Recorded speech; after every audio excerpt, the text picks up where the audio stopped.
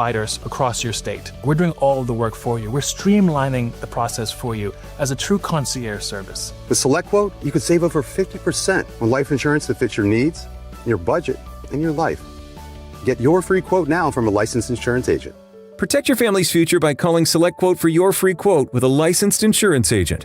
We shop, you save. 800-212-3199. 800-212-3199.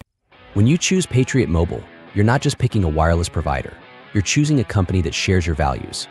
It's easy to switch, and you can keep your number, your phone, and most importantly, your values. With Patriot Mobile, you get the power of nationwide coverage on all 3 major networks. That means wherever life takes you, we've got you covered on the same reliable networks you already know and trust. And when you need us, we're here for you right here at home. Our customer service is 100% US-based because we believe that support should come from people who understand you and your values. At Patriot Mobile, you're not just another call, you're a priority. In today's world, where you spend your money matters more than ever, every dollar is a vote for the kind of future you want to build. Join the thousands of Americans making a difference with every call, every text, and every connection. Choose a company that shares your values. Choose Patriot Mobile.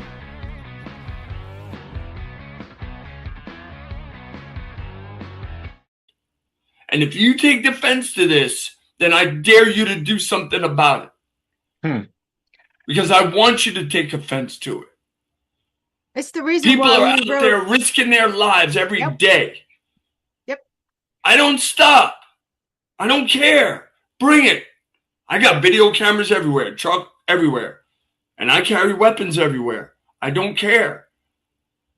I don't care about the enemy. But I will not allow an enemy to be implanted on the last freest state in this nation, because they've already destroyed Texas and other states. And this is the last MAGA stronghold. And say what you want about MAGA. I got a doll for you to pick out the place where Trump hurt you, and some TDS pills for you too. You seriously need medical attention, people. Or you're too afraid to give up your paycheck. So which is it? Oh, Juliana, what did you? I'll say it. People know I don't have a filter, guys. I don't. The truth is the truth, and it changes for no man. You don't have to like it. Get mad about it. Now do something about it. Because I'm tired of being the only one standing out there going, hey, idiot. And people look at me like I'm crazy in Parliament. Well, you just treated that lady like an idiot. She's 70 years old. Yeah, I'm the unsilent majority. Sorry. They built this. And they made it, they made it better. They made it worse. But what made it better is now I have the Lord behind me, and I really try to be less disrespectful about it and more factual about what's actually happening, because the disrespect works. It hurts some feelings. But I mean, look, I get it all the time. I wear shirts all the time. Look, I've got this shirt. That's the back of this shirt I'm wearing here. And we have a snowbird season here, and they like to come and poke. And I got poked. I was wearing a We the People blue shirt with a white American flag on it. Said saving our country. What are we saving it from, this 70-year-old man? People like you. No. So because your eyes told me everything as soon as you looked at me. I was like, whoa, what's wrong with you, bro? You need Jesus. So everything that you said is the reason why we wrote the Watchmen Action workbook. Like literally, I was so sick and tired of going to these events, eating the rubber chicken dinner, and then leaving, and then all of us doing nothing. And it's like, this is so ridiculous, a waste of time and money and resources, right? So we wrote an entire workbook because I'm saying, hey, people like J6ers, we need to get behind. Politicians who are actually going to represent us, we need to get behind them. But what does that really mean, right? I want to know what your hot button is, and then I want to make sure that I'm getting the ecclesia, the people behind you, right? intentionally doing what we need to do to make sure that you're successful in your voice, you're successful as a politician or whatever it is, because this is our country. This is our responsibility. We're the first line of government, not our politicians. We the people are, but we the people have been sitting back and doing nothing. And then we've got you, Chris, and going through what you've gone through and so many other people. And we're still just going to work and not sitting there and fighting the way that we should be, because you're absolutely right. Like, you're taking one for the team, but where's your team?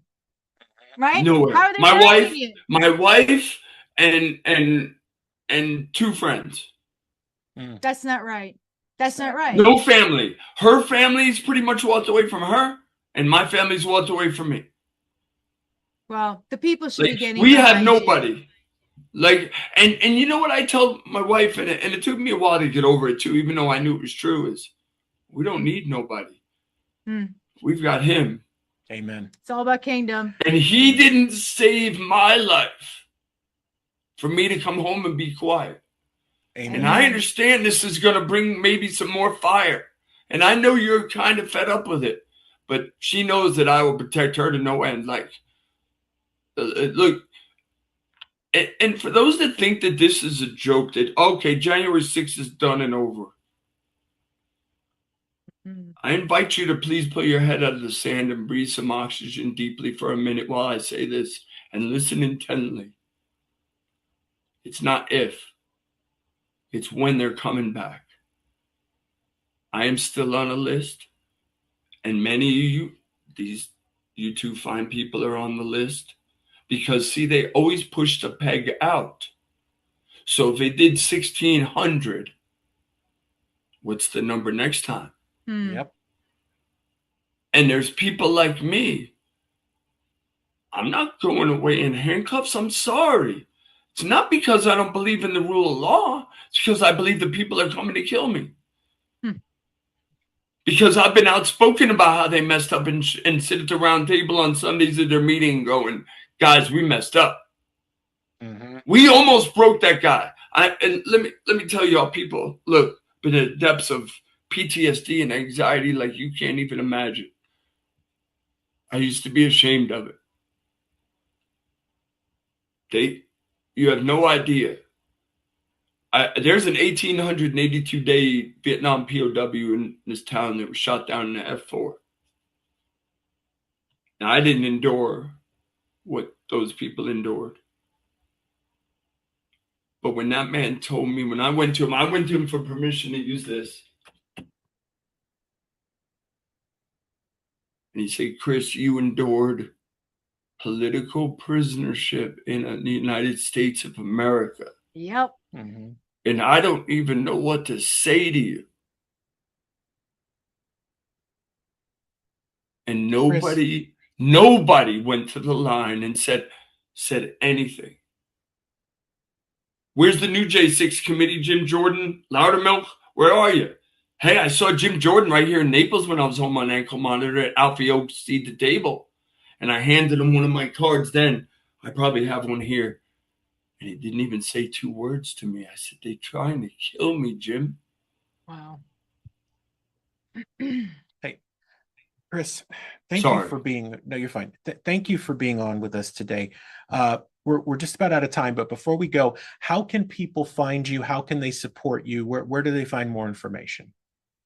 You can email me, patriotcj2015@gmail.com. I have a Give and Go for help. Like, I literally can't work because nobody will employ me. It's at Patriot Bro. It's givesandgo.com/Patriot Bro. I'm on Instagram.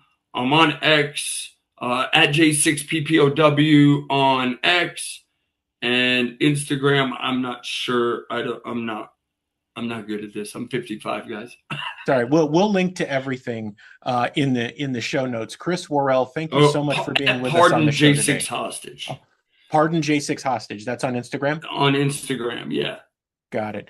Chris Worrell, thank you so much for being with us on the show today. We appreciate you, brother. God bless you guys. United we. Hey guys, you know Juliana and I and what we do, so let's be honest. The healthcare system has become a maze of red tape and sky-high costs. That's why we want you to check out Altrua Health Share. That's a community of people helping people. Now, Altrua isn't insurance. It's a faith-based health sharing community where members cover one another's medical needs, not corporate profits. Okay, important stuff. You'll get access to over 1 million providers nationwide, and you can save thousands of dollars a year based on what you're dealing with now. It's time to take control of your healthcare. So here's what we need you to do. We need you to go to altruahealth.org/Watchmen. That's altruahealth.org/Watchmen. And when you get there, use the promo code FREEDOM100 for an additional discount. Or you can give them a call and discuss the options. 512-717-4639. That's 512-717-4639. altruahealth.org/Watchmen. Make sure to tell them the Watchmen sent you.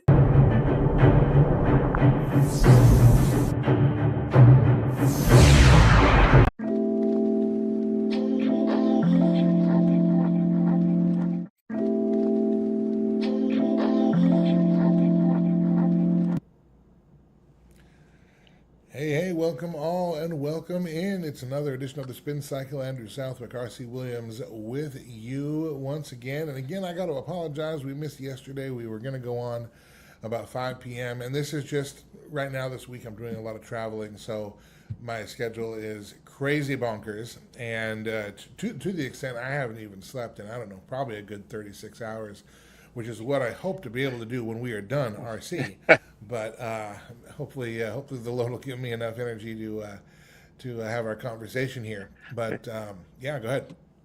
My friend, you are a machine. I don't know how you do it. You know, Juliana and I spend a lot of time on the road, but man, you are the road warrior this week. So, and my wife and I were talking that it's been kind of like my old touring days when I was touring with the band. You know, you drive for 8 hours, you stop somewhere for 3, you drive again for 8, you stop somewhere. You know, there were entire rooms that we rented on the road where we were only there for 2.5 hours just to get a little bit of sleep on the road. So anyway, it feels a little bit like that. The only thing that's different is I'm not in my 20s anymore, so it takes a little bit more of a toll. Yeah. Anyway, I want to start here with what I think is the most important takeaway from all the Fauci file nonsense. Now, Fauci diaries come out, then he's got his hearing and he pleads the Fifth. A couple of things on Fauci pleading the Fifth. Number one, he was given a full pardon by Joe Biden's auto pen, probably. But the interesting thing was it was a presumptive pardon. So Fauci wasn't charged with anything when he was given the pardon. So you have to wonder, what was the pardon for? Just a blanket, anything forever? Obviously, we know it had something to do with COVID origins and COVID this and COVID that and whatever. Why he would need to be pardoned, I don't know, unless it was something bad that was a crime. You know, I mean, you don't pardon people because they did a good thing. You know, right? So we know that bad things happened and that he probably did bad things, allegedly, possibly, sort of. But he was pardoned.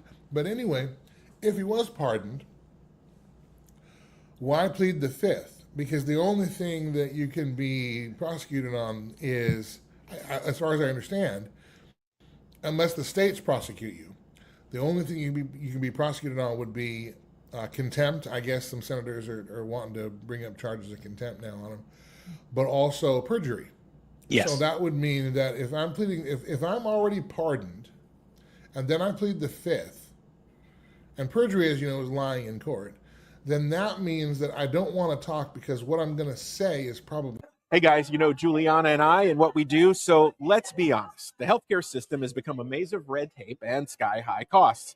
That's why we want you to check out Altrua Health Share. That's a community of people helping people. Now, Altrua isn't insurance. It's a faith-based health sharing community where members cover one another's medical needs, not corporate profits. Okay, important stuff. You'll get access to over 1 million providers nationwide, and you can save thousands of dollars a year based on what you're dealing with now. It's time to take control of your healthcare. So here's what we need you to do. We need you to go to altruahealth.org/Watchmen.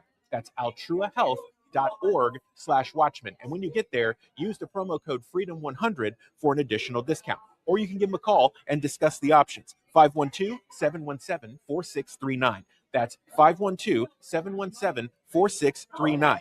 altruahealth.org/Watchmen. Make sure to tell them the Watchmen sent you. If you were exposed to asbestos, you may be entitled to financial compensation. Families often face losing their homes or life savings just to pay the bills. If you or a loved one worked in these industries and were diagnosed with mesothelioma, you may be entitled to compensation to protect your family. At Rights and Claims, we've helped families recover over $1 billion to cover medical costs, lost wages, and more. Let us help you secure their future with the compensation you deserve. Call now. 800-895-0489. The average cost of mesothelioma treatment can exceed $400,000. Families often face losing their homes or life savings just to pay the bills. If you or a loved one worked in these industries and were diagnosed with mesothelioma, you may be entitled to compensation to protect your family. At Rights and Claims, we've helped families recover over $1 billion to cover medical costs, lost wages, and more. Let us help you secure their future with the compensation you deserve. Call 800-895-0489. Attention veterans and military families. If you're between the ages of... A lie. Otherwise, why would I need to plead the fifth? I've already got a pardon. I should be able to just, play all the greatest hits and do my thing. So I find that to be odd. And ultimately, obviously nothing's going to happen. And I'll prove it to you here. Nothing's going to happen. I have this. This is President Trump. I think this is yesterday. And he was asked about whether or not he's going to pursue Biden's auto pen, particularly when it comes to the pardoning of Dr. Fauci. Let's check this out. I'll put this on the screen, maybe. Oh, okay. You want me to take that off? I see. All right. Here we go. Try that. Here we go. Maybe I'd like that better. Here we go. Well, the only thing you can really think about is the auto pen, because the most powerful thing the president has, they say, is the power of pardon. So he was pardoned by Biden, and I respect that. I know how powerful it is. It's a very powerful, they say it's literally the most powerful thing a president has. Now, whether or not I sign my things directly, always, almost everything I sign directly. You're witness to many of them. He signed very few. The only thing I know that he signed was Hunter Biden's pardon, but I'm not sure that he signed, he probably didn't sign this one. So I can't tell you what the law is. I've heard that you have to have a lot of proof. You need to have letters. You need to have all sorts of things that the person operating the auto pen has to know exactly what it's all about. He didn't know what it was about because I saw him testify. So maybe there's something on the auto pen. Other than that, the power of pardon is very powerful. So maybe there's something on the auto pen. Other than that, the power of pardon is a very powerful thing. So says President Trump. So nothing's going to happen. And once again, as we predicted, this doesn't matter unless people are arrested, unless people go to prison, and no one is going to prison for anything. By the way, this comes off of what's interesting is, wasn't it just a couple of weeks ago, maybe it was a week ago, it seems like it was a year ago now, that President Trump went on national television, gave a primetime address, laying out Chinese interference in the 2020 election, which would make Biden's presidency illegitimate if that were the case. But then that was quickly done away with once the news cycle was over. Then, the Fauci diaries, and then the news cycle was over, and then the Fauci hearing, and now the news cycle is over. But if he were serious about election interference, wouldn't he be looking into that auto pen? I mean, I don't understand what the point is of any of this stuff that we're doing. It almost makes me think, I don't want to get off topic because I want to get your take. And I have one other piece, Trump's Truth Social post I want to walk through, but I want to get your initial take on just this whole situation. Unless all this is a distraction for something else to keep us from looking at other things, and so let's start playing the hits. Let's do election integrity. Let's do stolen election. Let's do Dr. Fauci. Let's get everybody out there, because then the Republicans can look like they're fighting for us while they might be screwing us, and when I say us, I mean conservative voters, their own base. The Republican Party, the people who they screw are their own people every single time when they do. But anyway, let me get RC. I want to get your take first off. I wonder what level of D-chess this is, Andrew. People can pop in the comments. I mean, we're live, so you can please tell me what level of D-chess this is. Look, I think you're on with what you're saying. Here's the other thing that I've wondered about, and some people have asked me about, is in a very strange way, is President Trump trying to do this with the thinking that any pardons that he's provided or that he'll provide in the future before he gets out of office will be honored by the next person that takes the office? Like, are you playing nice for some reason? And of all people to play nice with, you may have picked the absolute worst person to do that. Listen, we've talked about this, Andrew, since election night 2024. If you don't codify it into law, it don't matter. It's just going to get flipped once the administration's changed. So whether or not you're doing this, you think it's a good idea. If the plan is that if I do this, they'll leave my people alone, make no mistake. Should the White House turn the other way on Inauguration Day 2029, you will see the night of the long knives come out for everyone that looks like an enemy. I don't mean to interrupt you, but Emerald Robinson posted today on X. This is on the screen. I'm not sure. Hopefully you can see it. I'll try to make it a little bigger. Let me see if that helps. There we go. It's a little bit bigger. Okay. Just got a call. The White House is promising blanket pardons to everyone inside the Trump admin at the end of the term. That's why they have paused the Biden auto pen investigation. They're hoping Democrats will honor the pardons. Yes, it's true. That is from this morning, 10:59 a.m., Emerald Robinson. So, RC, your suspicion might not just hold water. Your suspicion might actually be the plan that we're making. And the thing is, it's so disgusting because, well, I mean, if that is accurate, Emerald Robinson's reporting it. She's a good reporter, one of the best in conservative media. Okay, she's got a source that says this. Well, then it is a uniparty, and they're all in on it, and they're all wiping each other's butts, and that's it. It doesn't matter what they do; they're going to get away with everything. And RC, I have a proposal. If I could speak English, I have a proposal. I want to move the capital, America's capital, to Alcatraz, and I want to take all of them over there and put them on that island, and then leave. We'll just leave, and they can play Survivor all they want over there, but they can do it with themselves and stop playing Survivor with our lives and our pocketbooks and our freedoms. Ridiculous. I mean, I guess they could play Kings of the Lonely Anthill, but it'd probably be a good place for them. Andrew, Lord of the Flies. Yeah, Lord of the Flies. I mean, it's interesting that Emerald said that. I had not seen that from her this morning at all. I've kind of been heads down, but it's scary to think, one, that it's a uniparty, but two, that people are going to play fair. And here's the correlation that I'll make. In New York, Seattle, and it looks like some other places, you are quite literally getting Democratic socialists elected to office. Please don't think for 1 minute that if the White House turns in 2028, that on Inauguration Day 2029, the pressure will not be immense.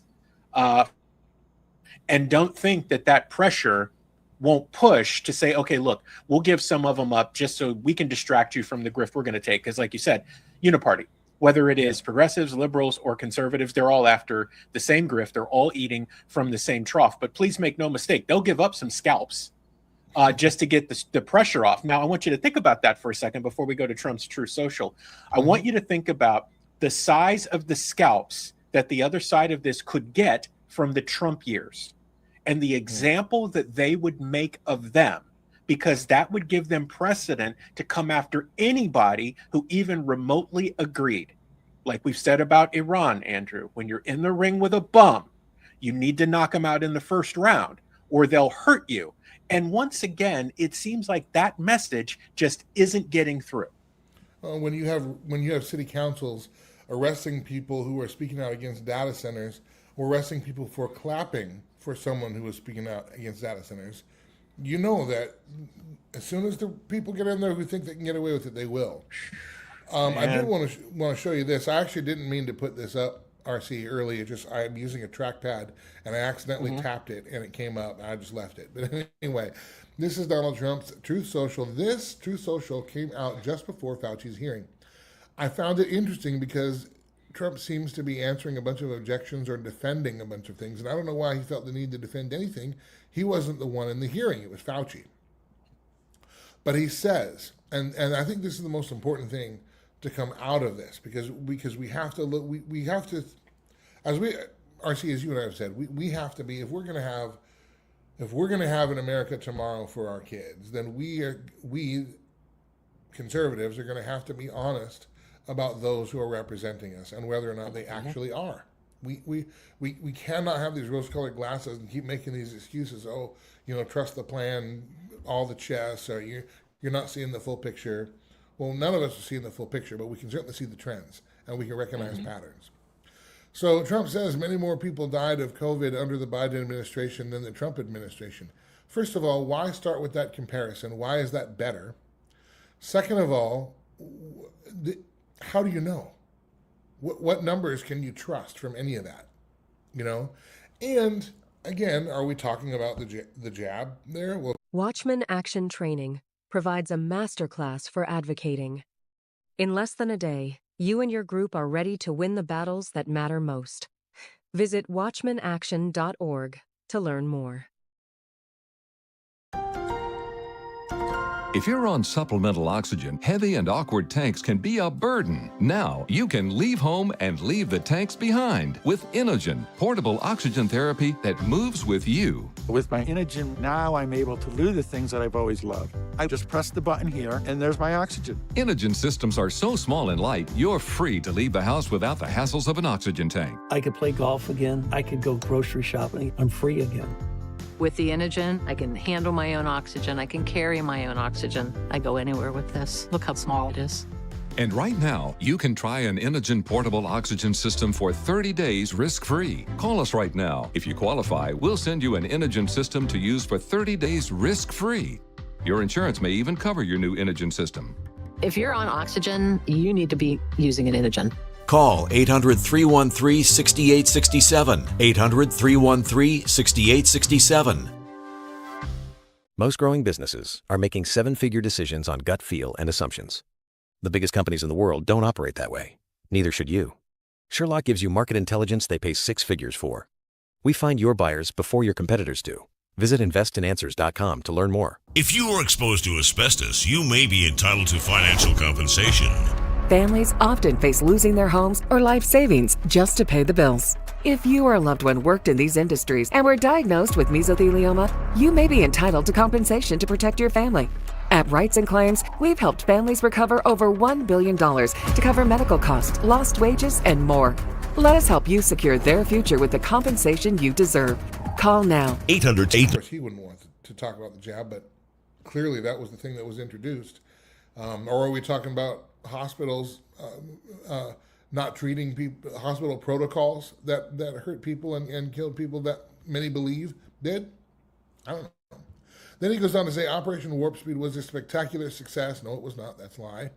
In fact, many say it was one of the most successful things ever done by any American president. That is a lie. I'm sorry. That's just a lie. No one says that. Zero people. And then he says, I overrode Fauci on this. On Operation Warp Speed, I doubt it. His ideas were crazy, he says.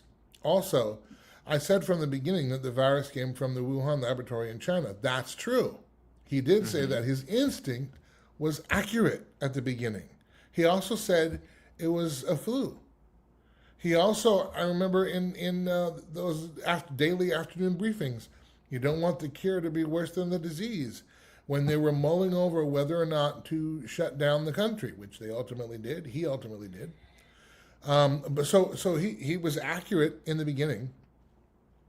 Then he said Fauci strongly disagreed, always trying to protect China. So again, now we're harkening back to China. He's protecting China. I don't know that Fauci's protecting China as much as he's protecting his own tail, but anyway. Then he says, I inherited Fauci, who was there since the 80s, but with each passing day relied less and less on him. So now he's passive. And this is something that bothers me about President Trump. It was true in Trump's first term, It was my biggest criticism about him in his first term, and I supported him in the first term. And I thought his first 3 years were good overall. But he puts terrible people around him, and he keeps getting excuses for this. People keep making excuses for this. But he's the president of the United States. If Fauci's ideas were crazy, why don't you fire him? The buck stops here. I mean, honestly, he was the one that platformed him. He was the one that pretty much turned the keys turned the keys to the country over to Fauci. Why didn't he put a stop to it right there? You know, he inherited. So does that mean that he had to carry him the whole time? There was nothing he could do? I'm sorry. He certainly did a lot to Thomas Massey, Marjorie Taylor Greene, other people that wanted certain files released from a certain person who may or may not have killed himself. But I digress. Then he says he relied on him less and less. Well, what who were you relying on then? Who were you relying on? Because Fauci sure was on TV every day, all the time, and every 4 or 5 times on Sundays. Then he says he, being Fauci, made too many bad calls, like on masks. Remember, in the beginning, he was anti-masker, then he switched to a super-masker. In any event, I didn't let him shut the country down, although he wanted to. No, you did shut the country down. It was 2 weeks to slow the spread. You announced that. Then it was 4 weeks to slow the spread. Then it was 45 days, 60 days. And then we went into months, so on and so forth. Then he said, I went the Federalist way and let the governors decide. Okay, kind of, except you remember when Brian Kemp, governor of Georgia, opened Georgia? And who got mad at Brian Kemp? That was President Trump. To the degree that President Trump then inserted himself in the Senate races there. And by the way, GOP lost both of them. The Republican governors did a much better job than the Democrats. Okay, the ones that did well, yeah, we're Republicans, but not all the Republican governors. DeWine in Ohio is aptly named. Fauci was largely taken out of play, and then along came Sleepy Joe Biden. Fauci was not out of play. He brought in Scott Atlas at the very end, which many conservatives were saying, please, he's speaking some sense into this. Atlas and Fauci, from what I could tell, did not get along very well and didn't see things eye to eye. Fauci definitely maintained control. He wasn't taken out of play. And then comes Sleepy Joe, who made Fauci a king. No, Fauci was already sitting on the throne before Joe got there. I called Biden to tell him Fauci was no good, either didn't have a clue or was dishonest. Here again, why didn't you fire him? This is what I don't understand about Trump. You keep all these people around you who suck, and you keep appointing people who suck, and you keep endorsing people who suck. So and you can't be a victim and be the greatest president the world has ever seen at the same time. Right, can't be a victim and a hero at the same time. You can't. So either, pick one or the other. And then he wraps it up. He says, the call was well received, but sadly not acted on. Biden went on to give Fauci vast destructive power. The rest is history. Most of that destruction happened, got its hooks in year 4 of the Trump administration, Trump 1.0. Not to mention, on January 19th of 2021, this crazy guy with terrible ideas, who's dishonest, who's bad at his job, who makes bad calls, who flip-flops on masks, et cetera, Trump gave him an award on January 19th of 2021. Gave him an award, sung his praises, said he was a great guy, and was thankful for the work that he did. So, this to me is the most significant thing to come out of this because it just shows, to me, it shows the depth of the grift, the depth of the uniparty, as we talked about. It shows the heights, the lengths in which President Trump himself will go to try to gaslight us as if we weren't there, watching all this stuff unfold, seeing it in real time. At the beginning of COVID, I give everybody a pass because who knew what was going on? Was this virus really Captain Trips and it's just time to put your head between your knees and say goodbye? We had no idea at the beginning. And so even the first 2 weeks, I don't necessarily fault him for that because you don't know.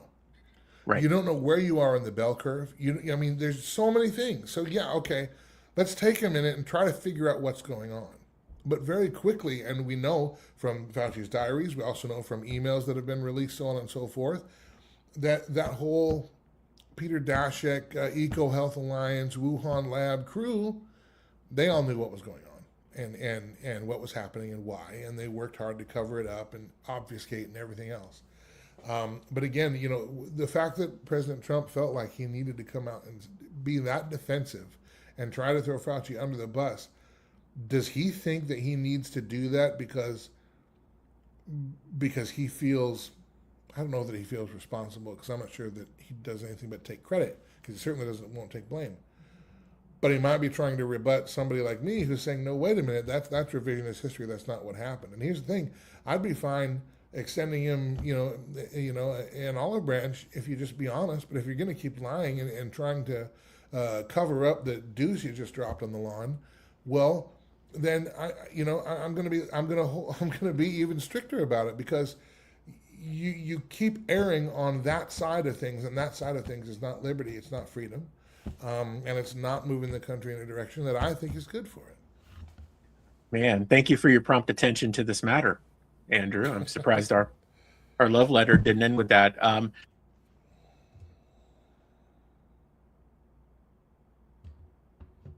lost my mic for a second. So there I am. So you bet. Very distinct pattern, right? And I'm with you. It's like, why didn't you fire him when you had the chance? Why the need to even put out something like this? It's like, next you're going to tell us what a great idea warp speed was. Oh, wait. So, absolutely no need to put that out. Why are you doing that? Why are you trying to distance yourself when the entire world can go anywhere online and see exactly what happened every day during that period with their own eyes? Sad trend.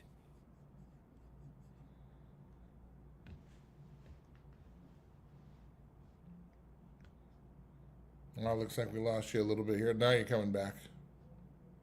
Sad trend we got. What did you say after that? Nope.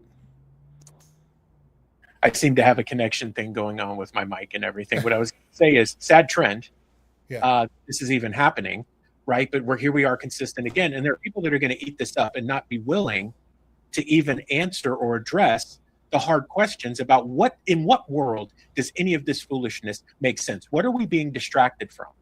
Mm-hmm. Yeah, because it really seems playing the hits. But again, you have to look around. Did you see they are talking and game theorying what a draft would look like in a nuclear World War III? I'm not sure if you caught that. Again, you got the stuff going on with Iran. You've got the data centers being forced upon us. You've got all the surveillance cameras being forced upon us. You have a K-shaped economy. Attention veterans and military families.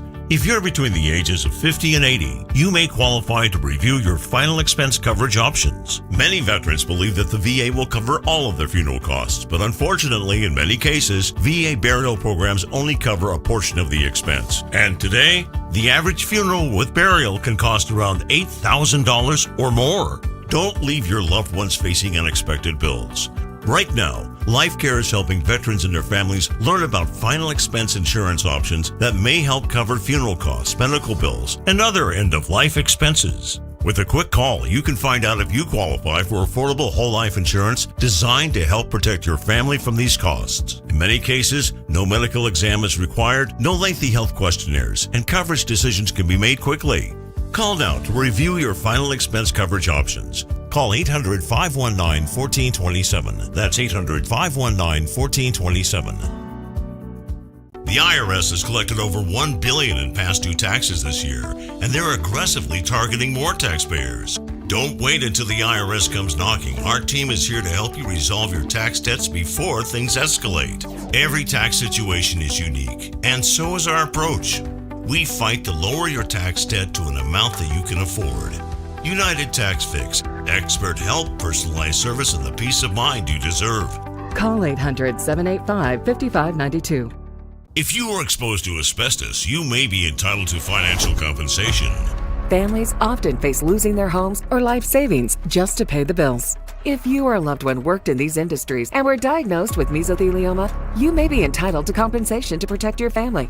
At Rights and Claims, we've helped families recover over $1 billion to cover medical costs, lost wages, and more. Let us help you secure their future with the compensation you deserve. Call now. 800. We're only those who can afford to participate in the stock market are doing well. The rest of us, good luck.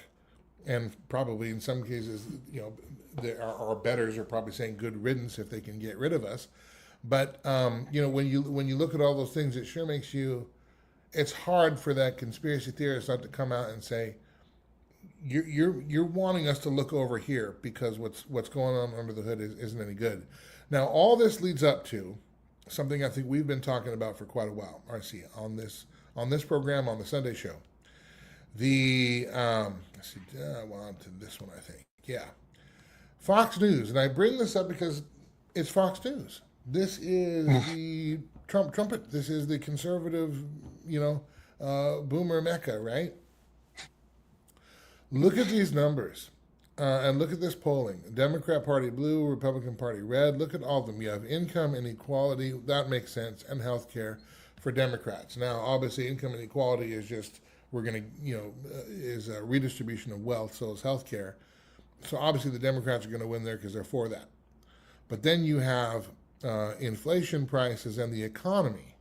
Wow. Where the Democrats do better. Now, here's the thing. The economy, income inequality, and health care are all reasons why we have inflation and prices the way they are.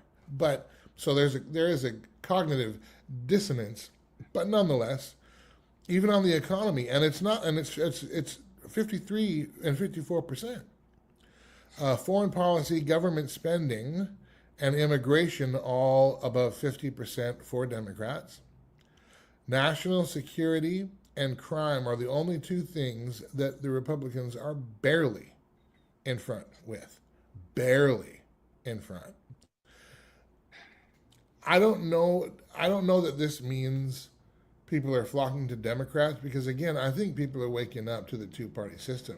And maybe we're seeing some of the same concerns that, some of the founders had with a two-party system and warned against setting that up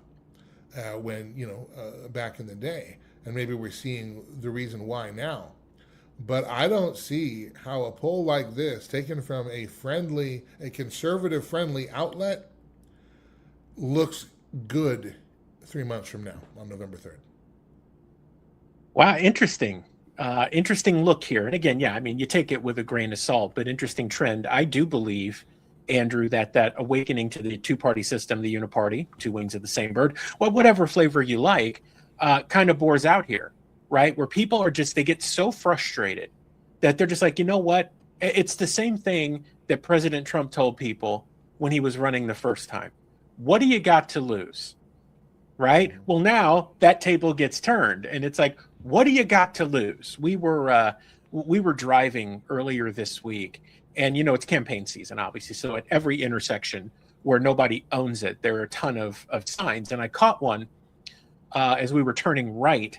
And it was someone who, I guess by all accounts, is an MPA technically, but you could tell, obviously, Democrat by the message. But here's what was interesting. They asked a very easy question. Are you better off than you were 4 years ago? And I'm like, did they just pull a Reagan on us? And they did. And it's like, wow, that's actually, if you're the opposition, that's a really good question to ask people right now. Yeah. And part of that may bore out in this, Andrew. Like, if people are being honest, are you better off than you were 4 years ago? Well, I'm not locked down, so I guess that's okay. But other than that, no, it is harder to live. It is more expensive to live. It's harder, like we own businesses. It's harder to get and keep business because everybody is struggling with something, right? Outside of a very few, most people are struggling. Yeah, and what we voted for was we wanted the crazy to stop. We wanted to get back to the normalcy. We were trying to get back to Trump 1.0 years 1, 2, and 3, especially with the economy. That's exactly where we wanted to go. And we got more Biden era spending by this GOP and this administration. We got wars we didn't want and didn't ask for, and not sure what we're doing there still. Some were saying that the pause in military strikes was because our munition supply is actually getting too low. I don't know if you read that report. I did. I mean, okay. Who's in charge? Yeah. Who's on first? What's on second? Seem like that. Yes. Yeah, I don't know. Is on third, and I don't know as I think also the manager. Sometimes, man alive. But yeah, so when you look at that, you look at all the metrics, and no, it's not better. Even national security and crime. I think that's mostly due to the messaging. Republicans were strong, particularly on national security, and that's one of the big reasons why Trump was elected the first time. But when you see the open borders, and then you see the and while they are closed, the flow isn't as much. We're not deporting. We're in fact we're actively finding ways to not deport. So, including up to the birthright citizenship ruling from SCOTUS recently. So, you're having that crime. You've got activist judges letting criminals out just because, I don't know, so they can go get some ice cream, I guess, and feel better. But so we've got systemic rot in our judicial system that is working against the GOP work on that, which is something that the GOP would normally be good at. But then the GOP is also acquiescing to the courts. Every time the courts say it, they just go ahead and bow their heads and say, yes, sir, no, sir, may I have another. And there's no fight. And again, that's where I go back to, well, if the GOP is not fighting this, then I have to think, because politicians are not, we know that today's politicians are not in it for the good of the American people. They're in it to get what they want. If they're not fighting it, that means there is a greater benefit to them for allowing this chaos and destruction than there would be to stop it. And that, to me, is one of the most frightening things, because, like we talked about a couple of days ago, what my concern is that we are putting in all this infrastructure that the real tyrants are going to use to really round us up and keep a tight leash. And I hate the fact that we are the ones giving them the ability to do that. Man, a republic if you can keep it. Boy, those words from Ben Franklin have never rang more true. Look, Andrew, we talk about this all the time on the show. We talk about it with Watchmen Action training.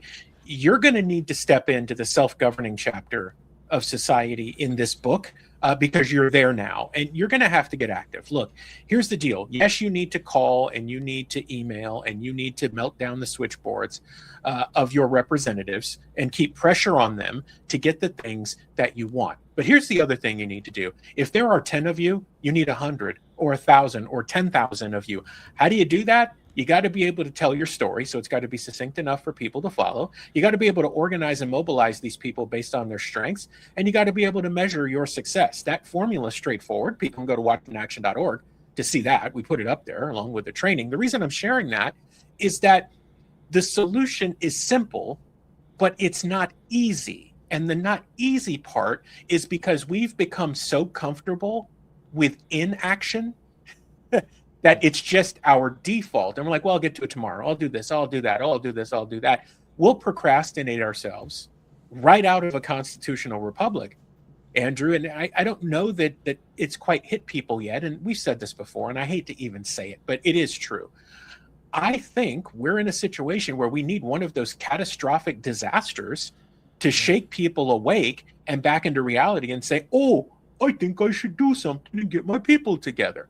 Like, you have to be smacked up across the head, like at the fish market in Seattle with a gigantic fish to be shaken awake. I mean, short of that, I don't know what else we can do. See, I don't know if it's a disaster that we need, because I think there's too many conditions. We just saw it with COVID, 80% will comply. Yep. I think the disaster will bring more compliance. I think what would bring the wake up is the tyranny that follows the disaster, is the recipe for dealing with the disaster, or just a recipe for having that ability in the first place. But again, that's a place I don't want to go, but I don't know how. I don't know what more we can do. Just more of us need to keep, shining a light on these things.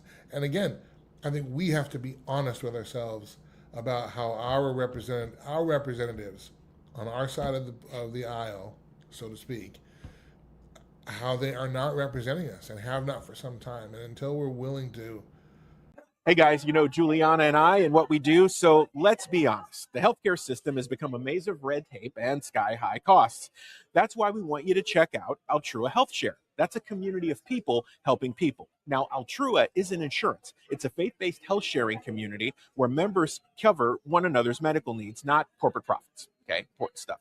You'll get access to over 1 million providers nationwide, and you can save thousands of dollars a year based on what you're dealing with now. It's time to take control of your healthcare. So here's what we need you to do. We need you to go to altruahealth.org/Watchmen. That's altruahealth.org/Watchmen. And when you get there, use the promo code FREEDOM100 for an additional discount. Or you can give them a call and discuss the options. 512-717-4639. That's 512-717-4639. altruahealth.org/Watchmen. Make sure to tell them the Watchmen sent you. When you choose Patriot Mobile, you're not just picking a wireless provider. You're choosing a company that shares your values.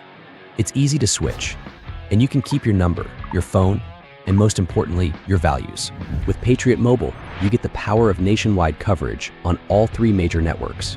That means wherever life takes you, we've got you covered on the same reliable networks you already know and trust. And when you need us, we're here for you right here at home. Our customer service is 100% US-based because we believe that support should come from people who understand you and your values. At Patriot Mobile, you're not just another call, you're a priority. In today's world, where you spend your money matters more than ever, every dollar is a vote for the kind of future you want to build. Join the thousands of Americans making a difference with every call, every text, and every connection. Choose a company that shares your values. Choose Patriot Mobile.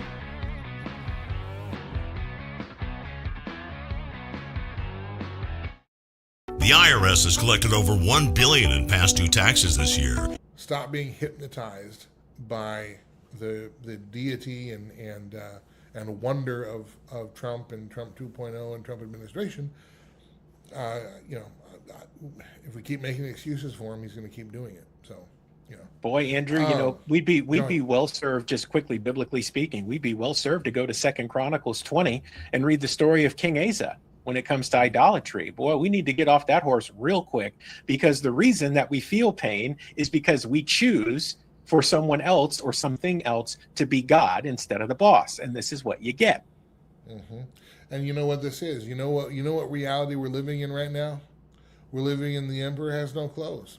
And except we're not the cons who are making the emperor look and act foolish. We're in the crowd, and we see most of the crowd marveling at the emperor's no clothes. And we're saying, wait a minute, he's not wearing clothes. So, but that's really, I think that's where we are right now. I don't know what shakes out. It'll be interesting what happens. I think the midterms will tell us a little bit, but anyway, RC, is there anything that you want to touch on before we wrap for today?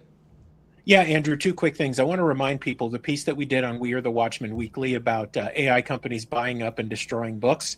That story is now gaining a lot of traction. You're probably seeing a whole lot of it. If you haven't seen it on TV yet, you likely will soon. We Are the Watchmen Weekly was one of the first to cover that story and also look at it through a biblical worldview lens. We also have a piece coming up over the weekend, Andrew, on Ripped from the Headlines, a story from Politico that we're going to deep dive into about how the tech bros and AI oligarchs really don't care about the people, and they're happy to admit it. They don't care. And they've got a much bigger plan, one we've talked about on this show, on Culture Crossroads and the Watchmen Brief a lot. That's coming up this weekend. Both are certainly worth reading, Andrew, and people can catch the spin cycle, also Culture Crossroads, on the Watchmen Action Network. It's on the Beck Cable Network, Channel 40 in North Dakota, also streaming on Rumble, YouTube, Facebook, and all those other places. There you have it. Thanks to all of you for tuning in, whether for a minute or for the whole time, or whether later on. If you're watching on one of our platforms, please like or subscribe or sign up or member or whatever the thing is that you're supposed to do on the particular channel that changes by the day. But we appreciate you doing that. And we will aim for tomorrow. It'll likely be a little earlier in the day if we can. But again, since I'm traveling, it makes it a little bit difficult. But we will try to get out tomorrow, and maybe we can preview that new story from Watchmen Brief, possibly, if they're willing to share a morsel or two. For those of us here in the cheap seats. All right. For R.C. Williams, I'm Andrew Southwick. This has been the Spin Cycle. Thanks for checking us out. We'll see you next time.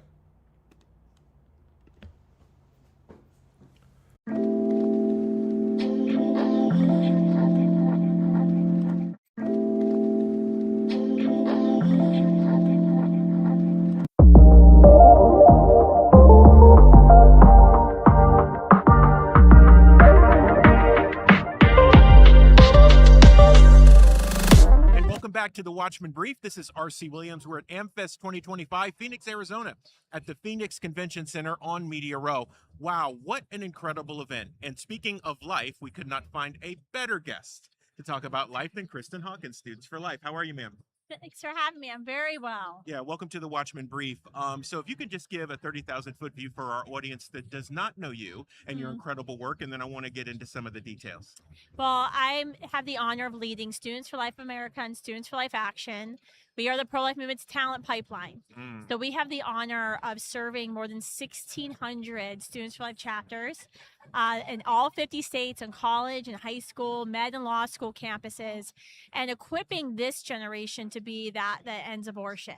So changing hearts and minds on our campuses of those most directly targeted by the abortion industry, but then also transforming their campuses to be a place where no woman ever again feels like she has to choose between the life of her child and her education or future career. And so we very much have a twofold goal. We're working with this generation, but we know the significance and importance of it, because if you look the history of social reform movements in our nation and our world, no side wins without having the largest, most well-trained, activated army. Amen. And so that's where we find our very unique niche in the pro-life movement, which is building and training up this army. You know, it is interesting to me, Kristen, Seth Gruber did a wonderful movie called The 1916 That's right. Project, and talking about the history of Planned Parenthood that people don't understand. Yeah. Being someone who is Black, mixed. Margaret Sanger wanted to kill me before I ever got here. And so I posed that way because I want to talk to you about Gen Z. So Braden Sorbo was on the show yesterday.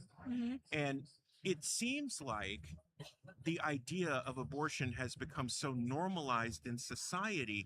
It is like they are trying to get so far ahead of the future generations to eliminate us all. You're on the ground. You deal with this on a regular basis. What is the feeling from young people when they encounter you and what you guys do? It's really interesting, and it's changed. And I launched Students for Life 20 years ago. I know I look a lot younger, but that was Gen Y. That was the snowflake generation, right? Gen Z is much different, much more direct. I actually enjoy Gen Z way more than Gen Y, and I'm seeing that as an elder millennial. But I think it's definitely changed. We've definitely seen, and I spoke about this last night on the main stage about how more young men now than young women, I would say, are pro-life. In fact, when you ask young men what their biggest marker of success is, conservative young men say it's having children more than women. And so we've definitely seen culture begin to shift. More young people being willing to call out abortion for what it is, human sacrifice, child sacrifice. But you still fundamentally have this problem of 50 plus years now of the feminist movement, the second wave of feminism. I'm not tarnishing the first wave of feminists. Great Christian ladies. They led the temperance movement and for the right to vote. Suffrage, right? But the second wave of feminism was very strategic. They wanted to end the family, the nuclear family. One of their biggest enemies, they said, was the Catholic Church, attacking the church because the church was building up the family. And so now we have 50 years of young women being fed these lies. And so when I'm talking to young women on campus, I'm often asking them why they've fallen victim and fallen for the lies of the abortion industry, that they need abortion in order to be empowered. Because it's really, abortion is the opposite of empowerment. Correct. It tells women that they can't. Planned Parenthood tells women, you're not strong enough to be pregnant and finish your degree, have a child and achieve your career goals, right? They always tell them no. But we in the pro-life movement are saying, yes, you can. We believe in you. It's not going to be easy. It might not be ideal, but we will walk with you and seek social justice, real justice with you in a way that doesn't kill your child. Right. And it empowers you. So when I'm talking to young women, because often they'll come up and, they've got the antiquated 1970s talking points of it's a clump of cells. And they'll try to spout those off. But when you get to have a logical, rational, calm conversation with them, I'm always going back to who told you had to choose abortion? Who told you these lies? And then I'm always going back to, why does your life have value? That's something that we used to see this on campuses pre-COVID, just in Oregon and Washington, the really spiritually dark places. We would see kind of conversations for people saying, well, I don't think my life has any value. But it wasn't widespread, but something changed for the worse in COVID. I mean, a lot of things change, but now it is pervasive on college campuses that in every conversation I have with pro-choice students who are there to debate me, right? When I say, well, let's back up. Let's stop talking about a child who is going to be temporarily inconvenient to you or that you may not have any relationship with yet, feel a relationship with yet. Let's talk about you. Does your life have value? What gives your life meaning? Why can't I kill you? Beyond the laws, what would be wrong if I stabbed you and shot you? Like, why can't I do that? Problem is, they can't answer that question. And and I think that's the bigger problem that we see with Gen Z. Gen Y, all of us went to church. Our grandparents forced us to go to church and we spent the night with them, right? Our parents signed us up for vacation Bible school for a free week of babysitting. Even if our parents weren't active churchgoers, we had exposure and we understood the basic concepts of the gospel story. This is a generation, Gen Z is the least church generation in American history. For the first time ever, Pew Research has found that this is the first generation that under 50% identify as Christians. Not even if they actually understand all the tenets of Christianity or living out the life of a Christian. Under 50% are identifying as Christian. You don't buy life insurance because you plan on dying. You buy life insurance because your loved ones plan on living. Life insurance can be a legacy and a wonderful gift to your family. When it comes to life insurance, there are lots of options. How and where do you start? With over 40 years in the business, SelectQuote will shop some of the nation's most highly rated providers, with many policies starting at less than $1 a day. A licensed insurance agent will work to find you the right protection at a price you can afford. SelectQuote is a one-stop shop for buying life insurance. It allows you to compare the prices of providers across your state. We're doing all the work for you. We're streamlining the process for you as a true concierge service. With SelectQuote, you could save over 50% on life insurance that fits your needs, your budget, and your life. Get your free quote now from a licensed insurance agent. Protect your family's future by calling SelectQuote for your free quote with a licensed insurance agent. We shop, you save. 800-212-3199. 800-212-3199. Attention veterans and military families. If you're between the ages of 50 and 80, you may qualify to review your final expense coverage options. Many veterans believe that the VA will cover all of their funeral costs, but unfortunately, in many cases, VA burial programs only cover a portion of the expense. And today, the average funeral with burial can cost around $8,000 or more. Don't leave your loved ones facing unexpected bills. Right now, LifeCare is helping veterans and their families learn about final expense insurance options that may help cover funeral costs, medical bills, and other end-of-life expenses. With a quick call, you can find out if you qualify for affordable whole life insurance designed to help protect your family from these costs. In many cases, no medical exam is required, no lengthy health questionnaires, and coverage decisions can be made quickly. Call now to review your final expense coverage options. Call 800-519-1427. That's 800-519-1427. And so that's why you've seen in the wake of the assassination of Charlie, you've seen this incredible moment, and a lot of people are saying, is this a revival? Is this going to spark revival? And God, I hope and pray that is so. But we have a really long road ahead of us. Because they have to understand who made them, why they made them, why their life has value and meaning before we're even going to be able to change their minds on why another inconvenient human's life has value and meaning. And that's new. That is something that most of my colleagues and peers in the pro-life movement who are older than me, who a lot of them serve in Washington, D.C., they don't have the privilege that I do of going on college campuses and having these conversations. It's almost even unfathomable for people over 50, I would say, to even understand this mindset that we're now in this post-Christian culture.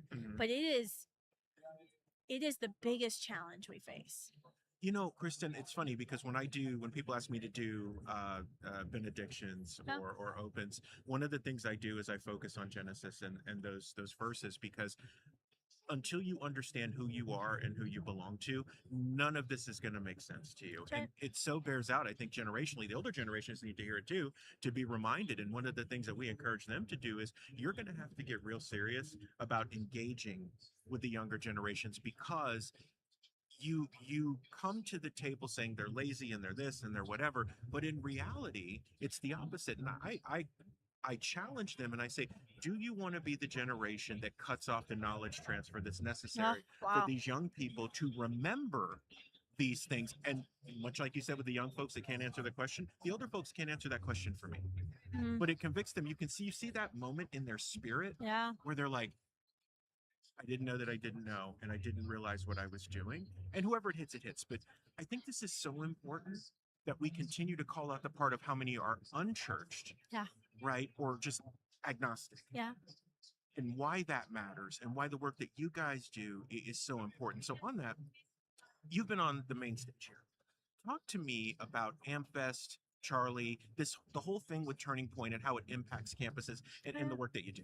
Well, I mean, Charlie, when I met Charlie right after he launched Turning Point, and we've known each other. We knew each other for a very long time, and I was proud to call him a friend. And Erica, I've actually known longer. When Charlie started Turning Point, I would say it was very secular focused, very kind of conservative, fiscal, foreign policy focused. But as Charlie grew in his faith, he started to transform Turning Point. And I think, you know, when I was talking to some young men last night about why we're seeing young men saying having kids is the greatest marker of success, I attribute that to Charlie Kirk. Amen. That was the Charlie Kirk effect.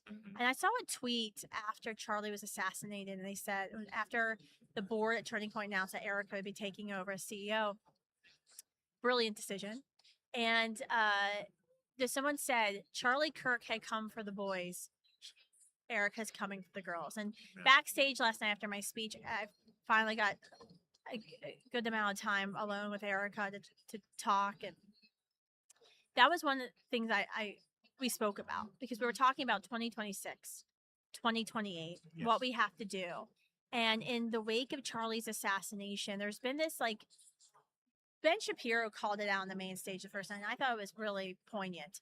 The responsibility of influencers, podcasters, thought leaders. There's a lot of people who want to fill Charlie's shoes. And we've seen this online, and it's been pretty despicable, where you've got people who are saying some outlandish things for the clickbait, for the outrage, because there's a monetization, there's a financial incentive to that. But what Charlie did is he used the influencer culture to influence elections, to get the right people elected, so we could get the right policies enacted to save America. He had a strategic game plan, where we have others who, they don't feel that same responsibility. Right. And I was so thankful to see Ben kind of call that out. And that's what Erica and I are talking about, because I've seen a lot online of young men, conservative men, saying things, acting in ways. We already have a women problem when it comes to the electorate in the conservative movement. Going to drive women even further away. Right. Even further. I mean, there's a group not too far from our booth here at the AmFest that, you know, they openly call to repeal the 19th Amendment. Okay, that's like 180 million voters. That would take 37 state legislatures to ratify that amendment, okay? Oh, boy. Why would you jump to that extreme step of saying, well, all these women voting for Madami, they're voting for socialists. Let's take away the right to vote. I don't know. Maybe let's educate GOP elected officials and candidates how to talk to women better and how to make an argument to women about why conservative fiscal and social policies are going to be better for them and their family and their future. It's crazy. And yet we let these people say these crazy things. And I'm like, it's reckless. It is reckless, Kristen. And I know we're We short gotta on go time. now. We got to continue this conversation later on. But please, with all the great work you're doing, how can people find you, Sure. support you? What do they need to do? What's the action? Go to studentsforlife.org. You can sign up for our prayer team. If you know a student who can start or join Students for Life, they can email your state name at studentsforlife.org. Find me on Instagram and Facebook and Twitter. I'm Kristen Mercer Hawkins. And give me a follow. Kristen, thank you so much for being on the Watchmen Brief. God bless you. Thank you. Pray for me. We certainly will. We certainly will, ma'am. Guys, we're live at AmFest 2025. This is the Watchmen Brief. We'll be right back.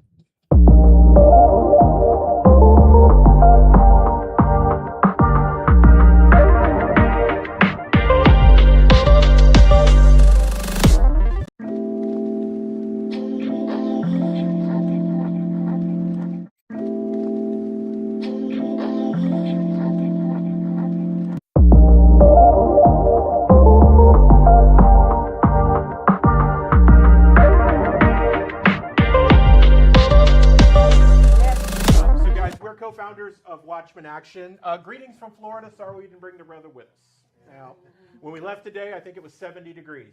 Rub it in. Again, sorry. We're here with you. What do you mean rub it in? We're here with It's going to be 80 on Saturday. We're all like, oh my goodness. Still not rubbing it in, but we looked at the weather and I called Bill and I said, hey, what's going to happen? And he's like, well, look, there's two options and I'm hoping for the first one, but I have no idea. So not better or any worse than the weatherman. But guys, thank you for being here this evening. We know that you could be doing any manner of things, and we're glad that you chose to come and spend time with us. So we're going to walk you guys through at a high level what our training entails for Watchmen Action. We equip the church to engage the culture. That's what we do. We're going to show you guys what that training looks like with the hope that you'll want to continue down the path because we're here for the next 5 days, that you would attend one of our longer form trainings. They run about 4 hours, but I can certainly guarantee you it is worth your time. With that, a common question we get, who are these folks? So RC and I met 11 years ago. We've been married for 10 years. We just celebrated our 10th year anniversary. Yay. When we met, we were both doing market research and competitive intelligence for our clients, right? And we started to realize that, you know what if we built a technology that allowed us to be able to do that market research even better, right? So we built the market research technology. And as we built the market research technology, and we were doing all this market research for people, we started to see things that were concerning us. And we were like, how do we start talking to our brothers and sisters about what's going on? So we started becoming writers. So we started publication number 1 called Ripped from the Headlines. And we started telling people, okay, this is how the news is lying to you. This is what they don't want you to know. This is what the propaganda is, because you really need to understand what's really going on, right? And then we started touring with a couple of pastor groups, and we realized that there were people that had right ambitions. They really wanted to be able to do something, and there were people that had great tools to be able to help the people who really wanted to do something, but the two never met. And we were all like, what is going on here? The other thing we learned was that it was hard for the pastors to have conversations about hot topics like transgenderism, transhumanism, one world religion, one world government. So we did 2 things specifically. Number 1, we started a second publication called We Are the Watchmen, where we started talking about these things because we said, you know what if we wrote articles about these hot topics? And we said, church, we're going to support you in having these conversations because We Are the Watchmen literally has verses throughout the publication because we wanted to say, look, the world is telling us this thing over here, but Father tells us that thing over there, right? We have one foundation of truth, and that's Father's foundation of truth. So we started talking about what is Father's foundation of truth and what is going on.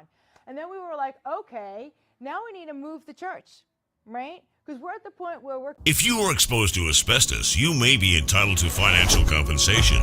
Families often face losing their homes or life savings just to pay the bills. If you or a loved one worked in these industries and were diagnosed with mesothelioma, you may be entitled to compensation to protect your family.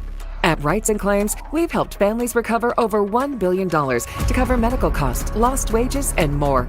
Let us help you secure their future with the compensation you deserve. Call now. 800-895-0489. The average cost of mesothelioma treatment can exceed $400,000. Families often face losing their homes or life savings just to pay the bills. If you or a loved one worked in these industries and were diagnosed with mesothelioma, you may be entitled to compensation to protect your family. At Rights and Claims, we've helped families recover over $1 billion to cover medical costs, lost wages, and more. Let us help you secure their future with the compensation you deserve. Call 800-895-0489. Watchmen Action Training provides a masterclass for advocating. In less than a day, you and your group are ready to win the battles that matter most. Visit watchmenaction.org to learn more. The average cost of mesothelioma treatment can exceed $400,000. Families often face losing their homes or life savings just to pay the bills. If you or a loved one worked in these industries and were diagnosed with mesothelioma, you may be entitled to compensation to protect your family. At Rights and Claims, we've helped families recover over $1 billion to cover medical costs, lost wages, and more. Let us help you secure their future with the compensation you deserve. Call 800-895-0489. Attention veterans and military families. If you're between the ages of 50 and 80, you may qualify to review your final expense coverage options. Many veterans believe that the VA will cover all of their funeral costs, but unfortunately, in many cases, VA burial programs only cover a portion of the expense. Castrating little boys. I'm sorry, I tell people all the time, you may be stewarding that child, but that child belongs to Father. It does not belong to you. And when we, the church, are sitting back, and we've gotten to the point now, like your prayer was spectacular, right? Talking about we've lost control, right? Back in the 50s and 60s, the church was the center of the community, right? And the family looked so different. Then all of a sudden, all these different things started to happen. I don't have to go through all the history. I think all of you know the history about how we got to this point. But now it's time for us to go, okay, how do we take back our communities? So we wrote the workbook, Watchmen Action. And I'll go more into why Watchmen Action, but we literally said, we the people can do for our communities. We don't need to wait for the government to come in and do for us. We've become, we're sitting back as the church. Right? We need to be the church and do what we need to do. So we were like, you know what? We obviously need a workbook so people know how to be able to activate their community, to do what they need to do inside the community. Because we were sick and tired of going to all these different events and eating the rubber chicken dinner. Right? Tired of going, and then we leave and everyone's all pumped up and nobody has a plan. Nothing happens after that. I was like, I just can't do that. You're talking to a girl from Brooklyn, New York, who went to John Jay College of Criminal Justice. My degree is in forensic psychology. Yeah. And I'm looking at what's going on here, and I'm like, I don't like the psychology of what's going on. How do we change it? Right? We need to get the church going. We need to get them to be able to advocate for what's important to their communities so that we can start taking control and our voices being heard, and that we've got a plan to be able to do that. Yeah, so everyone know who Bill Federer is? Historian? Okay. So Bill Federer is an amazing historian. He actually sits on our advisory board for Watchmen Action. Bill shared something with us a while back when we had him on our show. He said, when we first started this grand experiment called the United States, there was a town hall. Interestingly enough, the city business and the church business took place in the same building, often at the same time, because that's what you did. So we have a foundation of how we got here, right? If anybody has seen the Pilgrim statue outside of Plymouth, you know exactly where we're supposed to be going, which is why they never talk about it in the media, because it's kind of scary when you're a globalist and you want control, and the answer to all of that and to combat that is in one place. But I digress. Bill continued to tell the story that as the Revolutionary War took shape, General Thomas Gage was sent to the United States, or the colonies as they were known at the time, with the express focus on breaking the will of the colonies. So the first thing that he did is he banned town halls. Now, as far as we've come, as we prepare to celebrate 250 years of independence, guess what hasn't happened again yet? The town halls are dead, right? City business and church business go in two separate places, which I would submit to you is probably part of the reason why the world looks the way that it does today. Yes. Because when you lose the proper biblical worldview and moral compass, things start to crater, right? Things start to rot. We always say that nothing stands still. It either progresses or regresses, right?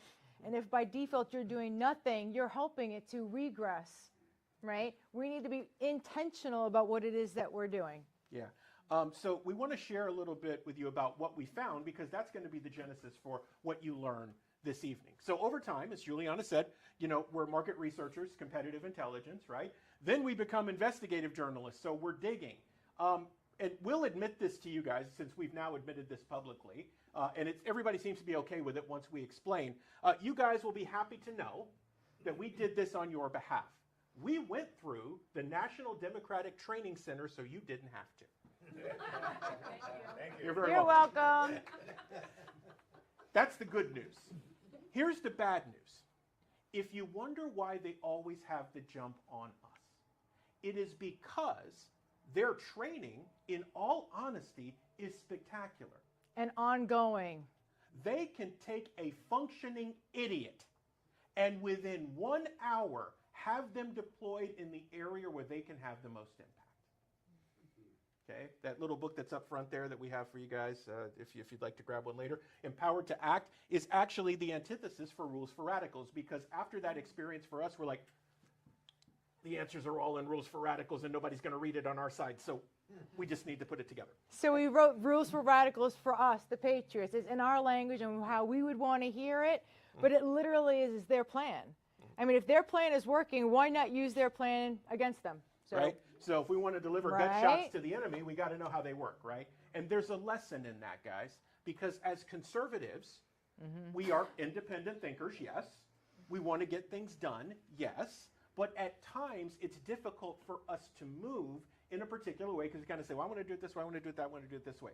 Again, the guys on the other side of this are like, I may hate you with a passion, but when it comes to getting this thing done against the enemy, we'll come together and get it done. Right. Right? So we go through that. We do all of the market research. We do all of these things. As we put together the Watchmen Action training, we came up with 3 areas that you have to be absolutely solid and brilliant in to win the battles on the issues that matter to you guys most. Now, we're in Florida. I know you understand that to be a conservative bastion. It's not quite that. Okay? The county that we live in in a soon-to-be 15-minute city. We're about 7 miles outside of Orlando. Northwest, right? Little city called Altamont Springs. We're actually going to do a huge expose on where we live because we have to. Yeah, our county has been historically red. It will turn blue in this next election. Yeah. That's Florida. Okay, you guys are in a slightly different battle, but you know it's coming, right? You know how the other side operates. So here are the 3 things that we found that you've got to do exceedingly well if you're going to win this battle. Oop, there we go. Go ahead, Juliana. So the number one is your story is really important, right? It's so funny because we're the reluctant heroes. I never wanted to have to tell my story because my story is pretty gruesome and the things that I had to go through. But yet your story is really, really important, right? So part 1 of our training is developing what is your story? How do you connect to part 2 of that is what are you advocating for, right? What's important to you? Is it being pro-life? Is it doing a community garden? Is it making sure the school board is taken care of? Like, what is it that you want to advocate for? How do you wrap and make sure that you have the right story and the right thing that you're going to be advocating for? So that's part 1 of what we teach you, and it's really important. It's hard to figure out exactly what your story needs to be, right? It's hard to be able to say, I'm going to tell you a quick story in 3 minutes and condense it and why I'm doing what it is that I'm doing. It's also very hard to say, I'm going to do this thing right here. I'm advocating for this thing right here. I want to do a community garden. Well, how do you say that so that you can get other people to join your movement? You want to do something, you need people to be able to help you. So that's part 1. Part 2 is planning the strategy. Who needs to sit around the table? You have to do a SWOT analysis. What are the strengths? What are the weaknesses? What are the opportunities? What are the threats? I mean, you're actually building a business plan. You need to understand what you need to do next. Who needs to do that with you? Now, mind you, as we go through the workshop, your computer is open, your phone is, being dialed, you're calling people, you're drawing circles, you got a team of people, you're writing out, you're figuring out exactly what it is that you want to be doing. You're figuring out what your story is and what you're advocating for. Because when you leave, you've got an action plan, right? I love the fact that there's like 2 or 3 different organizations in the room today, right? One of you may have a better strength of something than the other one has. Or maybe that you've got one person that's part of the group and the other person is part of another group and you guys are working together. We would love to see groups working together, right? Because together we can figure out what we need to do. We have to build the strategy. If we're in silos, we're not working together, we're not going to have the best results. Because I promise you, the Democrats are doing it against us. Julianne, just one thing on that, though. And let's be brutally honest. We're not all good at everything. Yeah. If we're brutally honest with ourselves, right? We have to do this all the time because of the business that we're in, right? It doesn't matter for a client of ours on the research side whether we like or dislike the result. That's not our job. Our job is to tell them the truth of whether there's a gold mine there or there's a landmine there. And if the news is bad, we're like, listen, you're not paying us to give you good news, you're paying us to tell you the truth. If we are honest with ourselves, we all bring pieces of the puzzle together.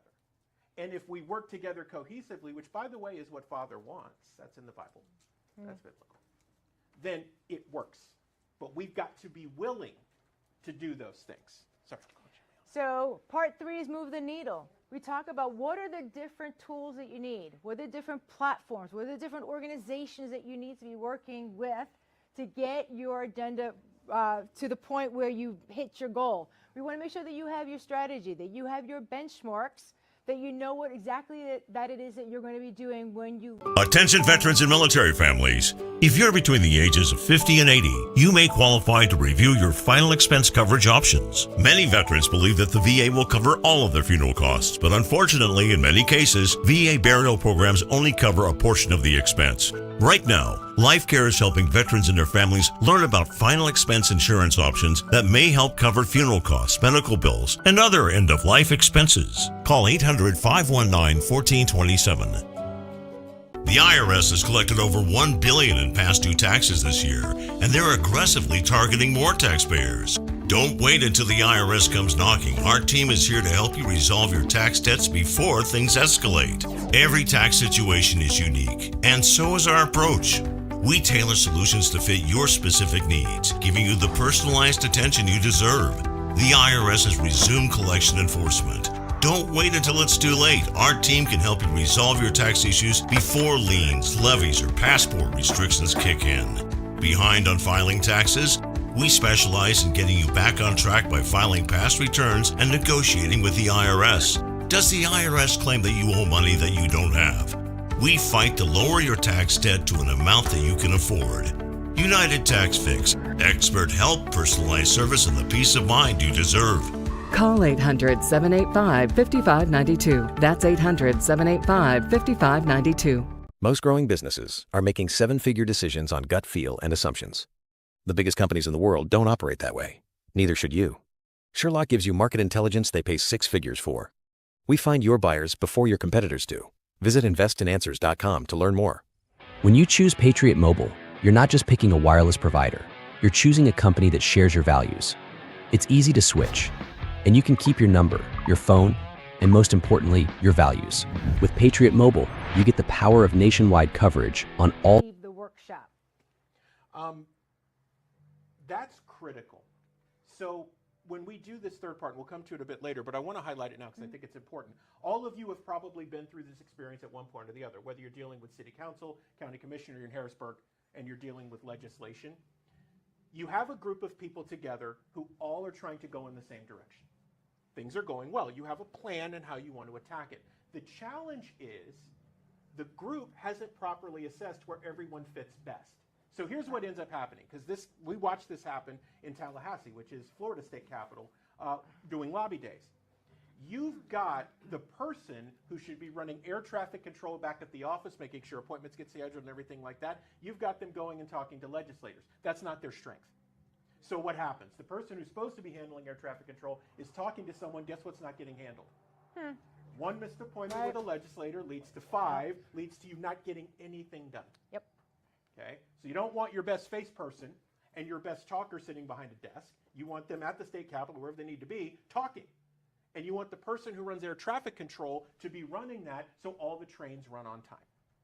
Is everybody good so far? Make sense? Okay, great. So let's take a look. We're going to break down these different keys to victory for you guys and talk about them a bit and talk about some examples. So, step 1. Essential question: how can I leverage my personal experience to move the needle on an issue I care about? So we literally help you develop your story, right? It's so simple, from the beginning to the middle to the end, right? What's your moral? What's the moral or the lesson? What are the signs, the setting, the sounds, the colors, the emotions, and the atmosphere? Because you want to pull people into your story. I know this sounds like kind of like, what? Like, this is part of advocating? Like, this sounds so silly. You're really going to make me do this? You're going to make me pull together a silly little story? Let me tell you, this is the most important part. Oh, it is. If you get this wrong, everything else is wrong. Right? That's the reason why Father tapped me and said, Juliana, you need to tell your story. Your story is pertinent to what it is that needs to happen. Right? Everybody has a story. That's the reason why we're standing here going, we don't like what's going on. So how do you build the story correctly? So it sounds like, I don't really want to do this, but you know what? That's what we have to do. We have to build the story, right? What are the obstacles or the defining events that were important to you? And why you decided to say, you know what? I'm going to get involved. I'm going to do something. My voice matters. Mind you, my husband and I were on a trajectory to be able to help young kids. We wanted to build businesses around them and their concept.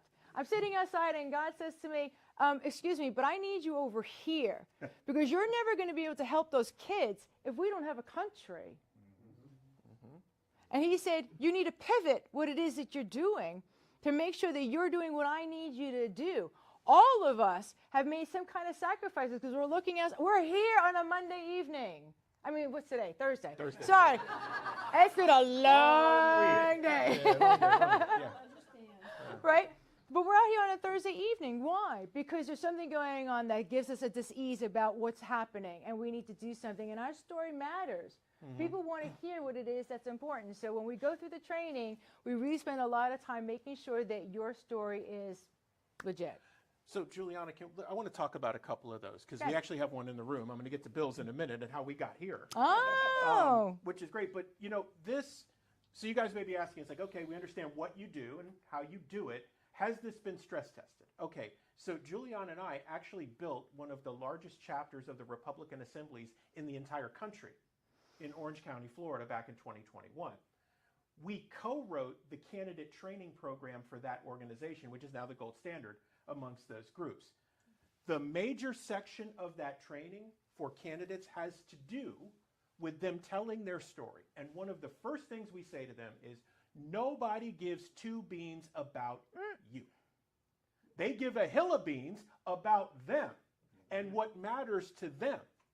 If you focus on issues and you actually care, people will fall over themselves to come see you and to help you because it's not about you. And you need to convey that. If you don't, then you're just another run-of-the-mill candidate who is just in the mix, who just doesn't get it done. And we tell those same candidates, we're like, listen, in Florida, there are many counties, we'll look at them and say, you may get out of the primary, but I can promise you there are not enough Republicans in the general for you to win. You know what that means? You're going to have to go to some disaffected conservatives who are now independents and convince them to come back. How do you think you're going to get there? It's not going to be on the party platform. That's why they left. Oh, it's going to be on the issues that matter to them most. So, quickly, how we got here. So, anybody watch War Room with Steve Bannon? Okay, a couple people. All right.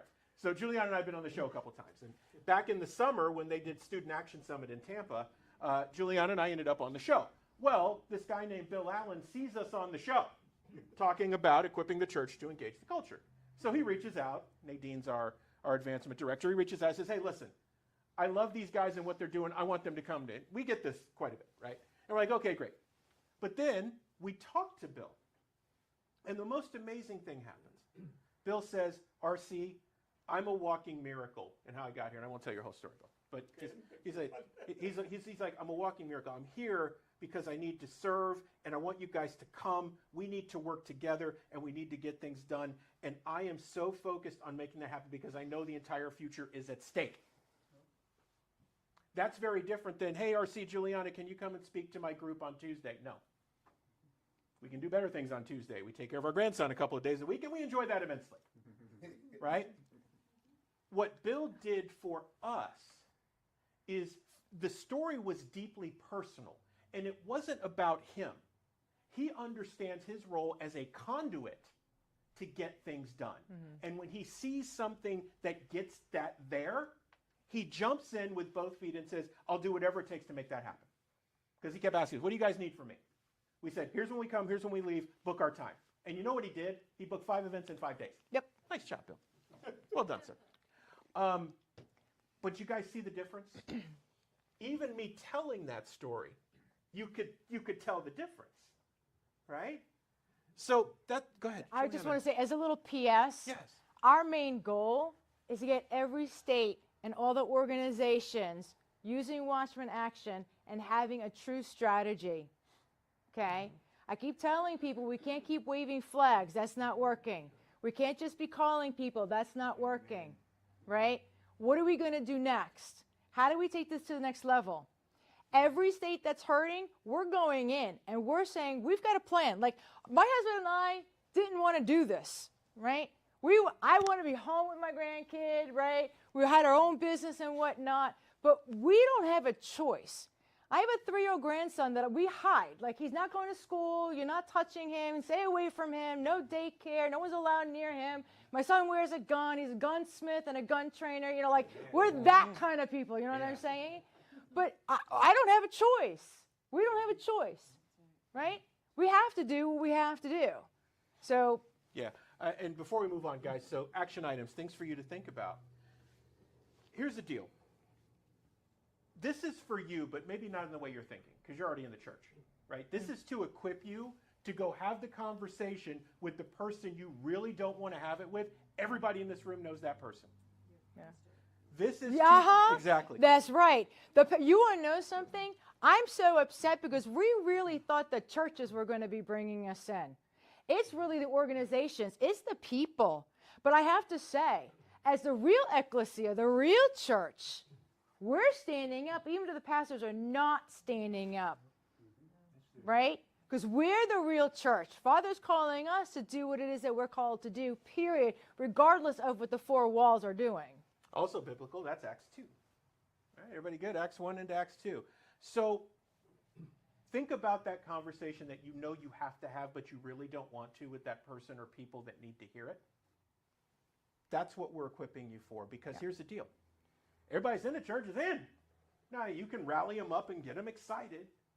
There's a whole swath of people out there that you need, that you know you need, who maybe agree with you on 30 or 40% of things at this point, but you need them. There are fights coming that there are not enough Republicans or conservatives for you to win. You are going to have to help independents who want to agree with you, okay, to come back over. What does that story need to look, feel, and sound like to convince them? Mm-hmm. And just one other thing before we move on, because this will wrap that piece up. That's your homework for this part, okay? When we train candidates, and over time we've talked to thousands, tens of thousands of people as researchers, here's the deal. No matter how much information... Most growing businesses are making 7-figure decisions on gut feel and assumptions. The biggest companies in the world don't operate that way. Neither should you. Sherlock gives you market intelligence they pay 6 figures for. We find your buyers before your competitors do. Visit investinanswers.com to learn more. He had a good business, solid product, good people. He just couldn't figure out why growth had stalled. Sherlock found the buyers he didn't know were looking. Now he knows exactly where to go next. Learn more at investinanswers.com. If you are exposed to asbestos, you may be entitled to financial compensation. Families often face losing their homes or life savings just to pay the bills. If you or a loved one worked in these industries and were diagnosed with mesothelioma, you may be entitled to compensation to protect your family. At Rights and Claims, we've helped families recover over $1 billion to cover medical costs, lost wages, and more. Let us help you secure their future with the compensation you deserve. Call now. 800-895-0489. The average cost of mesothelioma treatment can exceed $400,000. Families often face losing their homes or life savings just to pay the bills. If you or a loved one worked in these industries and were diagnosed with mesothelioma, you may be entitled to compensation to protect your family. At Rights and Claims, we've helped families recover over $1 billion to cover medical costs, lost wages, and more. Let us help you secure their future with the compensation you deserve. Call 800-895-0489. Attention veterans and military families. If you're between the ages of 50 and 80, you may qualify to review your final expense coverage options. Many veterans believe that the VA will cover all of their funeral costs, but unfortunately, in many cases, VA burial programs only cover a portion of the expense. And today, the average funeral with burial can cost around $8,000 or more. Don't leave your loved ones facing unexpected bills. Right now, Life Care is helping veterans. You give a voter. I don't care if you beat them with a mallet over the head 15,000 times. When they go in that booth, that is purely an emotional decision. What story do they carry into the booth with them? That's your job. Everybody good? Anybody want to go home yet? No. I always ask. I just want to make sure. Okay, everybody got the story part down? Yes. Awesome. All right. Cutting the issue. So let's say you say, I want to do education. Well, that's too broad.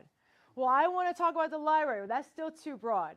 I want to talk about the school. Okay, we're narrowing it down, right? I'm going to talk about what's going on in the library, narrow it down and say, okay, here are the 10 books that I want to really replace, right? So when you cut the issue, it's like you can't talk about something grand. People want very small, focused action items. What exactly are you doing? What does that mean for me? And why should I get behind what it is that you want to do?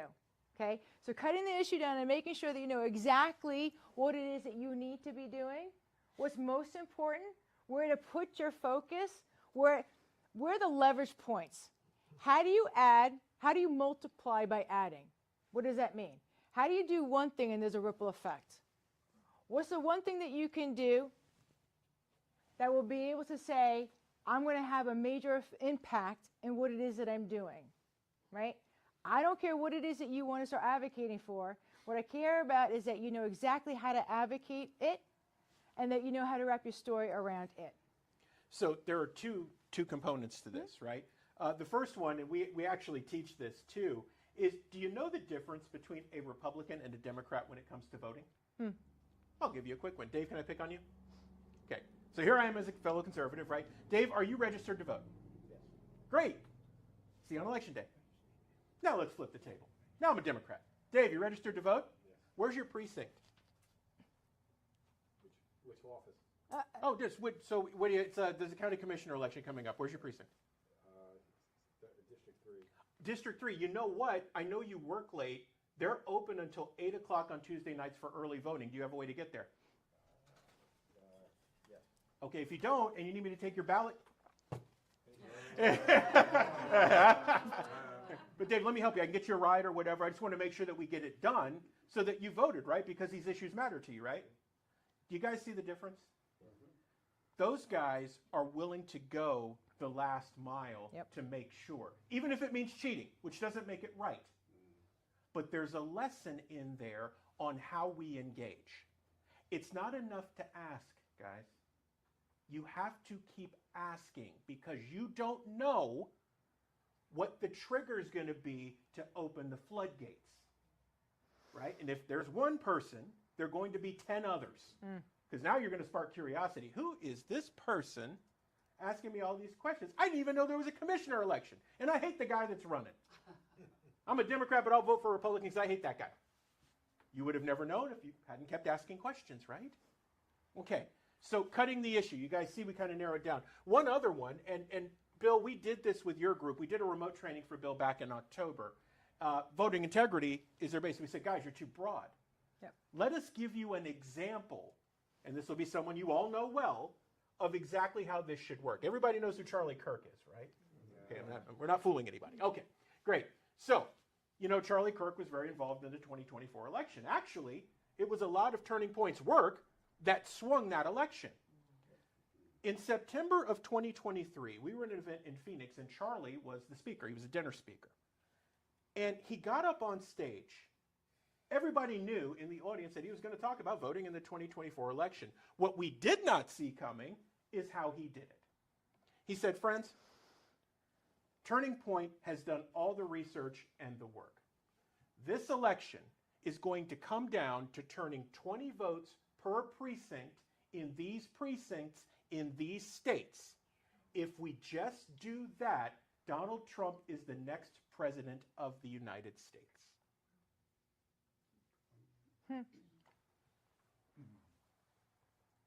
Whoa. Go ahead, man. You're good. Go ahead, please. Well, how did he figure that? So, what Turning Point did is, because they were on the ground, right? Ballot chasing had become a thing for them. They got on the ground and they figured out precinct by precinct how many votes they would need to flip a precinct. And they said, all right, we don't need 25 states. We need 5 states. And within those 5 states, we need these precincts to flip. If we can just get 20 votes in those precincts per precinct, that's enough to win. And that strategy took off even beyond, because Wisconsin was really a hotbed for that. But interestingly enough, in 2016, Trump got the same advice. If you guys remember back to October of 2016, President Trump got hyper-focused. His message was always on point. He kept going back to the same 5 states and the same 5 cities in the same 5 states. Because what he was told is that this is won, this is lost. If you focus here and you just beat the drum here, you got a shot. He flipped Massachusetts. I mean, he did it. Right? He executed. I know. Like, we're with a bunch of friends that night thinking, oh my God, Hillary Clinton's going to be the next president. Wait, what? The whole time I was like this. Oh, dear Lord. Oh, Lord. Right. A friend of ours was working in Trump Tower that night county. He called us about an hour before Florida went for Trump. He said Trump's going to win Florida. And it looks like that wall is going to push. So at that point, we're telling the whole group, we're like, Donald Trump's going to be the next president of the United States. And they're like, what? It's all conservatives. Right? But you guys understand, okay? You see how different that is than the example we have up on the screen that Juliana talked about, education. That's broad. So what do you want to do in education? Because I may or may not care about that. But if you tell me exactly where you're focused and what you're trying to accomplish, it's easier for me to either A, opt out, but say, hey, I know 5 people who would want to help you right now, or say, you know what? You've convinced me that gender ideology in Lee County, Florida high schools is a problem because I got grandkids there. I'm in. Make sense? Everybody good so far? Yep. Keep going? Sure. Let's do it. All right. Key to victory number 2. So this is what's called the SWOT analysis. Who's seen a SWOT analysis before? No one's seen a SWOT analysis before. Okay. I know Dave. So real quick, ready? When you're looking at a situation, you need to look at it from different points of views, right? So when you look at the situation, you want to write down, what are the strengths? If you do a certain something, what is positive? What's strong about that? What are the weaknesses? If you do a certain something, where are your weaknesses? Where do you need to fill the gap because you know, oh my gosh, I need a special person or I need someone to do a certain thing because that's a weakness. Number 3 is, what are the threats? Well, if you do this thing right here, somebody come against you, another organization's going to come against you, is there going to be another candidate, right? What threats now open up to you because you're trying to do a certain something, right? And then you look at the opportunities. Well, if I do this certain something, what will happen? What's all the opportunities? How do I know that if I do this thing right here, what will come from it? How do I multiply by adding? How do I make sure that when I do this certain something, I have my fanny covered because I know exactly what my strengths are. I know what my weaknesses are. I know what the threats and how they're going to come at me. And I know what my opportunities are. So I know what moves that I need to make. It's all about developing the strategy for yourself. Yeah. Every congressional office or state house office that's worth their sand has one of these up in some way for everything that they're dealing with, right? Including their fellow legislators. They got to know who they can go to, what levers they can pull, and stuff like that. I was in Tallahassee That's right. Tuesday night speaking. We're partnered on an AI and education symposium with a group, and the legislators they're always jockeying. They're trying to figure out what they can get, what they can't get, whatever, right? Part of your responsibility is to hold those people accountable, right? When they know you're watching, if you don't keep an eye on the people you send to represent your interests, I promise you they will represent their interests. Guess who that's not good for? You. But when they know you're watching, our legislators know we're watching, and they know we have no problem writing about them. Mm-hmm. Not just when they do bad, by the way. When they do good things, we will write. We'll cover that too. We're like, hey, this is actually a great move. Doesn't matter who it is. It could be President Trump all the way down to the dog catcher. Doesn't matter to us. What matters to us is the truth. And are you doing the job that we sent you to do, public servant?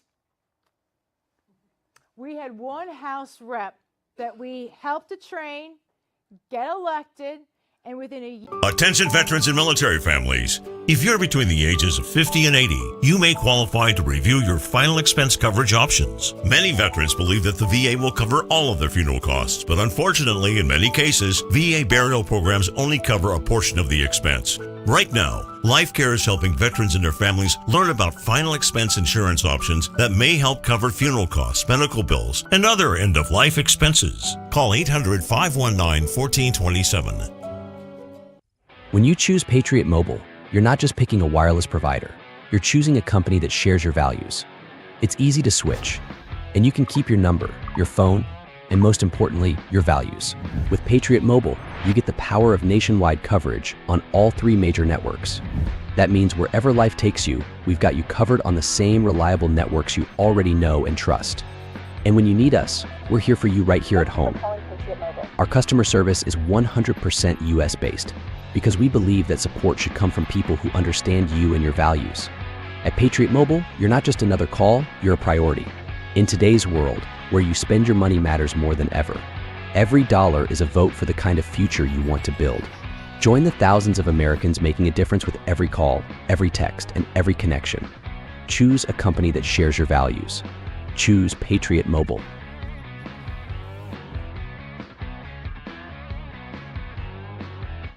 The IRS has collected over $1 billion in past due taxes this year, and they're aggressively targeting more taxpayers. Don't wait until the IRS comes knocking. Our team is here to help you resolve your tax debts before things escalate. Every tax situation is unique, and so is our approach. We fight to lower your tax debt to an amount that you can afford. United Tax Fix. Expert help, personalized service, and the peace of mind you deserve. Call 800-785-5592. Year of him being up in Tallahassee, he said, the seniors are telling me that if I don't follow through and do what they want me to do, that I won't get another election. I won't win. And I'm like, then you don't win, right? You go do what we asked you to do when you went up there. About 6 months later, he comes back and gives us a report. He's got 5 things on the agenda. When he gets to number 5, he gets all twitch, all jittery. I'm like, what's he gonna say?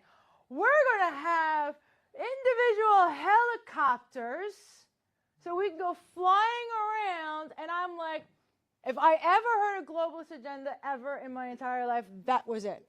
And I'm like, we sent you up to Tallahassee and this is what you're coming back and telling me you're gonna do? Not a bad man, by the way. But pastor. He's a pastor. Pastor. Not a bad man, but you see what I mean. So likable that people figure, all right, it's getting done. And we've worked very closely with him. We got gold and silver's legal tender now in the state of Florida. We actually worked hard to get that legislation passed last year. Took us a couple of years to actually get it done, but we worked closely with him. He was the sponsor of the bill on the House side. It is very easy, though, for those things to happen. So for you guys, as you look at this, because you know the other side does this too, the people who you're competing against for votes and trying to move things forward at every level are doing the same thing. Your homework on this guy, pretty easy, right? Just a T, and then you write the 4 things. Whatever you guys are doing, whether it is individually, within your group, or when your groups come together to work on something, when you figure out what that something is and you hone in your story, you have to be brutally honest when using this. If it's a weakness, and it took us years to figure this out in our business, really, and even in the ministry, it's taken us time to do that, is being brutally honest about strengths, weaknesses, threats, because there are a ton of them, and opportunities. Yep. But when we are, it works. The fortunate thing for us is that we're not in a bubble. Our legislators and whatnot are kind of in a bubble, so they think things that are not necessarily 100% correct, where we the people are coming together and we're really the consensus, not up in Tallahassee or not in DC or, right? It's us and what we're wanting to have happen. That's where the real consensus comes in, and that's what the voice needs to be heard up in our state capitals. Yeah, and there we'll get to other stories during the Q&A, but this is important, guys. Like, if you're going to win these battles, I know you guys have some fights coming. Yeah. Serious fights. If you're going to win those battles, you've really got to get serious, and you've got to run it like a business. So a quick survey, what issues are you most concerned about right now? Stacey Garrity getting in as governor. Oh. Oh. Yes. Okay. I've heard that. I agree. She needs to get in. I've heard that name. Yes. We're not from here. Package of abortion bills. Our House just passed that they're going to put it in our Constitution that abortion. Wow. And the Senate shot it down. Yeah. Wow. They tried to do that in Florida, and you know what's crazy? Is the only reason that it didn't pass is because the prior year the legislator put in a 60% threshold on amendments, and it came into like, what, 57 or 58%? Yeah. And we told people, you didn't win. You know that, right? Yeah. You just staved off an execution. You didn't win. You didn't get a clemency. Yeah. But so now they've got a package of bills they're trying to get through. About 5 or 6. Yeah. And they have someone running in Allentown, Salisbury. His name is Robert Smith, and he could be the guy to flip the Pennsylvania House if he could get in. Oh. A special election February 24th. Oh. So they have a lot of, they're doing a lot of phone banking and things like that. Mm-hmm. Wow. So these are, I'm glad that you asked, because these are so important, right? What's happening? What is the enemy trying to do? They're trying to codify, because they know if they can get it into law, it's almost impossible to untangle it. We have to be focused on the same thing. And if we're going to stop them, in a case where you guys have a Democratic governor in this whole thing, you're fighting a battle in a slightly different way. If you can make it practical enough for someone who may not agree with you, they'll say, you know what? Yeah, that doesn't make sense to me. And that's all you need. You just need to pull the thread. If you get that part right, you'll end up having Democrats saying, no, it doesn't make sense for me. I don't like that. And that's what you need at this point, right, in order to get that done. But you have a candidate who can flip the House. There was a story in Michigan like this. So the Michigan House in the prior term was +1 Democrat. This is a true story. The reason that it is +1 Democrat, in the district where this was happening, there was a church with a congregation of 700, conservative. The majority of them didn't vote. That House seat was decided by 350 votes. The balance of power in Michigan State House was decided by 350 votes, and a 700-person church, almost nobody voted. Tight race, balance of the House, that matters, doesn't it? If you hyper-focus on that importance, people who otherwise wouldn't engage will likely engage. Yes, ma'am. I'd like to say what concerns me is I was a member of the ELCA, and I apologize to anyone in here who is. Our church was very liberal, and I'm finding out how liberal. If you go to their website, it's absolutely atrocious, some of the things that they are supporting. And the Lutheran Church, now I'm an Alcis Lutheran now, and they're not part of the ELCA, but right. And it's totally different. But some of the things that they're supporting bringing in the illegals and correct and abortion. There, I actually found an article on the website that they okayed abortion when it might be okay to have. This was after we left. Right. I was absolutely appalled. And the bishop over COVID spoke during our sermon, and we were actually, all essentially told white supremacists. I looked at my husband and I said, "Did she say what I thought she said?" So right. I gotta leave. Because if they can tag you, they can bag you, as the old saying goes, right? That's what they try to do to you. So I mean, that's part of the issue. We're familiar with this story, by the way. So it's like the church has left the people. It's like the Democratic Party left the Democrats. Remember the Blue Dog Democrats, where they were easy to work with? Where's the Democratic Party? Now, I need to say, the Republican Party is leaving us.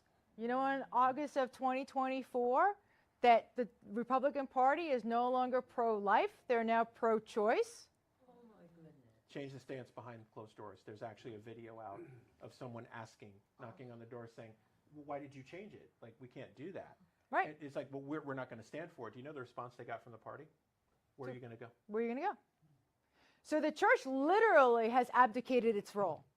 You know, we're at the point where people are sitting in the pews and saying, it's okay to kill a baby in the 3rd trimester. I'm sorry, you're demonic. You cannot tell me you're sitting in a church. You're a hypocrite. You're a hypocrite. You can't. The Bible says, thou shalt not kill. Do you guys know who Trevor Loudon is? Okay. Trevor's a great friend of ours. And yeah, enemies within the church. If you have not seen that documentary, he actually talks about how we got to that point, how they infiltrated the clergy. Yep.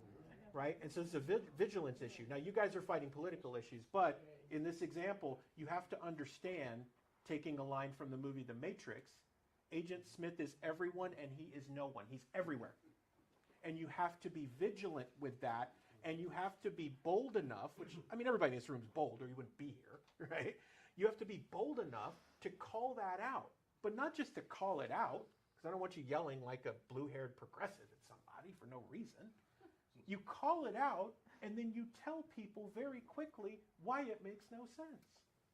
Well, that's part of your story. Yes. Right? That's right. That's why you have to develop your story. I'm sorry, I didn't go ahead, please. You had another. Oh, no, the only thing I was going to say is I think that, you know, me including, people need to learn how to debate these things. Yes. Right. And because there's so much Trump derangement syndrome, that, you know, you start talking and the wall goes up. And how to deal with that. You're a racist. You're a racist. So we were in Naples a couple of weeks ago on a Monday night speaking at a Republican club, and the head of the county rec, after we were talking about AI issues, threats, and opportunities, right? And we had made the statement about, in part, it was about governing by fiat, which is a problem. You never want to govern by executive order. That's a problem, right? And we said, look, you have to be vigilant about this. Now, the chair of the rec's response was, well, I mean, what do you expect us little people to do? I said, sir, as having lineage to the sons of the American Revolution, my family's been here a long time. I said, sir, what percentage of the population in the colonies? Before you buy a stock, it helps to know what the legends would say. Investornator scores it against 8 legendary investor playbooks. One clear answer, backed by real data. Investornator.com. Watchmen Action Training provides a masterclass for advocating. In less than a day, you and your group are ready to win the battles that matter most. Visit watchmenaction.org to learn more. The average cost of mesothelioma treatment can exceed $400,000. Families often face losing their homes or life savings just to pay the bills. If you or a loved one worked in these industries and were diagnosed with mesothelioma, you may be entitled to compensation to protect your family. At Rights and Claims, we've helped families recover over $1 billion to cover medical costs, lost wages, and more. Let us help you secure their future with the compensation you deserve. Call 800-895-0489. Hey guys, you know Juliana and I and what we do, so let's be honest. The healthcare system has become a maze of red tape and sky-high costs. That's why we want you to check out Altrua Health Share. That's a community of people helping people. Now, Altrua isn't insurance. It's a faith-based health sharing community where members cover one another's medical needs, not corporate profits. Okay, important stuff. You'll get access to over 1 million providers nationwide, and you can save thousands of dollars a year based on what you're dealing with now. It's time to take control of your health care. So here's what we need you to do. We need you to go to altruahealth.org/Watchmen. That's altruahealth.org/Watchmen. And when you get there, use the promo code FREEDOM100 for an additional discount. Or you can give them a call and discuss the options. 512-717-4639. That's 512-717-4639. altruahealth.org/Watchmen. Make sure to tell them the Watchman sent you. If you're on supplemental oxygen, head Decided to stand up and fight. 3%. There's a group around that. Right? Mm-hmm. I said, sir, with all due respect, it only takes 3% of people to stand up and do something. So what can little people do? I don't know. Maybe you should ask your forefathers what little people can do, because you're able to sit here and talk about that nonsense. What are you doing? It's like the chair of the county rec is making these statements in public. And it's just like, I look at Juliana and I'm like, Was that before or after the Mason told us that we should just sit down and relax and be that quiet? was before. That was before. That was before? And you know, have those moments. You guys ever had those moments where you're talking to somebody and you know, intellectually they're just inferior or they're doing it on purpose, and you're thinking to yourself as they're talking, because you're listening in one ear and you're just like, should I just completely shred them? Should I simulate? Should I just end this right now? Should I just knock them out now? Right? What they say in Rocky, never let a bum hang around and knock you out, right? Apollo found out the hard way. So I'm like, do I shred this guy? Or do I use this as a moment for everybody else to stop sitting on their blessed assurance? And that's what happened. So it's so spot on, right? Is it doesn't take many of us. What it takes is those of us who are willing to do a number of things right. And to be able to debate intelligently and to be okay with saying, listen, we could debate this, but this is nonsense on its face. It's just nonsense. Right? And you can try to make it sound not like nonsense, but it's still nonsense. And most people say, you know, that is kind of nonsense. I have a question for you. How many people left that church? Not many. We took someone else with us. I tell And people. I'm pretty sure that's about it. And I have told other people, and they stay because of the church family. They don't want to leave their church and their family. Yeah, Wow. There's others where it's been complete break off. Yes. Yeah. Yes, it has. They formed their whole new building, and, and I'm sorry, I didn't mean to- No. That's good. We're talking, but and we work with a lot of churches in the Lehigh Valley of all denominations. And what we've noticed, in particular in our Lutheran faith, that we've seen we see the minority cling to the new way, and the majority saying we're going to stick to the old way. We'll just leave. All the issues of the pastor, we're welcoming, everybody can come. We want you all flying the flag and all that has really upset a lot of people who have to go to church since they're little kids. Correct. And taught that, there's right and there's wrong. Because as you had said, the debate is not difficult because it doesn't make sense. Exactly. You can't recreate history. You can't recreate what's right and what's wrong. It's always been this is right and this is wrong. Well, so who are we how are we going to change that? Amen. Well, they want us to not have the Bible as our foundation. Right. That's the only truth. If it's not there, it's not true. I'll get to you in 1 second. We get to you real quick. Okay. I was involved at the Synod Assembly when I was looking for Mark Brophy to side with me to go. I couldn't find him. It was like I was alone there. The vote on the associate to the bishops were gay, and that's how this all came about being. And well, No, it's out of Father's order, I was alone, and I wasn't prepared for it. So I hear that story. I hear that story more than I want to Right. as we travel. Go ahead. I was going to say, I find it hard to engage with people to even have the conversation because they're so uncomfortable. And I'm ready to talk, but they will just, walk away, cancel you. Like, they don't want to engage. So what are your recommendations about? Oh, this is one of my favorites. This happens, right? Is if you know those people well enough, then you can also figure out what their hot buttons are, right? You can approach the issue head on, but if you lead with your chin, you'll often get knocked out. I'm a boxing fan, sorry.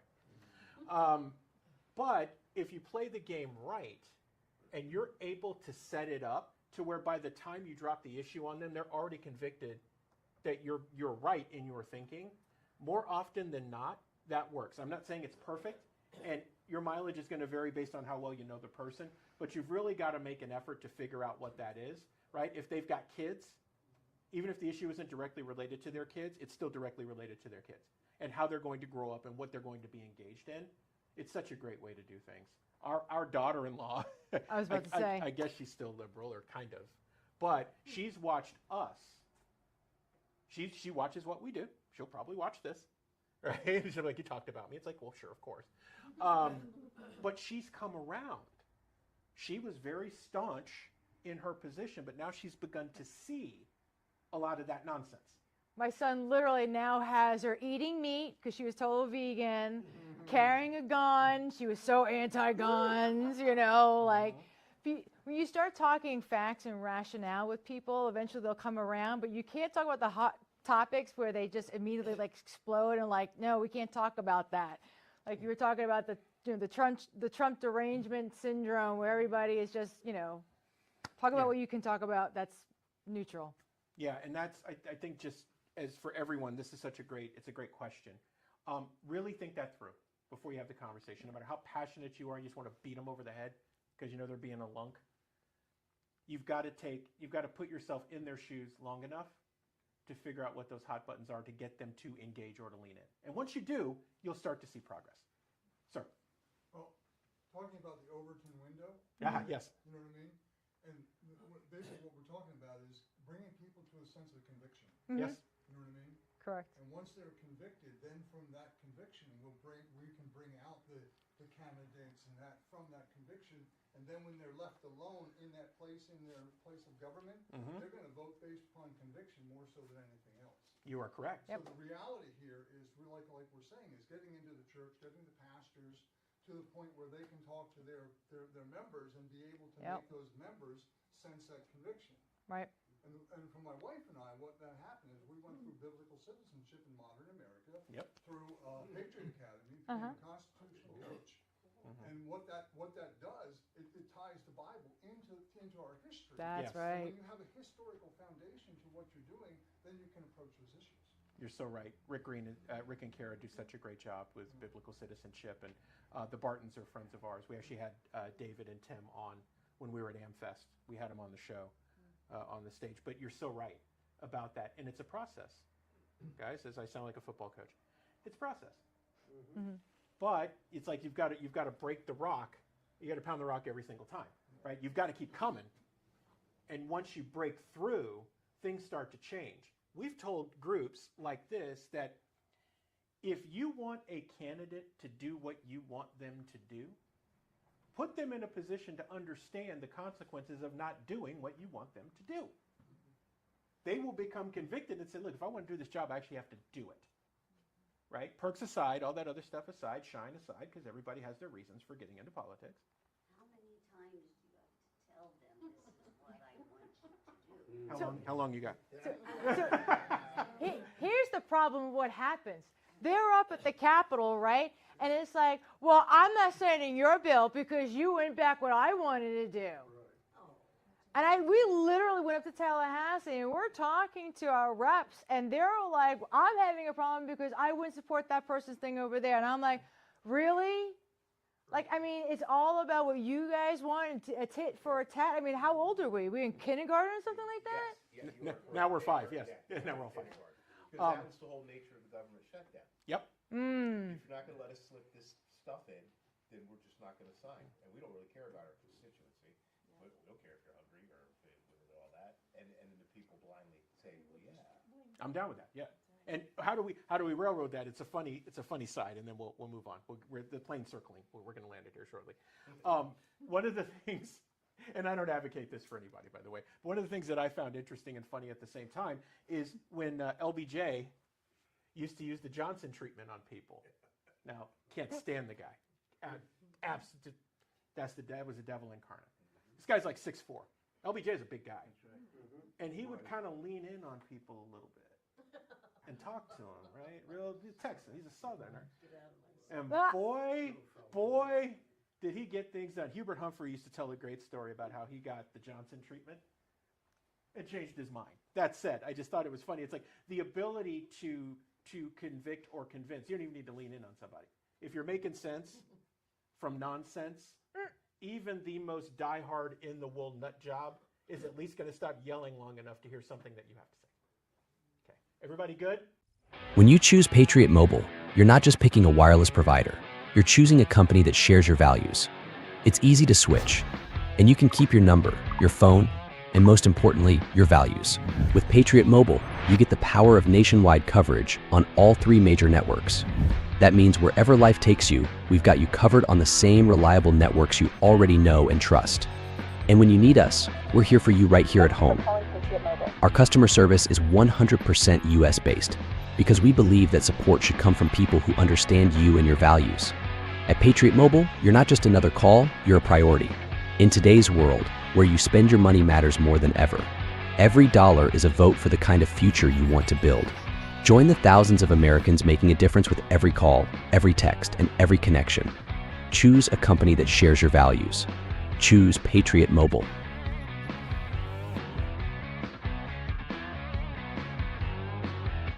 He had a good business, solid product, good people. He just couldn't figure out why growth had stalled. Sherloc found the buyers he didn't know were looking. Now he knows exactly where to go next. Learn more at investinanswers.com. Attention veterans and military families. If you're between the ages of 50 and 80, you may qualify to review your final expense coverage options. Many veterans believe that the VA will cover all of their funeral costs, but unfortunately, in many cases, VA burial programs only cover a portion of the expense. Right now, LifeCare is helping veterans and their families learn about final expense insurance options that may help cover funeral costs, medical bills, and other end-of-life expenses. Call 800-519-1427. Attention veterans and military families. If you're between the ages of 50 and 80, you may qualify to review your final expense coverage options. Many veterans believe that the VA will cover all of their funeral costs, but unfortunately, in many cases, VA burial programs only cover a portion. All right, you guys are doing great. So, key to victory 3, you got to move the needle, yes? I'll let you take this one. Okay, so, a couple of things up here, right? If we're going to win any battle, you got to start with the end in mind, right? Good project management and project planning. You don't know where you're going if you don't have a map or an idea or directions, right? Whatever you want to do, lay out and declare that's the thing that you want to accomplish. We need the Pennsylvania State House to be +1. Now you're starting with the end in mind. That's the end goal, right? We've got to get this guy elected, and we've got to flip this balance of power, do whatever we got to. Well, if you didn't do that, you say, well, yeah, we should get Robert, we should do this and that. There's no end goal in mind. Going back to your story, right, and cutting your issue, if you're too broad, I just want to get that guy elected. Why? Well, because if we don't, the balance of power in the State House is going to go upside down. Thank you. Now I know exactly what we need to do, and I know why you're doing it. So you've got to start with the end in mind. What's the ultimate goal? And be focused. Etch it in stone, and then lather, rinse, repeat. The things that come out of your mouth, Watchmen Action equips the church to engage the culture. We help people like you to build advocacy plans around core issues that matter to you the most, so you have the courage to go win the battle. How many times have we said that? A lot. Right? You keep beating that drum, but it makes sense. Right. You guys need to be equipped to do the same. You can't do that without the end goal in mind. Then you got to set the benchmarks. Election day is February 24th, yes? Oh boy, that's coming up quick. Yeah, just over 30 days, right? So, a special election, right? So you've got to work with key benchmarks. What needs to happen between now and then to get this thing done, right? What pillars do we need to hit by which day in order to stay on track? Because if you don't, how are you going to know whether or not you're making an impact? I need to call 500 people by next Wednesday. Jot it down. Now you know what you got to do. Either it happens or it doesn't, right? Once you get there, then you can get the tasks for everybody. We know what our end goal is. We know the benchmarks we need to hit. Now, what does my crew look like? Do I have my best face and my best talking head going and talking to people? Do I have my best air traffic controller running things at HQ so the trains run on time, people are getting to their meetings, we're talking to who we need to talk to, and things are actually getting done? Right? That's it, guys. Whatever the changes you want to happen, if you're going to fight that battle, 3 steps. You got to start with the end in mind. Right? You got to lay out the benchmarks when you need to get somewhere by when, Because Bill told us what time we needed to be here tonight. Either we made it or we didn't, right? But if he just said, hey, you guys just come on. You guys just come on. Well, Bill, what time does it start? 6. Well, what time do you want us there? Just come. We'd have walked in. You guys have looked at us and said, who are you? Oh, wait, aren't you speaking? I thought you'd be set up by now. Make sense? Right? That's it. And then you get the tasks assigned to the right people. Everybody good? We're almost there. So a timeline, we just put a basic up on there, right? So let's say that your key vote day was the end of November. Your start date is October 10th. What are the benchmarks and when you need to have them done? Right? And that formula is actually in the training. So speaking of the training, right? Here's the deal. So there are a lot of trainings out there. We talked about biblical citizenship. They're all great, right? We said, well, wait a minute. What can we actually do here? We said, look, in 4 hours or less, we can have any individual or group ready to go advocate for the issue that matters to them most. Now, in an hour and change today, we've got you guys to a point where you can begin to design what you want to do. Although some of you are going to be overachievers and you're going to go out and start bashing people in the head. Figuratively speaking. But you're going to start making things happen, right? Because you're empowered to act. And we do that in the regular course. Over 4 hours, we actually do these exercises, and you do some of them together, right? Like tonight, you have a blueprint. I see a lot of notebooks out, which is great. You guys have a blueprint of the things that you need to do, right? You've taken some notes on steps. When you do the full training, you actually have the workbook that has all those things in there, and at the end, you've got a blueprint of exactly what you need to do to advocate for the issue, okay? Our heartbeat is to be able to come in and help you guys do what you guys do best, okay? We want to be able to come into the different organizations, families, community centers, wherever they need help. We want to be able to come in and say, we're going to help you build a strategy plan. Because nobody needs to be sitting on the sidelines. If we all know what we need to do, we all can have the courage to take the action steps that we need to do what we need to do. Yeah. So, speaking of which, people always ask us, so we just put a slide in the presentation, right? What can I do? And we came down to the 3 things that we feel like make the most sense. You can use your knowledge, resources, and relationships right now to win any battle you want to fight. You may not believe me, or you may not believe us tonight, but I guarantee you that you have those things available to you. If you actually take a hard look and you do some of the things that we shared with you tonight, you will quickly find, oh wait, I know this person, and I know this person, and I know this person, this person, this person, this person. Man, I can get that done right now. I know where to get the money for that, or I know where to get the venue for that. I can make that happen. I just didn't know it until it clicked. Use your knowledge, resources, and relationships right now, where you're at, and you'll be amazed at who comes in line with you and how things magically show up, which isn't magic. That's also biblical. Because 2 or more are gathered here tonight. Amen? Amen. Go ahead, Bill. I'm going to ask you one question. Sure. You keep pointing to the booklets. Okay. Can people purchase them from you? I'm going to get there. Okay. I got to get the setup.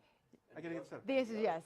Yeah, I got to get the setup. The other thing before we move on, I want to pass a bucket to defer their cost, okay? Oh, please. For donations, Yes. okay? Thank you, Bill. All right, because they spent their money to fly up here. Our group paid for their hotel. They rented a car, and I'd like to be able to defer some of their costs, okay? Amen. Thank you for that, Bill. Thank you. Thank you for that, Bill. Thank you. I appreciate that, because we find that we're bad in those instances for asking for things, and we often will come when a group needs us. And we've been fortunate over time that there have been some folks who support Watchmen Action who want to make sure events like this happen. So they do their part, but it's always helpful, and we appreciate that, guys. Thank you, Bill, for doing that. Be a conduit, guys. That's the other thing. So at the end, and there's a QR code up here, you can get to our publications, our website, and everything. Send people there. You don't need to be an expert on these things. A lot of the work that we've done allows you to say, man, I saw these 2 crazy people from Florida the other day, and they talked for like an hour on stuff. You just have to see it. You just have to see it. Okay, I just can't say, be a conduit. Drive them to it, right? Or if all else fails, just send them our way. Just say, listen, I can't do any better than they can. Let me get RC and Julian on the horn for you. Let's get a meeting set up so you can actually hear what they have to say, because you need to hear what they have to say. Okay? So those are the things that you can do starting right now. We normally tell people that if you take an action when you're in a session like this, if you take one action, if you write one note, if you send a text, if you send an email, if you do something, you are in the 90th percentile. There is a 9 out of 10 chance that you will continue doing that thing. If we let you get out of here without taking an action, you won't do it. I just want to say that we could come and do the training, but we're looking for people, teachers, who can learn how to do the training, okay? We're market researchers. I'm not necessarily a teacher or a trainer. I'm doing it because I have to. But I bet you there's at least 1 or 2 people in here who can go, you know what? I've been a trainer before, or I'm a teacher. I can learn this and I can teach. We're not looking just to be the people to come in and be like the experts and do all the training and stuff like that. We wrote the workbook so you guys can take it and go use it, right? Please don't wait just on us to be able to come and help you. If you've got a teacher, please have them call us, right? If somebody says, you know what, I want to be able to learn your training so that I can bring this to my congregation or I can bring this to my organization, please, I would love to meet them. Amen. And that last part, right on time. So here are our asks. Some of you guys have already done this tonight. Please support the Watchmen Action mission. You can obviously do that with your donations. Checks, credit cards, all of those things are fine. Also our materials. So the book, Empowered to Act, those books are $15 a piece. We've got a bunch of them for the group if you'd like one. Our training curriculum. Those training manuals are $25 a piece. They're 60 pages action-packed. Now, if you buy one, our hope is that at some point between now and when the storm comes, that you would come to one of the trainings that we're going to do so that you can actually put it to use. If not, we'll be doing them online across the year, and you guys can join those. But those are 25. The regular books are 15. That's a great way to do it, as Juliana said. Also, if you feel empowered to act and you want to become a Watchmen Action trainer, we are more than happy to train you so that you can say, hey, RC and Juliana come back for a special thing, but I'm doing the training. We want you to do that. Yep. We have to launch a lot of ships. The ministry's goal is to touch 1 billion people before we exit, before we get called home. So let's go back to the expose that RC and I are going to do, right? We're going to highlight what's happening here in Pennsylvania because we're going to say, hey, Florida, hey, Tennessee, whatever other state, look what Pennsylvania's doing, right?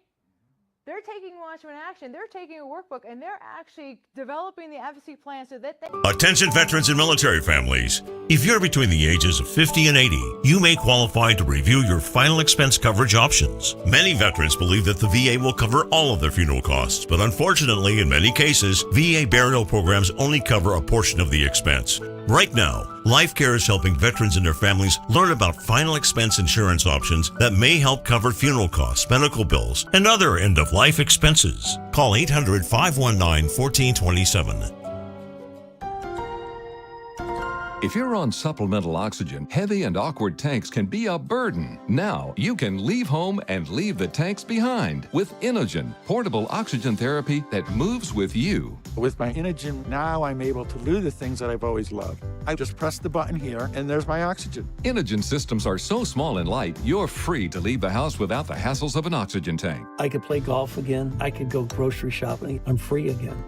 With the Inogen, I can handle my own oxygen. I can carry my own oxygen. I go anywhere with this. Look how small it is. And right now, you can try an Inogen portable oxygen system for 30 days risk-free. Call us right now. If you qualify, we'll send you an Inogen system to use for 30 days risk-free. Your insurance may even cover your new Inogen system. If you're on oxygen, you need to be using an Inogen. Call 800-313-6867. 800-313-6867. Attention veterans and military families. If you're between the ages of 50 and 80, you may qualify to review your final expense coverage options. Many veterans believe that the VA will cover all of their funeral costs, but unfortunately, in many cases, VA burial programs only cover a portion of the expense. And today, the average funeral with burial can cost around $8,000 or more. Don't leave your loved ones facing unexpected bills. Right now, Life Care is helping veterans can do what it is that what they need to do. There's no state around that now can say, we're just going to fail. No, we've got a workbook. We can come in and help you. You can take it and go do what it is that you need to do to be able to move your community forward. Because remember, when Jesus was walking the planet, the government didn't take care of the people. The people took care of the people. We've just been disempowered. Well, there's enough tools out there like biblical citizenship, right? Where we can say, hey, neighbors, the 5 of you, come on over. Let me start the play button so we can watch biblical citizenship. hey neighbors, we're having an issue over here with our development. We need to do something about it. Hey, we've got the workbook now. We can figure out exactly what we need to do to make sure that we can take care of what we need to take care of. There's no reason anymore for us to sit back and go, oh, the government's not taking care of this thing over here. When the big storm came through in the Carolinas, the government was like, oh, it's going to take us months to be able to take care of the roads. What did you think all the neighbors did? They got their tractors, they cleared the roads. They were like, we need to go get to the people. You can't be waiting for the government to come in and go do what needs to get done. We can do it ourselves. Right? That's it. That's it. I mean, okay. And that's 2 and 3, really. Right? Help us build more coalitions. You guys are going to go out in coalition and go crazy and be like, hey, when can you come back? We want you to do that. And if a group needs our help and you know it, don't be afraid to introduce us. Right? Especially if it's a church. We love those. Yeah. Yeah, we love having those conversations. Either they're convicted or they're convicted. Okay. It's only 7:15. We have 45 minutes for whatever conversation or questions. So I'm gonna stop here and do Q&A. But before we do that, okay, guys, real quick. So I'm gonna put that up for a second. We are historically bad because we get so into what we do. We never take pictures. Our team, we never take pictures. They yell at us. Would you guys be okay if we took a selfie like with all of you together? Are you guys okay with that? Okay. Vice versa too, right? Oh yes, awesome. No, we'll do whatever we need to do. That's fine. Yeah, I'm happy to do it. So, Hi. okay, how am I doing? No, all right. Go out further. Out further. There we go. All right, everybody wave. Awesome. Okay, I did my job on that now. And you guys, we'll take pictures and do whatever you guys want to do. That's fine. Thank you for coming when you didn't have to. I know there are other things that you guys could have done tonight. God bless you guys. Thank you for blessing us with your time and your energy. We appreciate it. We're here for questions. We will stay as long as you guys want and answer whatever questions or do whatever you'd like. So thank you. I'm sorry. You've mentioned you're doing trainings while you're here right now, correct? Yes, yes, ma'am. So when are they? There's one tomorrow afternoon, Bill. The one that starts in Philadelphia tomorrow, and then in Philly, it's on our website, Pennsylvania Integrity Network. You go scroll down the calendar, you'll find it. We're getting there. We're gonna get there at 3 o'clock. We're Right. gonna start it all by 4 o'clock, and we have 5 hours, so we're gonna have a break for a dinner for you. Oh, awesome. Okay. So we actually have one tomorrow, Saturday, and Sunday, Hopefully. if weather permits. We're in the city of Chester. Mm-hmm. On Saturday afternoon from 12, we gotta be out by 4. That's fine. And then, as long as we can get into the church on As long as Sunday, we can get in, baby. we can get in, good. Don't We're be gonna with have me. our event in Bethlehem, and that starts at 2 to 6. That's a 4-hour session. And we go in the back of the church, okay? It's actually at a church, okay? The Yay. one on tomorrow night, okay, the afternoon to the evening, is in a church in North Philly. Awesome. And then on Monday night, we're in Cotman in a church with pastors that are willing to step out, willing to preach the message, willing Yay. to outreach to the cities, okay? Awesome. I've been doing work for 5 years in Philadelphia. I've been in the street 5, 6, 7 days a week a lot of the times, in the ghetto, going to the people. They do understand what you're talking about. Oh, yeah. The issues. And we are winning there. We have over 40% Republican in the city of Philadelphia now. People don't understand it takes work. Action plans. Yeah. And it works. So we're around for a couple of days. Yeah, It's interesting that you said that people who've been hurt are really stepping up. Right. We noticed that. We went to an area where the restaurant was being hosted, was being taken care of by ex-convicts and whatnot. And they were just like, they listened to our presentation and was like, oh my gosh, we need you. Because they're feeling the effects of what's happened. You know, they're the ones who were on drugs and went out stealing and stuff like that, and the parents weren't there. So they understand that their communities have been, hurt, right? And they're going, how can we help you, Watchmen, so that you can help the people in the community do what needs to get done? Just say, I watched you that day on Steve Bannon for a 3-minute clip, and I said, I gotta meet these people. I gotta talk with them. I seek out and find how to connect with people. I don't care where they're at in this country or in the world. You had no idea what you were getting into, No, did you? I did. Don't worry. If Steve Bannon was going to have you on, I'll be at CPAC just to be at the war room. Nice. I'll make contacts there at the war room. Nice. I bring them contacts back, and we're going to develop stuff. If we can get a little break, we're going to try to sneak down and see Joe Allen. I was with him Good. Tuesday night. Oh, he's a great man. Yeah. Was that good? Did that answer your question? Mary? Well, if you can't physically be there, could you do it as a Zoom situation, or are they? So we're going to record all of these sessions. Bill, I know you're going to do that too, but we're going to do it as well. So like tonight is recorded. We'll have that for you guys in case anybody missed it or you want to share it. We're going to record all the trainings, so you'll have everything. So you can go back and watch at your leisure, and we'll make those available to everybody. So we're happy to do it if you can't make it, because we understand. Sir. Just before the question, a general comment. I read an article today about the Mississippi Miracle. They were 49th, their fourth grade reading, 49th in the country. They're now Great story. 14th. Yep. Wow. They call it a miracle. But the people involved with it said it's not a miracle. It's a Mississippi Marathon. And that's what this is. This is a marathon. It takes a lot of work. Yep. You know, it takes years even to get something done.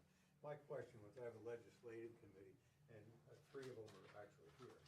It's always, what's the best impact to our legislators? So do we go after issue by issue? Establish a relationship ahead of time? Where one person says, it's all party votes right now. What only matters to get Republicans elected. What do you think? Oh boy, yeah. I got this question Tuesday night from somebody who was a lobbyist that was at our event that we did. It depends on the person. So you guys are going to know walking in kind of what you're dealing with. If you've got a vanity issue with a legislator, you're going to have to work through that, right? Whatever it is, it's going to have to puff up his or her ego enough for them to move for you. Here's the good news on that. While that may be the case, that also means that they tend to be empty vessels, which means you get to fill them with what you want. Okay, that's the good news. It's the way the game is played, guys. And again, this is biblical. I'm not just making that up, right? If you go and read the Bible, you see this over and over and over and over again, right? So it depends on who you're dealing with. Then it depends on the issues that are most important to you. So here's the thing. Yes, you need to put them in a position where they feel like it's their idea. But you need to temper that with the fact that they represent you. And what somebody said to me Tuesday night in Tallahassee was, no matter how much gravy you put on those mashed potatoes, the thing that they respond to is force. One of you calling isn't going to make much of an impact. 1,000 of you calling will. You will freak them out, and they will call you and say, what do you want? Because they understand force. And when they understand that you operate that way respectfully, but they understand that you carry the big stick like that, they'll respect it. And once you get them there, you'll see something start to flip. We saw this in Florida. It used to be you had to chase these guys down to get them to listen to you. Now they start calling. What do you want to get through? What's important to you? Because they know force.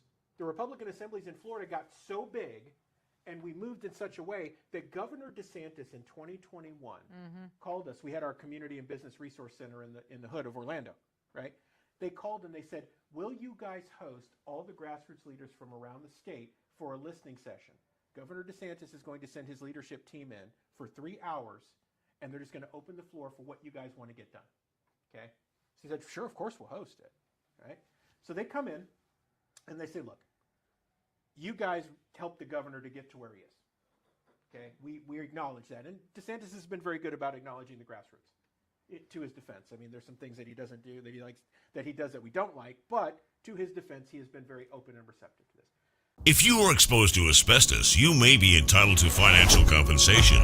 Families often face losing their homes or life savings just to pay the bills. If you or a loved one worked in these industries and were diagnosed with mesothelioma, you may be entitled to compensation to protect your family. At Rights and Claims, we've helped families recover over $1 billion to cover medical costs, lost wages, and more. Let us help you secure their future with the compensation you deserve.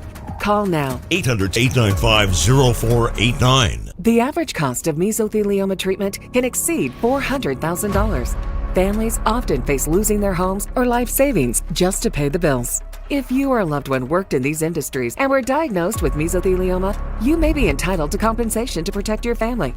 At Rights and Claims, we've helped families recover over $1 billion to cover medical costs, lost wages, and more. Let us help you secure their future with the compensation you deserve. Call 800-895-0489.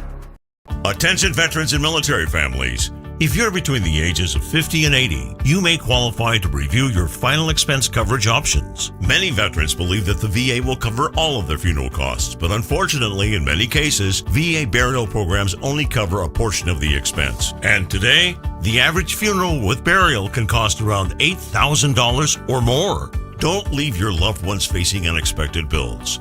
Right now, LifeCare is helping veterans and their families learn about final expense insurance options that may help cover funeral costs, medical bills, and other end-of-life expenses. With a quick call, you can find out if you qualify for affordable whole life insurance designed to help protect your family from these costs. In many cases, no medical exam is required, no lengthy health questionnaires, and coverage decisions can be made quickly. Call now to review your final expense coverage options. Call 800-519-1427. That's 800-519-1427. They said, what do you guys want done? So we gave them a 13-point plan.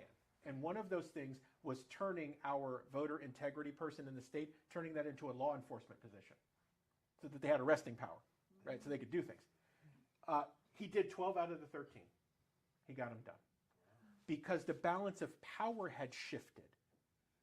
As the assemblies, we had actually aggregated all the other grassroots groups. So when we moved on something, everybody's group sent out a call to action. Everybody's group made the calls, sent the emails, goes to Tallahassee. They were just buses, right? They were just doing bus after bus after bus. They get everybody from the state strategically, wherever they could get to, and then they get them to Tallahassee. Yep. And they noticed that. So DeSantis notices it, and you know what happens when the governor notices. Maybe not your state, but whatever. Whoever's in charge. Then all the other legislators start to notice, like, what is that thing? And they start moving. Long answer to a short question, sir. But that's the way that you've got to do it, right? So understand who you're dealing with. Help them understand, kindly, please, respectfully, what issues matter to you and are going to matter to them, whether they want them to or not. And then aggregate your efforts to move in force. Because remember, the vanity and everything like that, the only thing that they will acknowledge and respond to is force. Can you imagine if we got all the churches to come together? Or I should say the churches that are not putting the LGBT flag up? Game over. This would be over tomorrow. Yeah, it would be. It'd be over tomorrow. Thank you for your question. Yes, sir, please. So how do we get the 1,000 people to make a phone call? Oh, my. Since I've worked on a lot of different things and have seen very little results. I think we need to go where they want to go, right? Not everybody wants to make a phone call.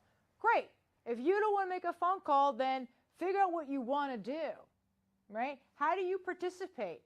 Are you a business that can do something? Or you're a person that knows somebody, you can make connections? Not everybody has to make phone calls, but everybody can do something, right? So let's figure out what you can do.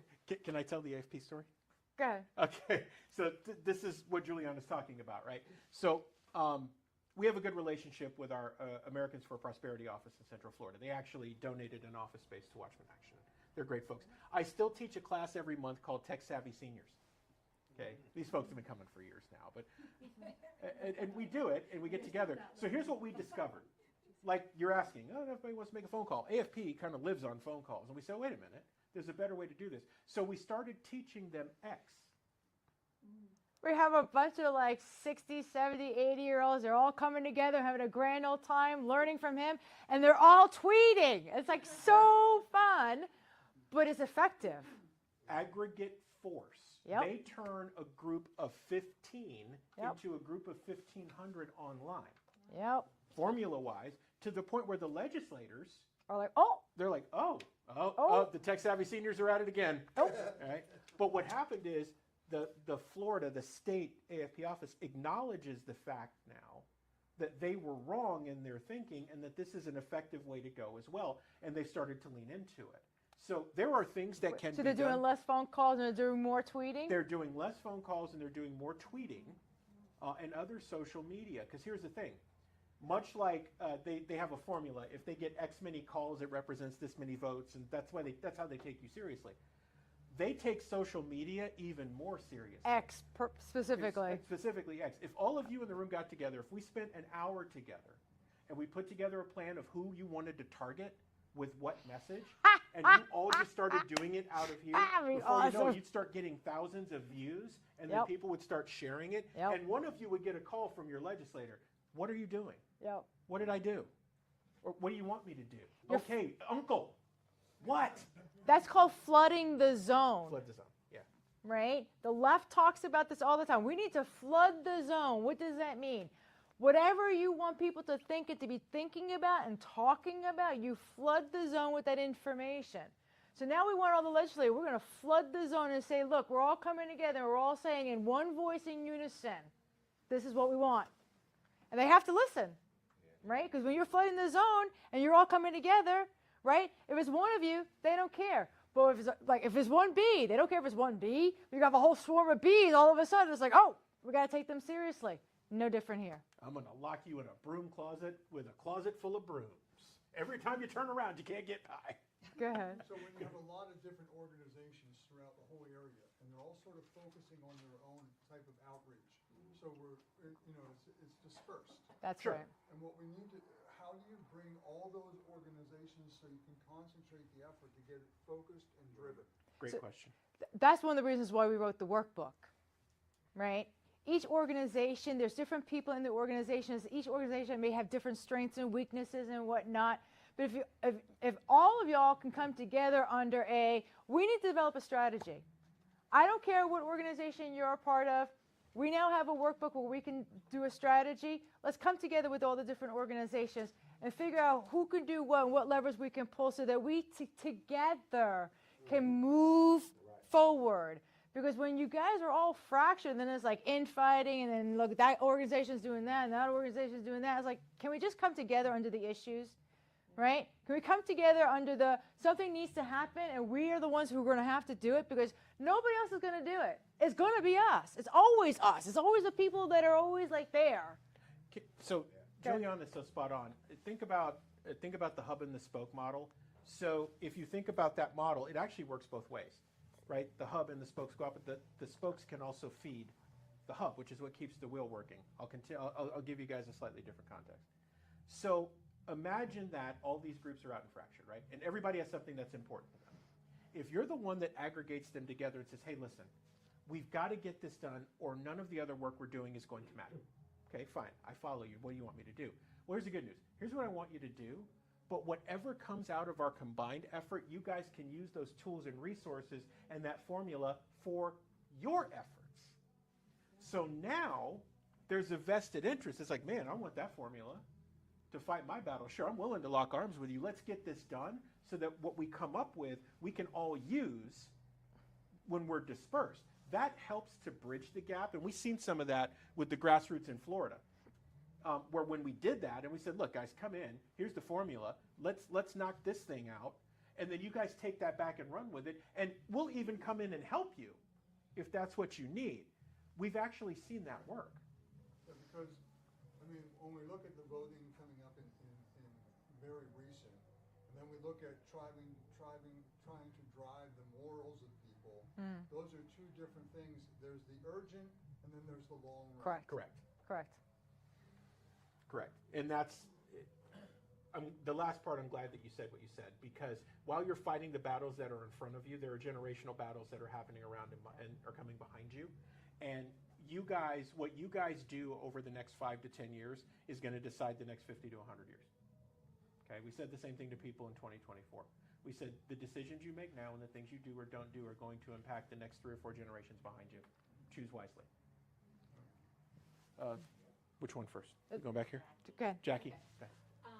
Could you speak more on the church? Because I feel like that's such a big group of people that could be impacted, but yet it's, they don't want confrontation because then there would be division, and it's just like we need to be talking and having the conversation. So if you could speak more on that, that'd be great. I'll start with okay. That was my question too. You mentioned landslide Linden. Yeah. The Linden amendment, what is the status of that? Johnson Amendment. Johnson Amendment, yeah. Let's do the first one, and then I'll come to that one. Well, okay, so first of all, there's no real division of church and state. The only reason why there was a division of church and state was to protect the church, not the state, right? Well, they don't want to be offended, you know, if they talk about it, they don't want to. Correct. Yeah, I don't know about y'all, but the Jesus I know was flipping tables, okay? We're supposed to do righteous judgment. And right now, because we were told to sit down and shut up, the rapture's going to happen, Jesus coming, and y'all don't have to do anything. That's why we're where we are right now. I mean, let's just be honest about what's going on with the church, right? And then the real church started seeing what the four walls was doing and the pastors that were acquiescing and allowing these things to happen. And now we, the real church, the ecclesia, is coming together and going, not on my watch. This ain't happening. Right? Because as a Gen Xer, right, I stand between the baby boomers and the young guys. And I'm like, the young guys, they're looking for the what's next for my country, right? We got to speak to them because they're actually really conservative. The media wants you to think the young generation are all with blue hairs and, you know, nose piercing. It's not true. It's not true. They are like our grandparents. They are very conservative. The girl...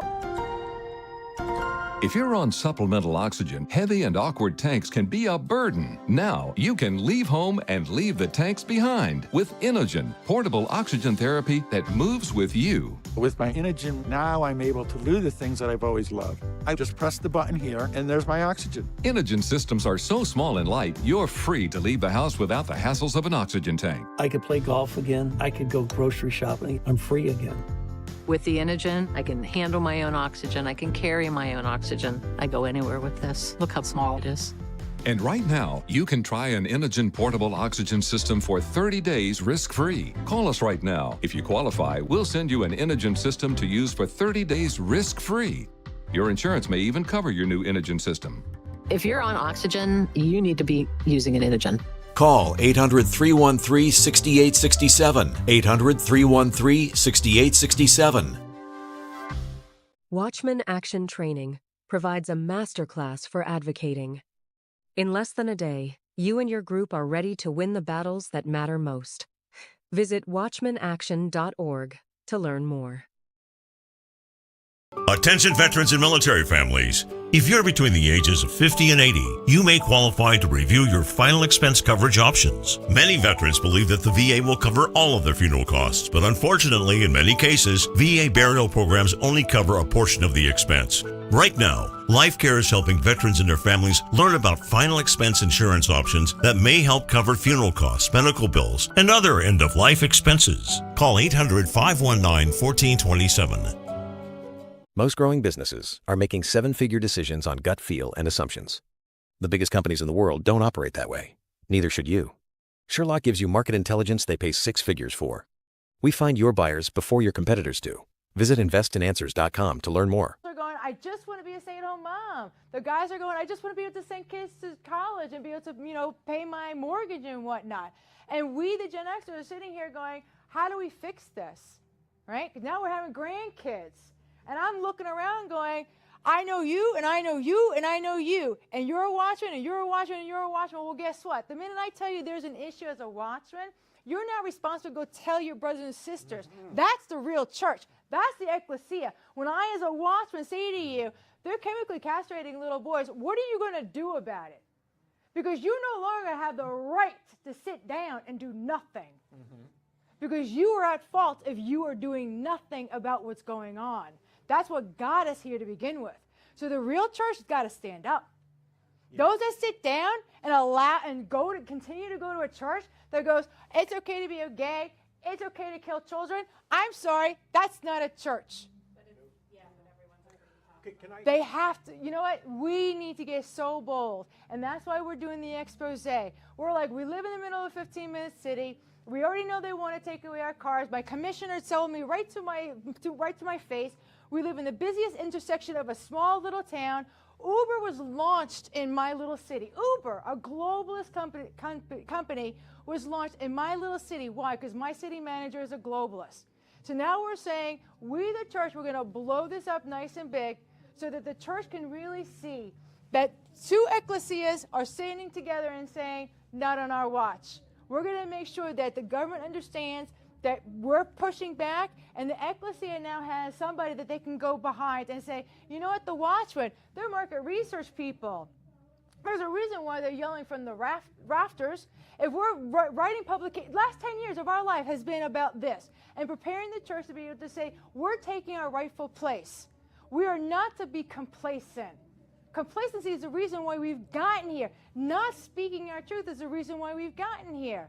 You can't call me that. You can't call somebody to the church if they're not really supporting what Father says. Oh, sorry. Yeah, and look, you can't sing louder. That didn't work before. It won't work now. And yeah, I'm going to lose half my congregation. Listen, you're going to lose half your congregation anyway. Yeah. You just need to decide which half. But we can promise you this.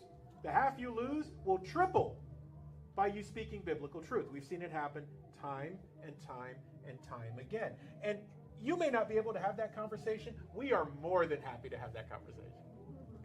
Well, right now we're at the point where people like all of us are looking at the church going, where are you?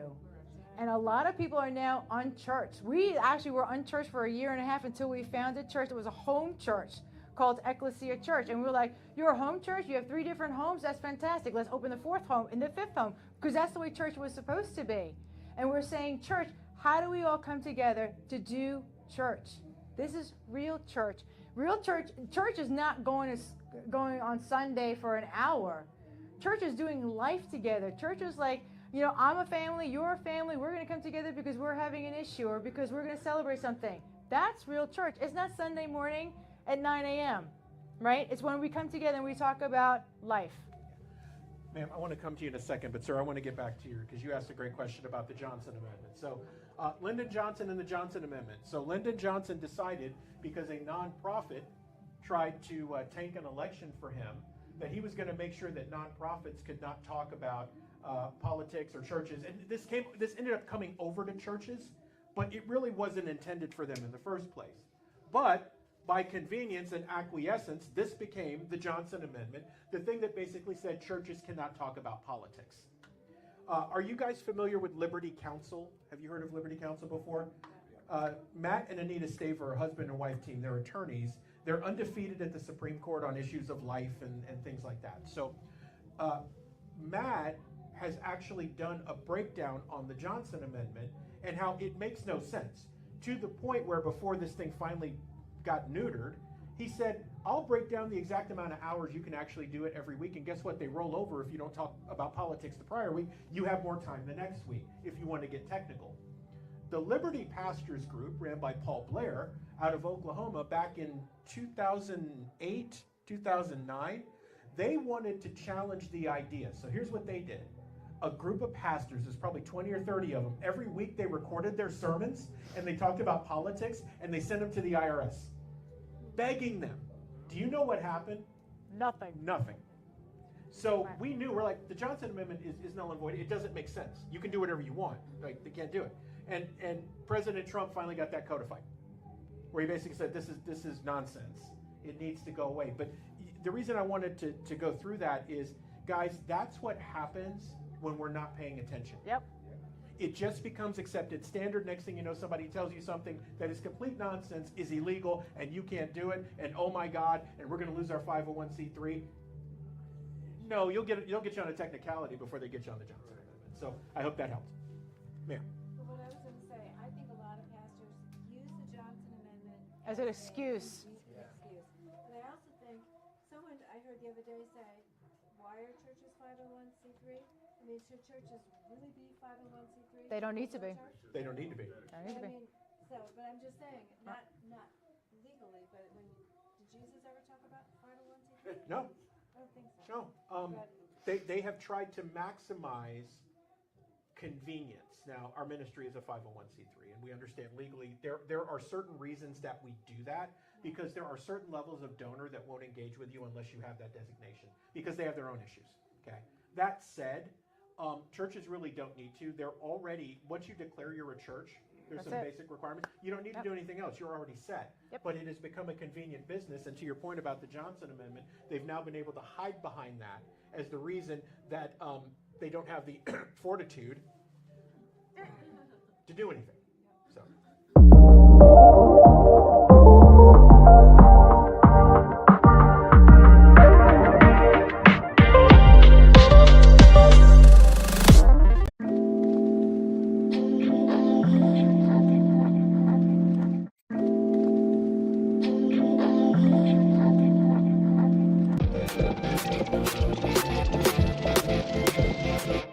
R.C. Williams, Watchmen Action. Yes. So I'm looking at the church community as you are and as everybody is. Charlie has a big eye on the church community as well, and seeing, for lack of a better term, untapped potential. Yeah. Right. To mobilize and to be active in the culture, in their community, in elections, which is obviously important. What do you see I don't want to say the church's role, because we obviously know the church's role is not to engage politically as a primary role, but it does have some sense of responsibility in that sense. What does that look like tangibly nowadays in kind of the church landscape? Great question, Joe Bob. And Charlie has tapped into something that I think is really important. He understands that the church's role in the culture is to set the tone. And for so many years, we've abdicated our role of leadership. Like 1 Samuel 5:8 is playing out right in front of us. God was king, and they said, no, we want a king like the human kings. And he's like, here's all the bad things that are going to happen to you when you do that. So the church has ceded its role in leading the culture, and people ask why the culture decays. It is because we have ceded our role. So the church needs to retake its rightful place, Joe Bob. And I'll be honest with you, church politics, like any other politics, can be messy. And there is a cultural shift happening demographically. And so young people now are really starting to ask tough questions of their elders. Why do we do these things or have these standards, but it seems like we're talking out of both sides of our mouth? One of the reasons that we created Watchmen Action is in our research. We own a research business, Sherloc. We were finding all these things, and we said there's a giant gap between great people and great tools when it comes to conservative Christians. How can we bridge that gap in a way so the church can retake its rightful place of shaping and leading the culture? You know what? I don't want to say Charlie and I would disagree on this necessarily, but maybe have different perspectives in coming at this. My wife and I go to a church where zero political things have ever been brought up. Now, the teaching is as based, as the kids would say, as humanly possible. They don't shy away from touchy issues. They go right head first, even into the cultural issues, gay marriage, trans, talk about all that. But there's no political angle to it, and we like it like that. Now, that's not the same with a lot of other churches, and I know churches that Charlie's spoken at that have openly said, we all support Donald Trump. 99.9% of our church does too, but it's never spoken. Right. What in your mind is the difference? What are some of the pros and cons of either or of those strategies? Joe Bob, I think what happens is that we get to a man or a movement, and this is nothing against President Trump or the MAGA movement, but when we put a man or a movement in front of God, we run into these challenges. You have to understand historically, and this is biblical, by Hey guys, you know Juliana and I and what we do, so let's be honest. The healthcare system has become a maze of red tape and sky-high costs. That's why we want you to check out Altrua Health Share. That's a community of people helping people. Now, Altrua isn't insurance. It's a faith-based health sharing community where members cover one another's medical needs, not corporate profits. Okay, important stuff. You'll get access to over 1 million providers nationwide, and you can save thousands of dollars a year based on what you're dealing with now. It's time to take control of your health care. So here's what we need you to do. We need you to go to altruahealth.org/Watchmen. That's altruahealth.org/Watchmen. And when you get there, use the promo code FREEDOM100 for an additional discount. Or you can give them a call and discuss the options. 512-717-4639. That's 512-717-4639. altruahealth.org/Watchmen. Make sure to tell them the Watchmen sent you. If you were exposed to asbestos, you may be entitled to financial compensation. Families often face losing their homes or life savings just to pay the bills. If you or a loved one worked in these industries and were diagnosed with mesothelioma, you may be entitled to compensation to protect your family. At Rights and Claims, we've helped families recover over $1 billion to cover medical costs, lost wages, and more. Let us help you secure their future with the compensation you deserve. Call now. 800-895-0489. The average cost of mesothelioma treatment can exceed $400,000. Families often face losing their homes or life savings just to pay the bills. If you or a loved one worked in these industries and were diagnosed with mesothelioma, you may be entitled to compensation to protect your family. At Rights and Claims, we've helped families recover over $1 billion to cover medical costs, lost wages, and more. Let us help you secure their future with the compensation you deserve. Call 800-895-0489. Watchmen Action Training provides a masterclass for advocating. God created government. When Moses was overwhelmed and didn't know what to do, what did God do? He sent Moses' father-in-law and said, break them into tens, fives, hundreds, right? And allow these people to govern to help you. God understands our need for structure. And by the way, he has held us, me, you, as leaders in the culture to a significantly higher standard. That's Ezekiel 33:2 played out. The discussion on Watchmen. What he's saying in that verse through Ezekiel is, you are a leader, therefore I hold you to a significantly higher standard. Joe Bob, people think of politics as a man or a movement instead of understanding that the role of governance, 4 levels of government: self-government, church government, or family government, church government, and then civil government's supposed to be about that big. When we cede our role and we say, look, nothing political happens here. It happens every day. Most pastors don't see it because they're not engaged with the church that they pastor. What happens when you're not is that triangle turns upside down, and then civil government rules top down, which is not a constitutional republic. I'm curious about your thoughts on this, because this is some of my, and this has been kind of an ongoing theme that we talk a lot about here, is the arts, right? I look at, I mean, you know, you look at the Bible as historical literature too, but in the sense there is, you know, it's written in a way to invoke emotion, right? And I'm a big proponent of the arts and using emotion to evoke change in a society. One of the things that I think we run into as conservatives, especially Christian conservatives, is it's difficult to show the messiness without blurring some more Christian moral standards in terms of what kind of art you're making. Where do you think there's some leeway of, you know, where, let me rephrase this. You can have a Christian message, but told in a way that I think the church may not condone. Is that something that can be accepted, do you think, widely? Does that make sense as a question? Oh, it totally makes sense, Joe Bob. And as you were saying it, the thing that popped into my head is that it's something that we do when we teach. We go all over the country, we speak and we teach. And one of the things we say in our introduction is, if you're feeling a bit uncomfortable, it is because you're sitting at tables that Jesus intended you to flip. We've painted Yeshua in such a way that he's this airy-fairy, everything's okay and everything. You do realize that he was hardcore. And I think we get so far away from that, Joe Bob, where people feel like it isn't okay to preach biblical truth. But what Jesus Christ did in the 3 years of his ministry is exactly that. He didn't hold back. And I think that we've gotten to a point where a lot of people cosplay Christianity. And I don't want to be offensive to anyone. I'm just going to tell the truth because that's what my father commands me to do. People are cosplaying Christianity today in such a way where they think it's a game. They come in, they want their TED Talk, they don't want it to go too long, they want their donuts and coffee, they want their fellowship, and then they want to go sin the other 6 days. Until we get serious about what Jesus intended us to do, because I'll tell you how I look at my life every day as a believer and a leader. I don't ask, what would Jesus do? My question to myself is, am I doing what he would expect me to do in bearing my cross and following him?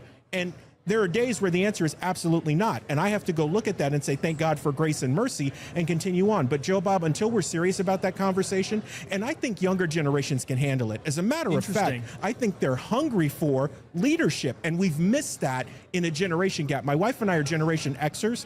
It's our responsibility to help the younger generation understand you're heard, you're appreciated, you're accepted. Here are all the hard truths that you're going to need to understand in order to influence the culture. And how do you do that? So I think the first thing is we have to listen more than we talk. You know the old adage, 2 ears, 1 mouth?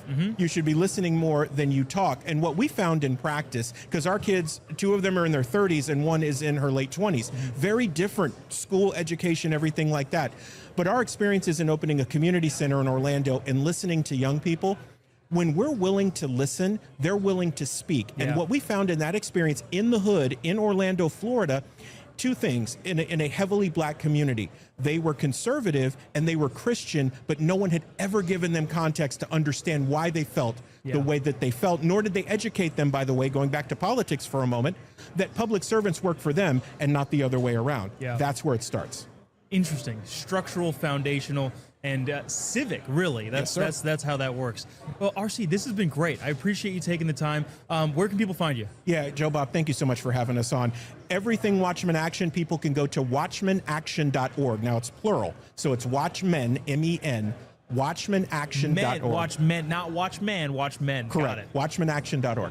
Awesome. Thank you so much. Really appreciate you taking the time. Thank you, my friend. Thank you. God bless you.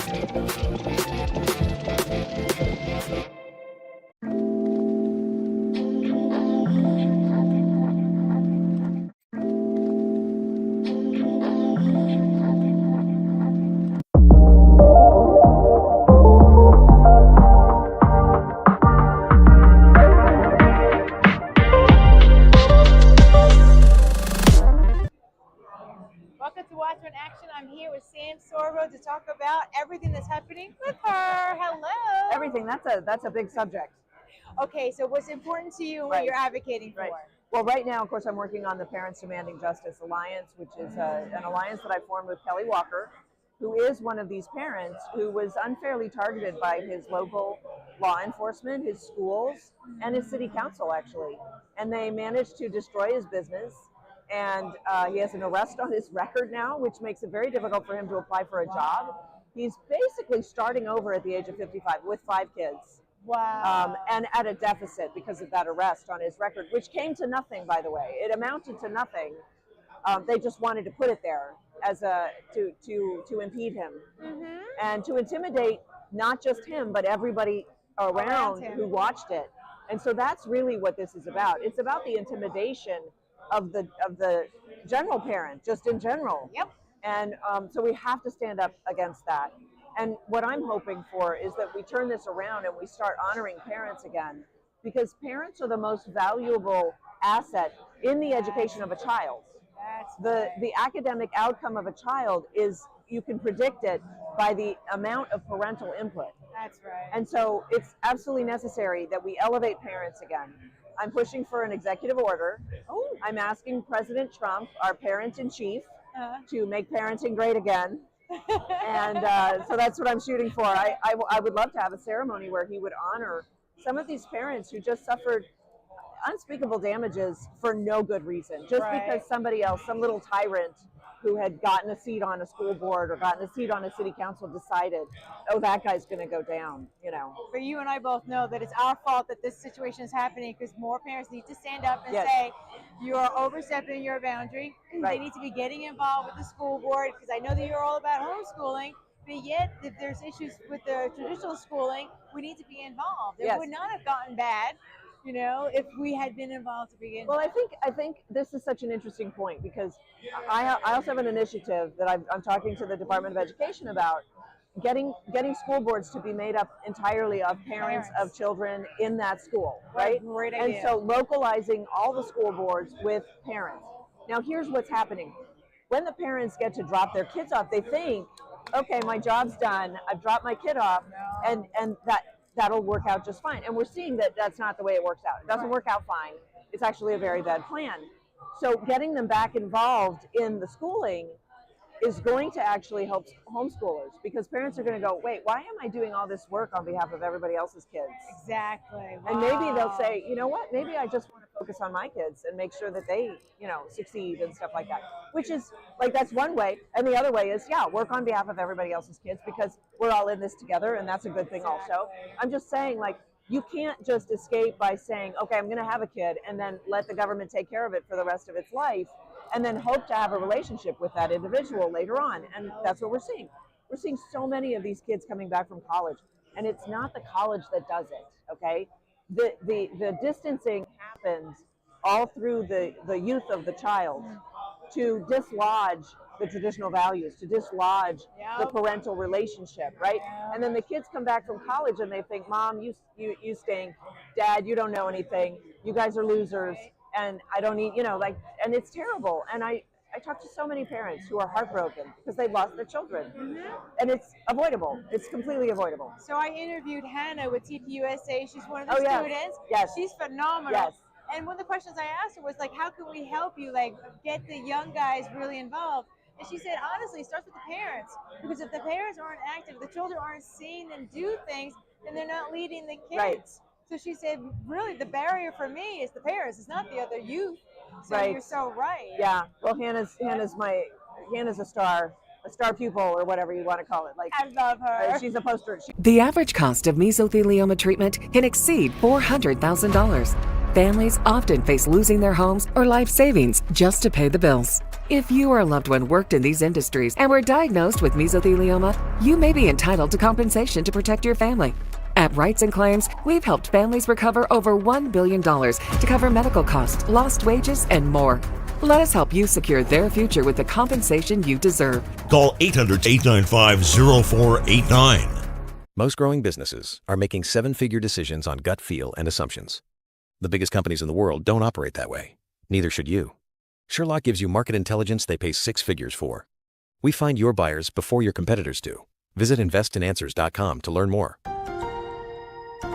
If you're on supplemental oxygen, heavy and awkward tanks can be a burden. Now you can leave home and leave the tanks behind with Inogen, portable oxygen therapy that moves with you. With my Inogen, now I'm able to do the things that I've always loved. I just press the button here, and there's my oxygen. Inogen systems are so small and light, you're free to leave the house without the hassles of an oxygen tank. I could play golf again. I could go grocery shopping. I'm free again.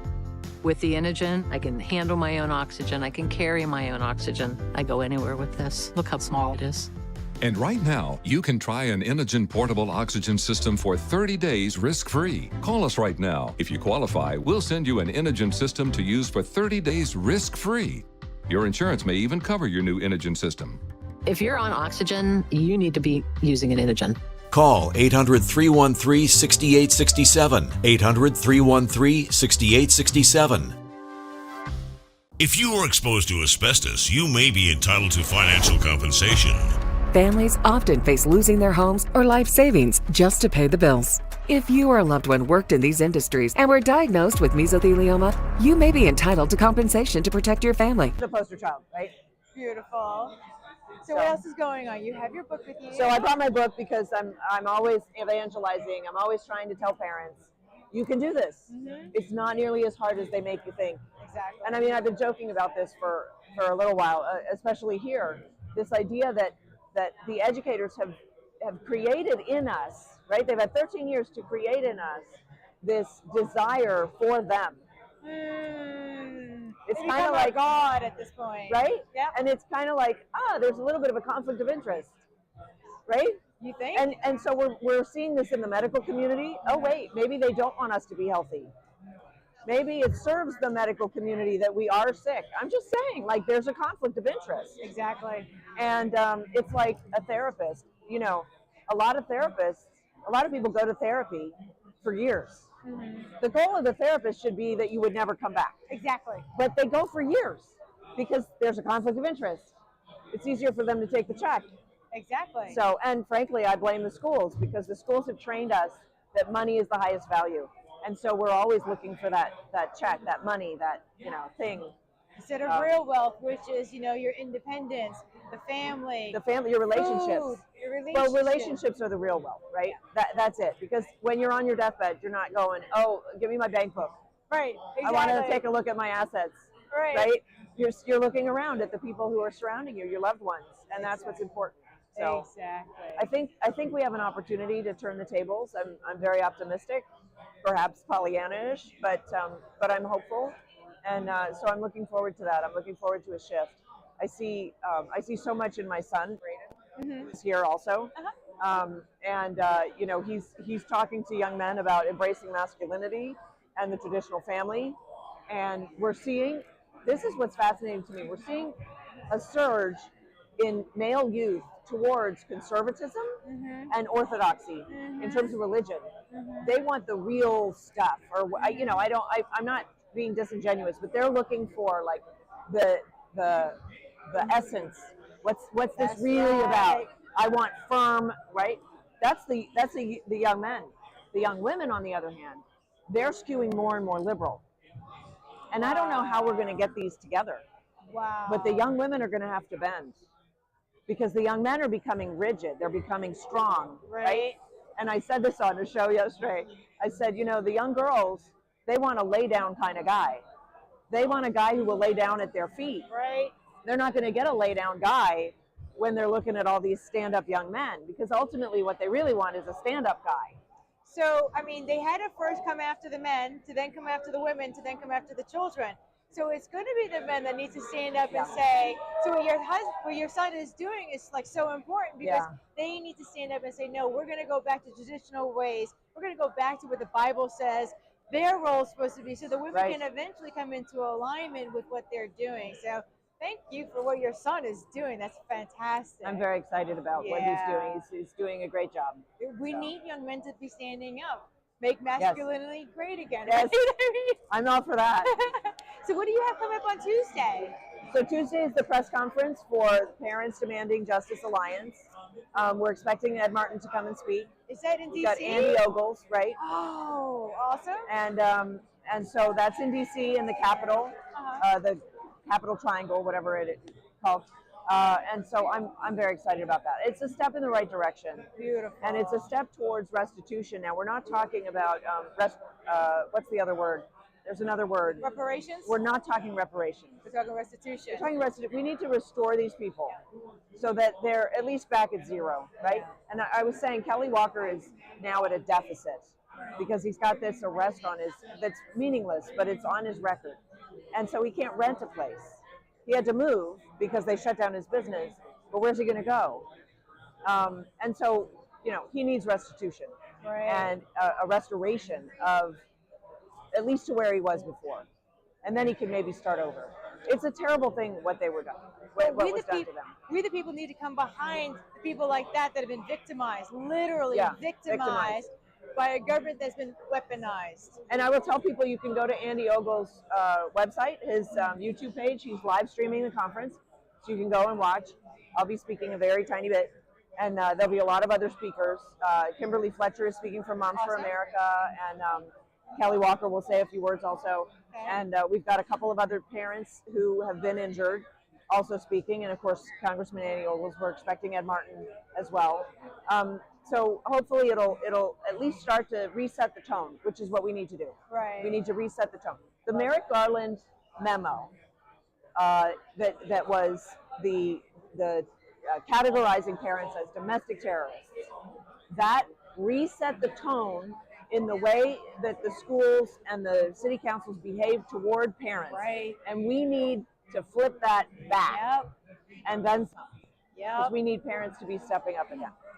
Absolutely. For the kids. We got to do it for the all kids. about the children, you know, because we have to defend them. Because at this point, when I have a hospital near my house that's chemically castrating little boys, I'm sorry. You know, there comes a point where the children of father need to stand up and say, you're not allowed to do that to the little ones. That's right. And you're doing that in the education world. I'm doing that generally speaking. Because we've got to stand up. I'm like, where's the women? Where did they go? How come they're not standing up the way that they need to be? Well, you know, we were intimidated by our government into cowardice, and we have to not do that anymore. Exactly. And that's why I want kids not to be in school, because it's in school that we are trained to be cowards. Yes. Do you remember years ago they had duck and cover?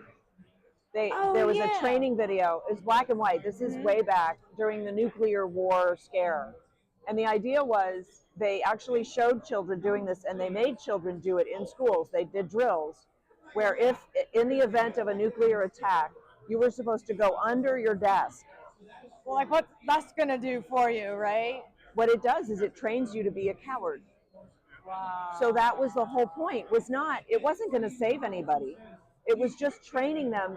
Remember, lie down and be a coward in the face of danger. And that was probably one of the biggest steps in the emasculation of our young men of that time, anyway. And it's just progressively gotten worse. So programming. So now we medically, how do I say this? Mentally castrate young men with the ADHD drugs you know, your son has ADD, so he's normal. That's what little boys have. Like, come on. And I'm not making light of it. There are severe cases. But little boys who can't sit still, I'm sorry, that's normal. Little boys shouldn't have to sit still. Exactly. Right? And so we need to rethink all of this. And so that's what I do with my book. I try to encourage parents to think about education differently and set their children free. Awesome. Sam, thank you so much for Thank you. joining us. This is Watchmen Action, and we will be right back.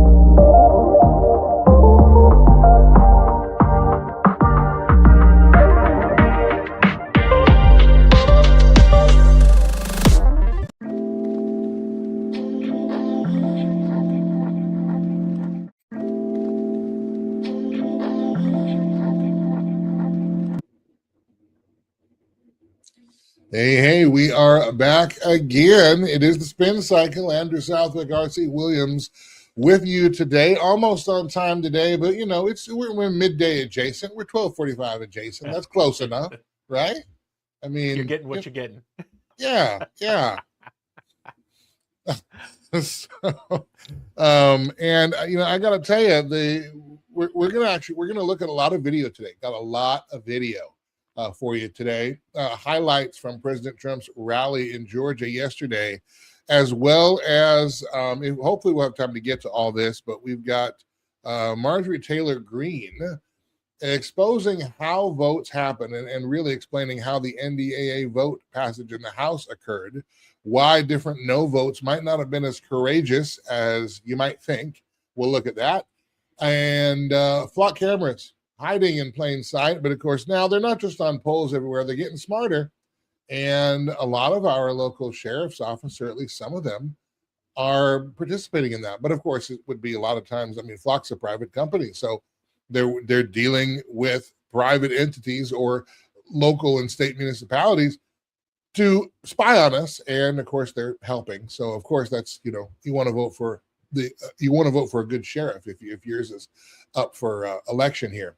But anyway, quite a bit. And if we have time, there is a series of charts that the Epoch Times just published showing the difference in economic strength, really, in America, going back as far as the 1700s. So if we have time, we'll try to get to all that. But first, RC, let's get right to it. How about this? Yes. Let me put this on the screen. Here is President Donald Trump. I'm going to make it bigger and louder. Here he is talking about the golden age. We're in a golden age. So, ladies and gentlemen of Georgia, the golden age of America is upon us. We are in the golden age. This is the greatest we'll ever be. And together, with your help and the patriots all across this magnificent land, we love our country. We will make America powerful again. We will make America wealthy again. We will make America healthy again. We will make America strong again. We will make America proud again. We will make America safe again. And we will make America great again. Thank you very much. Thank you, Georgia. All right, so that is Trump's, how he landed the plane in Georgia. Will make America great again. But he starts by saying, we're in the golden age and this is the best it'll ever be. Now, the first thing, if I'm writing a speech, I want to look at, does my speech agree with itself? It does not. You don't buy life insurance because you plan on dying. You buy life insurance because your loved ones plan on living. Life insurance can be a legacy and a wonderful gift to your family. When it comes to life insurance, there are lots of options. How and where do you start? With over 40 years in the business, SelectQuote will shop some of the nation's most highly rated providers, with many policies starting at less than $1 a day. A licensed insurance agent will work to find you the right protection at a price you can afford. SelectQuote is a one-stop shop for buying life insurance. It allows you to compare the prices of providers across your state. We're doing all of the work for you. We're streamlining the process for you as a true concierge service. With SelectQuote, you could save over 50% on life insurance that fits your needs, your budget, and your life. Get your free quote now from a licensed insurance agent.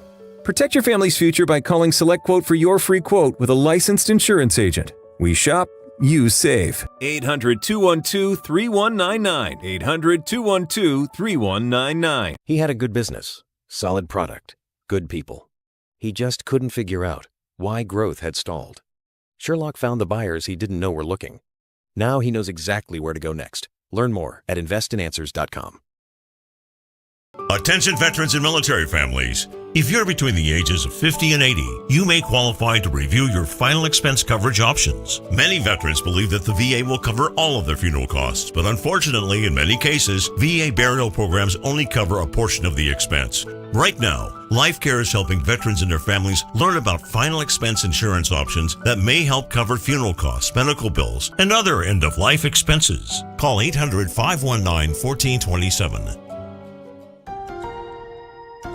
If you're on supplemental oxygen, heavy and awkward tanks can be a burden. Now you can leave home and leave the tanks behind with Inogen, portable oxygen therapy that moves with you. With my Inogen, now I'm able to do the things that I've agree that this is the best we'll ever be, and yet we still need to make America great again. I'm a little bit confused. And look, people will say, "Oh man, don't rag on Trump, don't rag on the Republicans." I'm not trying to. Okay, I'm as far right as you can get. Like if anarchy is over here, I want to be just to the left of, or I guess if you guys are watching, just to the left of anarchy.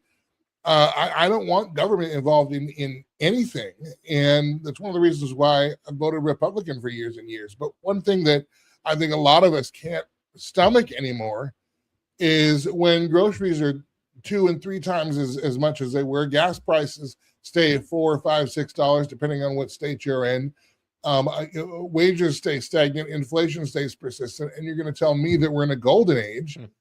I'm sorry, stop gaslighting me. Can we at least be honest?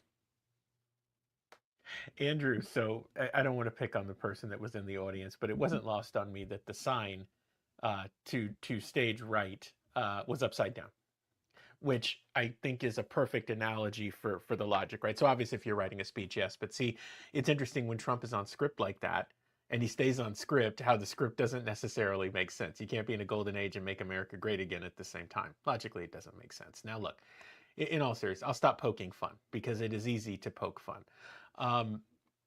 You know, in the first Trump term, Andrew, these rallies were to re-energize the president. And, you know, he feeds off of the audience, which I don't think there's anything particularly wrong with that. No, and he's very effective in doing that. Very, very much so. I think my bigger concern is a lot of what we covered yesterday. You know, economic reports that 105 million Americans aren't working does not feel like the golden age. You know, people trying to figure out, as a matter of fact, you know, listen, I'm a viewer of American Sunrise on Real America's Voice. I watch the show occasionally, and I caught it this morning. And Andrew, I'll tell you that the host sounded a lot like us. Venting their frustrations about, you know, filling up the gas tank, it costing $70, and how many people have to make that decision consciously, whether it's going to be gas or groceries. So, you know, I think we run into a place, obviously President Trump is going to campaign to try to get Republicans elected in the midterms.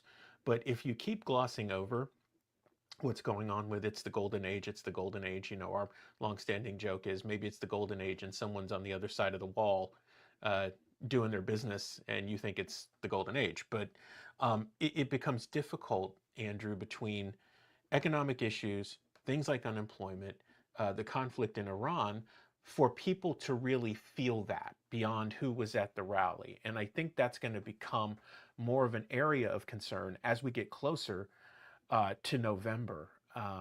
Yeah, I mean, that's... Well, and as we've talked about before, we've covered, you know, stories like the rise of communism in America, where we're electing out and out of that communists in different states and cities. And part of the reason for that is because the Republicans seem so tone deaf in their messaging, and they continue to find new ways to stab their own constituents in the back. They campaign on our issues, they suck up all the oxygen on our issues, and then go in and move forward the progressive issues. And we say, well, wait a minute, that's not what we voted for. And we're told, shut up, sit down, you know, short-term pain for long-term gain. Well, okay, fine. Explain what the gain is going to be, because then here's what's happening. The frustration with the Republican Party is not necessarily translating into enthusiasm for the Democrat Party. We covered that just a couple of days ago. Van Jones is just as worried about the communists overtaking Democrats as we are about communists overtaking America, probably for different reasons, but nonetheless. And what happens is then you have people saying, well, look, the Republicans don't do it, the Democrats won't do it. I guess I'm going to try over here. A YouGov poll just came out this week that has, well, clearly progressives, and it broke down 5 categories basically. Progressives are far left, Democrat, liberal, probably classic liberals, independents, and then conservatives and like far right conservatives, right? The only 2 demographics that saw communism as a dangerous threat were conservatives and far right conservatives. The top 3 didn't see it as a threat, a minor threat at best in that. You can check that out on YouGov.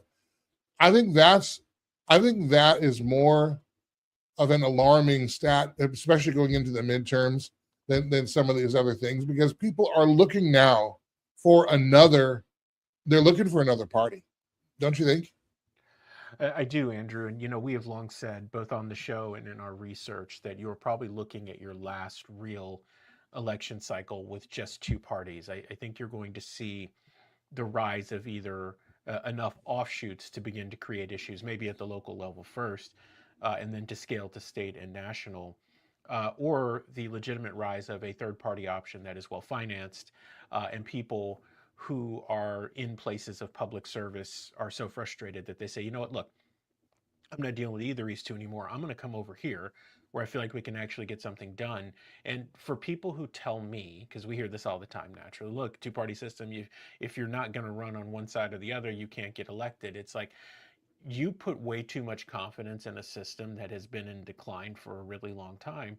And 2, I'll point you back to the Whig Party. Nobody thought the Whig Party would do anything either until they started winning local races, then state races, and then they spent time in the White House. So, don't. Well, even the Republican Party, like people look back at the Republican Party and say, Abraham Lincoln, obviously he was the first Republican president, but that party was not. Abraham Lincoln wasn't around when the party was established. That was correct. Really was a abolitionist, slavery abolitionist that founded the party to end slavery specifically. That was their primary goal. But it was people who said, no, these other parties aren't going to do it. And we had some good presidents in those parties, but we needed something new at that time. And now, of course, you get, whenever you talk about third party, you're poo-pooed. I think now, because especially the parties know that if that ever got traction, business as usual for them would be over. And I think that would be a welcome change for many Americans. You're right, Andrew. When people have nothing left to lose, they lose it, as the great Gerald Celente would say. And I think people are there, right? Again, going back to the morning show this morning, the frustration I heard from people who are informed and deal with the news every day was palatable to how I believe a large chunk of Americans, conservative included, by the way, are feeling right now, where they want some clear direction and not necessarily empty rhetoric or words or, hey, it's just okay, just, keep on chugging along. Like, we've been asked to take on short-term pain, as we understand it, for long-term gain. But we're neither seeing the short-term pain or the path to long-term gain as we sit today. And again, Andrew, I think the same thing with the issues with Iran. People's appetite for this stuff is limited because you become concerned when you can't pay your bills about doing that and managing your household. And you're less concerned about empty words and rhetoric, what's going on half a world away, or what someone's telling you, like things are okay, when you look out your window or you go sit in your car and you look at the gas gauge, they're not okay. He outmaneuvered. Oh, sorry. Let me, speaking of that, let me get a clip here of Glenn Beck. You can hear there that he outmaneuvered. Here's Glenn Beck. And this, you need to listen to this closely, because he's going to say this in a very polite way, that President Trump needs to wrap it up in Iran. And also he's going to say in a polite way that President Trump underestimated the actual motivation of the Iranian regime. And we can talk about that in a second. It's about a three-minute clip, a little bit longer than normal, but we're just going to let it play. This is from his Glenn Beck's new Torch network. Here's Glenn Beck breaking down the impasse we're at with Iran right now. Our best thinkers at the Pentagon. Our best thinkers at the Pentagon said this is the way we fight this. And when we do fight this, God forbid we ever have to fight it, oil will go to $150 to $350 a barrel. That collapses the economy. That's why all of these guys kick the can down the road, because there's no way out. And the Pentagon knew it. It's going to. So all the advisors said can't do it because it'll do this. Donald Trump says, well, that's not how I'm going to fight the war. I'm going to fight the war differently, and I'm going to keep the strait open. And they're like, Mr. President, you're not going to be able to. Well, really? Watch me. Because here's how we're going to do it. So they all get on board, and they're all like, okay. And he has kept the price between $110 and $70 a barrel. Today, I think it's an $83 or $88 a barrel, something like that, which is totally doable. We've had that kind of price before. At 120, it starts to get really dicey. I mean, it's expensive. But if you were exposed to asbestos, you may be entitled to financial compensation. Families often face losing their homes or life savings just to pay the bills. If you or a loved one worked in these industries and were diagnosed with mesothelioma, you may be entitled to compensation to protect your family. At Rights and Claims, we've helped families recover over $1 billion to cover medical costs, lost wages, and more. Let us help you secure their future with the compensation you deserve. Call now. 800-895-0489. The average cost of mesothelioma treatment can exceed $400,000. Families often face losing their homes or life savings just to pay the bills. If you or a loved one worked in these industries and were diagnosed with mesothelioma, you may be entitled to compensation to protect your family. At Rights and Claims, we've helped families recover over $1 billion to cover medical costs, lost wages, and more. Let us help you secure their future with the compensation you deserve. Call 800-895-0489. The IRS has collected over $1 billion in past due taxes this year, and they're aggressively targeting more taxpayers. Don't wait until the IRS comes knocking. Our team is here to help you resolve your tax debts before things escalate. Every tax situation is unique, and so is our approach. We fight to lower your tax debt to an amount that you can afford. United Tax Fix. Expert help, personalized service, and the peace of mind you deserve. Call 800-785-5592. The IRS has collected over $1 billion in past due taxes this year, and they're aggressively targeting more taxpayers. Don't wait until the IRS comes knocking. Our team is here to help you resolve your tax debts before things escalate. Every tax situation is unique, and so is our approach. We tailor solutions to fit your specific needs, giving you the personalized attention you deserve. The IRS has resumed collection enforcement. Don't wait until it's too late. Our team can... It's economy collapsing at 120 to 150 sustained. The economy collapses. So his advice, or his advisor said, don't go in because the economy collapsed because of the price of oil. He said, no, that's not a problem. Now, I believe that he thought this would end quicker. I think he really thought that there would be somebody that he could kill the top people at the very beginning, and the others would go like, I don't want to die, so I'm with them.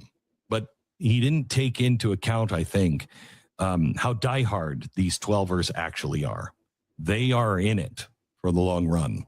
And so this has lasted longer than he thought it would. And because of that, we have had to open up our strategic oil reserves. China opened up their strategic oil reserves. Europe opened up their strategic oil reserves. Everybody now is out of oil in our strategic oil reserves. Out. That's meant for wartime. If we're at the beginning of the war, we're in deep, deep trouble, because there's no cushion now to bring the price from $150 down to $100 a barrel. There's no price. If somehow or another oil cannot come through that choke point to us, we can't run our ships and our airplanes. This is extraordinarily dangerous. And the president has told me, he was given information, he didn't tell me what it was, but he was given information that said, if I continue and I don't put a pause on this right now, we could have a global economic collapse. And his quote to me was, and I am not going to be Herbert Hoover. I am not going to put the world into an economic depression. Well, I hope that is correct. I hope that he is not going to put the world into an economic depression. But here's the thing. Did you notice what Glenn Beck said there that I think is accurate? And we have said on this program before that President Trump is looking at this like a deal maker, which is what he is. almost amoral. He clearly doesn't understand the theological underpinning that the Iranian regime is working from. And that's one of the reasons why I said I think he's underestimated that, because and notice that Glenn Beck called the Iranians 12ers. That's a reference to the fact that they're looking to bring about the 12th Imam. That's who they want to hasten his arrival on earth. And to do that, you got to wipe out the infidels. You got to wipe out the little Satan. You got to wipe out the great Satan. They and their own personal survival is not the thing they're protecting. It doesn't scare them that we killed off the top leader. They don't care. They'll line up to die again, or they'll line up to die themselves if it will bring about the 12th Imam. I think that's what we've underestimated here. And it's a slightly different underestimation than we had in Afghanistan. We didn't think but it was the same mistake. We'll come in and in 2 days, they'll see the shock and awe. They'll come out with their hands up and now we're stuck. I'd say it to you like this. I once tried to make a right turn in a 26-foot moving truck. So it's, that's actually about 32 feet or so altogether. I tried to make a tight right turn into a narrow driveway that had ditches on each side, right? And I thought I had it, and I can drive that large of a truck. I've done it many times all across the country. I've made some interesting turns in my day, and I thought I could make that one. Well, I ended up, that back wheel, sure enough, got stuck in that ditch, and now the truck is sitting like this, and the wheel is spinning because it's in the air. There's, it's not on the ground. Can't get out of it. And I think it's a similar thing. Overestimated our ability, underestimated the resolve of the opposition. And now the thing is, we've used our strategic reserves to keep the price of oil down. That's something Glenn Beck was talking about there. If this continues to go on, those barrels are going to go up. The Strait of Hormuz is a mess. Yes, it's open kind of. And that's one of the reasons why we're not seeing $120 for a barrel of oil right now. But if it continues, yeah, it's going to be a major problem. But I think that rear wheel, so to speak, is stuck in the ditch, and they're not really sure how to get out of it. That's my take. What do you think? So back to our ongoing Rocky analogy. Now Apollo Creed is in the 14th round with Rocky Balboa. He's beat up. He has no idea how any of this happened because he was faster and stronger and more nimble, but he thought it was a show, and Rocky thought it was a fight. And then here we are. Andrew, this is so frustrating. And I know I've brought this up before, but everyone please humor me for just a second, because context is important as to why we do the spin cycle, why we do Culture Crossroads, why we ask you to go back and watch. In March at CPAC, when I was on War Room with Steve Bannon, I said this exact thing when the question of Iran came up. It's not what he wanted me to say, which is why it was the fastest we got to go to break probably in the history of network television. The reality remains, if you underestimate an opponent and you don't knock a bum out in the first round, that bum will hurt you. I think it's telling that Glenn Beck would say what he said with his platform about the president in the way that he did.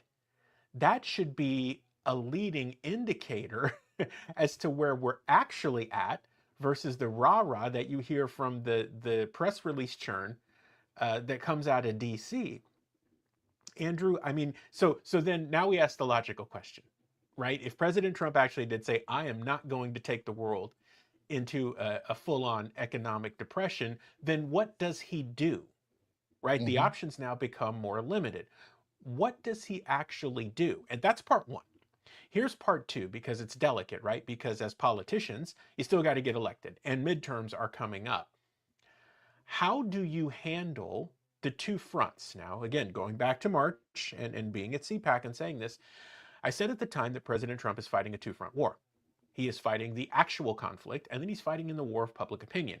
And so wherever you go, there you are. So now we're back at, how are you going to handle the court of public opinion in trying to get yourself out of this so it does not completely derail any plans that you have? I mean, those are my questions, Andrew, and those questions have been consistent for me and from you and Juliana really since the beginning of this thing. What are you going to do? Yeah, and again, that's why I say I think the wheel's in the ditch. I'm not sure they know, because it's an unenviable spot. To give President Trump every benefit of the doubt as to this spot, when you do this and you get stuck like this, it is, just human reaction, a deer in the headlight moment. Oh my gosh, how am I going to get out of this? This is worse than I thought. And I think that's one of the reasons why it's important to go through the congressional declaration process if you're going to go to war, because there are people, including, by the way, we on Culture Crossroads on the Sunday show, one of the concerns we had is we better not underestimate what this is going to take, and because it's going to take longer than we think if we do. And sure enough, here we are. But that would have come up, and we didn't do it in Afghanistan. We didn't do it in Vietnam. We didn't do it in Korea. We didn't do it in Desert Storm. That was the one outlier that we actually went in, did something, and got out of that. But you had Storm and Norman Schwarzkopf there, who I think knew exactly what to do in terms of that fighting general. But we haven't fought to win since World War II outside of Desert Storm, and we didn't count on that. All right, we got to leave that one there. Moving on. The NDAA was passed yesterday by the House. The NDAA included Section 219, which merges the tech and intel of America and Israel. Now, I'm on the record. I'm on the Culture Crossroads YouTube channel, Culture Crossroads 316, and on the Sunday show, that I think that's one of the most dangerous things we can do, because we become more dependent on a foreign entity. Not only that, but sharing that kind of information with the foreign nation, whether they're an ally or not. Well, certainly, hopefully we wouldn't be doing that with someone who's not an ally, but with an ally, there is, I don't understand. Sometimes you might share a little bit, but to permanently merge that and then really have the fruition, if you read the bill, it comes to fruition in 29. So the next president is going to inherit this framework that's already here. We become now dependent on Israel, and there will be some moves. Again, the more dependent we are on those not ourselves, the worse it gets. We're dependent on China for our pharmaceuticals. If they cut that off, we're screwed. All the places we're dependent on for our food and wheat, consider the Ukraine, for example, one of the world's largest suppliers of wheat. We get cut off. Our dependence on foreign oil is a big reason why Iran matters so much. And yet we won't drill here where we have it. And so now to say, well, let's be more dependent on a foreign nation. And also we have to then trust that their security. You don't buy life insurance because you plan on dying. You buy life insurance because your loved ones plan on living. Life insurance can be a legacy and a wonderful gift to your family. When it comes to life insurance, there are lots of options. How and where do you start? With over 40 years in the business, SelectQuote will shop some of the nation's most highly rated providers, with many policies starting at less than $1 a day. A licensed insurance agent will work to find you the right protection at a price you can afford. SelectQuote is a one-stop shop for buying life insurance. It allows you to compare the prices of providers across your state. We're doing all of the work for you. We're streamlining the process for you as a true concierge service. With SelectQuote, you could save over 50% on life insurance that fits your needs, your budget, and your life. Get your free quote now from a licensed insurance agent. Protect your family's future by calling SelectQuote for your free quote with a licensed insurance agent. We shop, you save. 800-212-3199. 800-212-3199. When you choose Patriot Mobile, you're not just picking a wireless provider. You're choosing a company that shares your values. It's easy to switch, and you can keep your number, your phone, and most importantly, your values. With Patriot Mobile, you get the power of nationwide coverage on all 3 major networks. That means wherever life takes you, we've got you covered on the same reliable networks you already know and trust. And when you need us, we're here for you right here at home. Our customer service is 100% US-based because we believe that support should come from people who understand you and your values. At Patriot Mobile, you're not just another call, you're a priority. In today's world, where you spend your money matters more than ever. Every dollar is a vote for the kind of future you want to build. Join the thousands of Americans making a difference with every call, every text, and every connection. Choose a company that shares your values. Choose Patriot Mobile.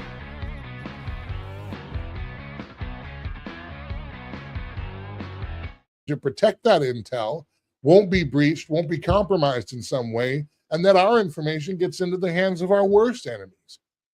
And what are we going to do about that? We have no idea. Clearly, we'll find out when that happens, because somehow, no matter how deadly or dangerous, these things always leak.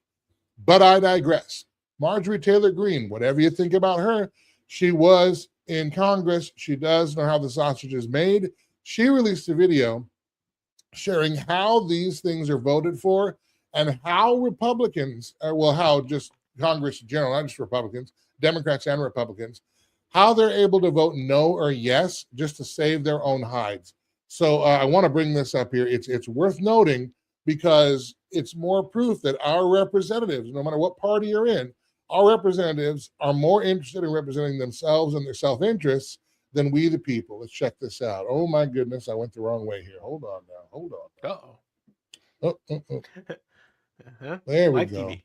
Hit play. Here we go.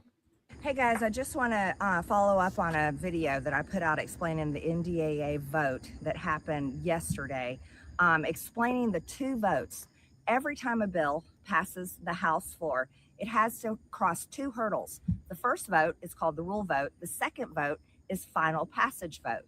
Now, that's super confusing and it's really stupid, but that's the way they do it. We had 7 total Republicans vote no on final passage to the NDAA because of Section 219 and other issues that they didn't like within the bill. We are thankful to them for voting no. However, that was a safe no vote, and let me explain that.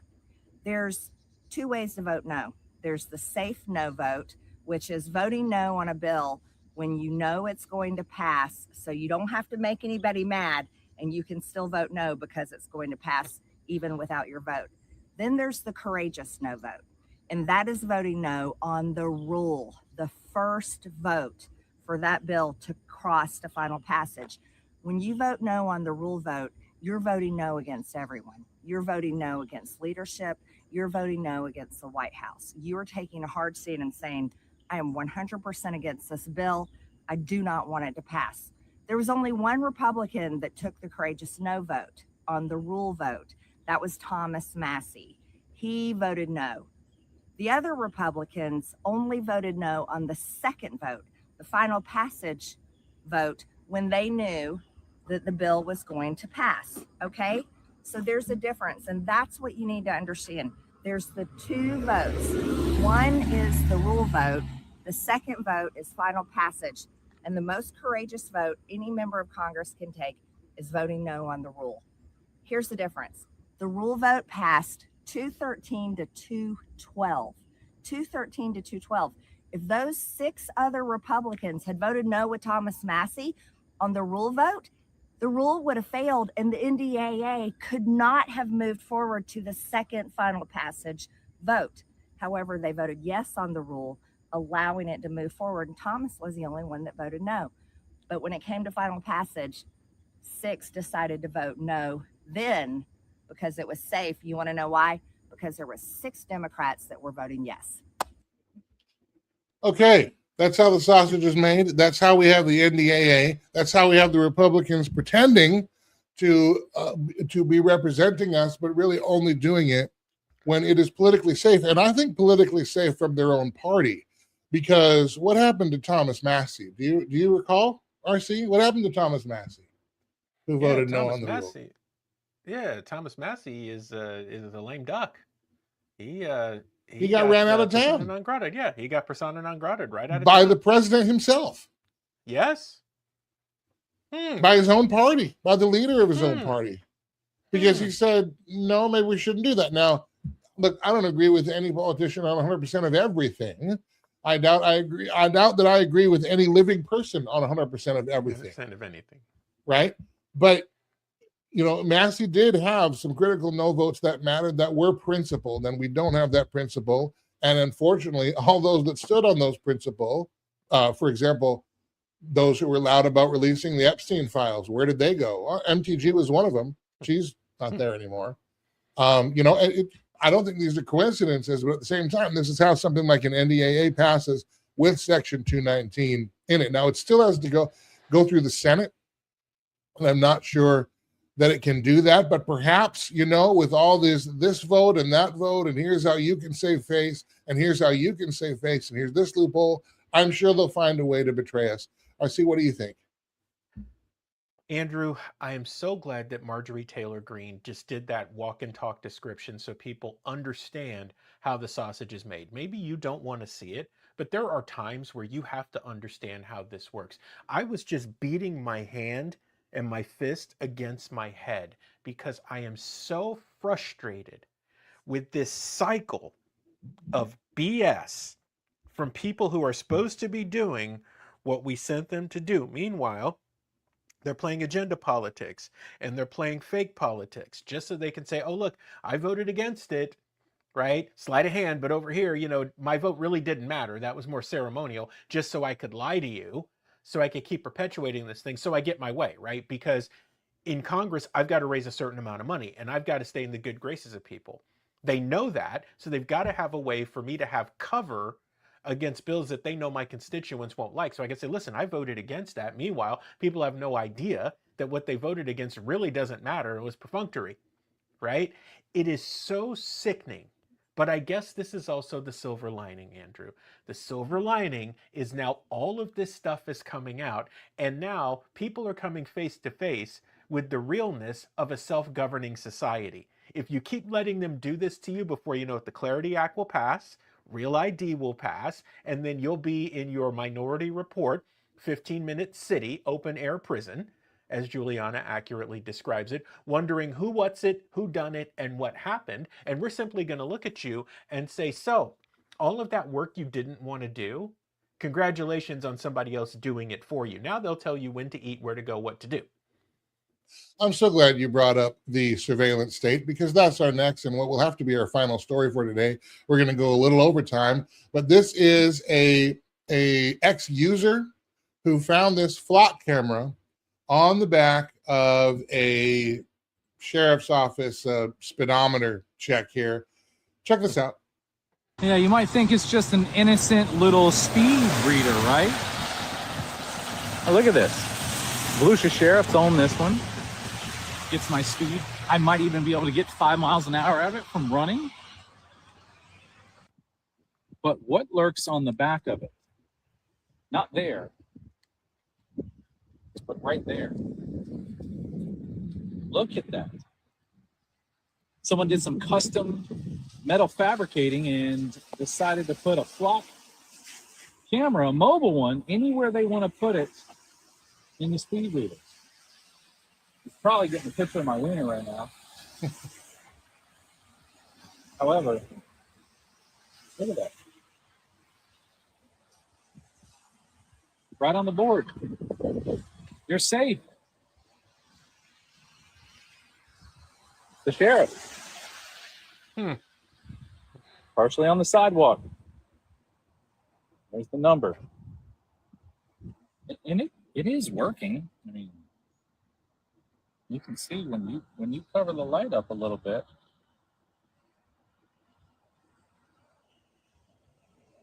This thing is working. That thing is working. Surveillance state is growing. If we're going to knock them down when they're on poles, they're going to put them behind sheriff-owned speedometers. RC, and this is what we're talking about. And one of the other frustrating things, again, and I say this, I voted Republican all of my life, and one of the frustrating things about the Republican Party, and we showed that graph yesterday, of the downward trajectory of the economy since 2000, when the Republicans took over after Clinton's time in office. And funny, it was Bill Clinton with a Republican Senate and a Republican House that had the last balanced budget. That was the last time that government actually shrank tangibly. And then Bush 43 comes in. He did inherit that cruising economy. But then you remember what happened at the end of Bush's term, when all of a sudden $700 billion TARP happened. And now government is just blowing spending. And the trajectory of the economy has gone like this steadily for 26 years. And by and large, it's been the Republicans bringing you this mess. It's been the Republicans bringing you a lot of the things that the progressives would want to do, but they know it wouldn't pass if they did it. So the Republicans are doing it. The Republicans are the ones. The average cost of mesothelioma treatment can exceed $400,000. Families often face losing their homes or life savings just to pay the bills. If you or a loved one worked in these industries and were diagnosed with mesothelioma, you may be entitled to compensation to protect your family. At Rights and Claims, we've helped families recover over $1 billion to cover medical costs, lost wages, and more. Let us help you secure their future with the compensation you deserve. Call 800-895-0489. Before you buy a stock, it helps to know what the legends would say. Investornator scores it against 8 legendary investor playbooks. One clear answer, backed by real data. Investornator.com. Most growing businesses are making 7-figure decisions on gut feel and assumptions. The biggest companies in the world don't operate that way. Neither should you. Sherloc gives you market intelligence they pay 6 figures for. We find your buyers before your competitors do. Visit investinanswers.com to learn more. Watchmen Action Training provides a masterclass for advocating. In less than a day, you and your group are ready to win the battles that matter most. Visit watchmenaction.org to learn more. The IRS has collected over $1 billion in past due taxes this year, and they're aggressively targeting more taxpayers. Don't wait until the IRS comes knocking. Our team is here to help you resolve your tax debts before things escalate. Every tax situation is unique, and so is our approach. We tailor solutions to fit your specific needs, giving you the personalized attention you deserve. The IRS has resumed collection enforcement. Don't wait until it's too late. Our team can help you resolve your tax issues before liens, levies, or passport restrictions kick in. Behind on filing taxes? We specialize in getting you back on track by filing past returns and negotiating with the IRS. Does the IRS claim that you owe money that you don't have? Is getting in bed with big tech right now. The Republicans are the ones started the wars around the world. The Republicans are the ones getting in bed with big pharma and posting pictures and with Trump in the office with the tech leaders and the pharma leaders bragging about these things. And it's maddening because we sent them to Washington to do the exact opposite, and yet now it's becoming so pervasive and it's happening so far under our noses that even if we take them down, we're in plain sight, they're finding ways to hide them and then use our own county protectors as subterfuge in order to make it happen. Andrew, hard to believe that those county protectors who are constitutionally elected to office fall in line with this. But then again, they get huge money offers for equipment and everything else from the Fed. So of course they're going to fall in line, because what's a little flock camera-ism between friends and colleagues, right? Sure, why not? You cannot hate this stuff and the people who are doing it to you enough. And you cannot, if you fall for tribalism, this is what it gets you. And I'd revert back, Andrew, you mentioned the early 2000s. Let's go back to what happened after 9/11. We got the Patriot Act. The precursor for all of this comes from the Patriot Act. And the question you have to ask yourself is, why does Congress keep funding the section? I think it's 702. Mm-hmm. FISA 702. Right. Why do they keep funding that? There's really no need to fund that anymore, because why would you want to spy warrantlessly on American citizens? Oh, that's right. You need to have that loophole open just in case you need justification to do something like push Agenda 2030. Friends, please understand that those who purport to be your friends, all those people ain't your friends. Your parents used to tell you that when you were a kid. Not everybody is your friend, even if they act like they are. You should watch really, really closely who says, I'm your friend. Now, we happen to live in a county where I think that this is actually the case. What I'm describing to you, I believe that's actually happening in the county that we live in, and we're being sold a bill of goods because somebody is looking for higher office. Now, you may be in a similar situation. Here's the advantage. If you talk about this and you're brave enough, like the guy who went and did that video, you can start to affect change, because once the roaches know they can't hide in the dark anymore, they start to scurry. But you got to keep the pressure on. Remember, Ben Franklin said, eternal vigilance is the key to it all. Well, and we have to understand too. First of all, we have to start being honest with ourselves. Republicans especially need to be honest about the state of the Republican Party and the policies that we are doing, well, domestically and in foreign policy, and that they're not conservative right now. They're not. And I don't say that because I've all of a sudden become a Democrat. Far be it. But if we're not honest with ourselves and we just keep putting on rose-colored glasses and vote R, vote R, vote R, we'll save the day. Vote for, we need the justices. I mean, come on. How about the justices that Trump appointed just take turns rotating on a carousel? Which one's going to screw us on the next ruling? So we have to, first of all, be honest about the state of our own party and the fact that they don't represent us and they're not conservative and they haven't been for some time. Now then we have to decide, okay, well, what do we want to do going forward about that? Well, one thing we have to realize, the surveillance state that's being installed is not just one that spies on your every move and tracks it and all that stuff. It does that. But it also sets up a justice system where you're guilty before proven innocent. You need to understand that whole thing's going upside down. And this is a tale as old as time. That's what happened to when Daniel, the reason Daniel in the Bible got thrown in the lion's den is some of the political leaders framed him. They made a law that made it a crime to pray unless you were praying to the king and praising the king. They knew Daniel was not going to do that. They knew Daniel would do it out in the open with his windows open in his house. And sure enough, they made him guilty. And that's what they're going to do with us. They're going to find ways. I mean, and if we allow this to continue to embed itself, by the time we realize it, we'll be fighting the lions with the bones of those they've already eaten. You know what I mean? And I don't mean to be grotesque. I don't mean to be hyperbolic in that. But that's the way this goes because unchecked power desires more unchecked power. And we are giving it to them. And it seems like we're just sleeping at the wheel to do it. We must wake up. If you don't stop them now, there will not be an opportunity to stop them. And if you don't care, if there's nothing else that you can bring yourself to care about, what you should care about is what you're going to leave behind for those who come after you. If you love your family, your kids, your parents, future generations you'll never meet, if you truly care about what happens to them, and you are a Bible-believing Christian, you already know what you have to do. I would strongly suggest you do it before we completely run out of time. I see real quick, I know we're way over time here on this episode. Watchmen Action, you have done some work to empower, and Empowered to Act. You got a book about that.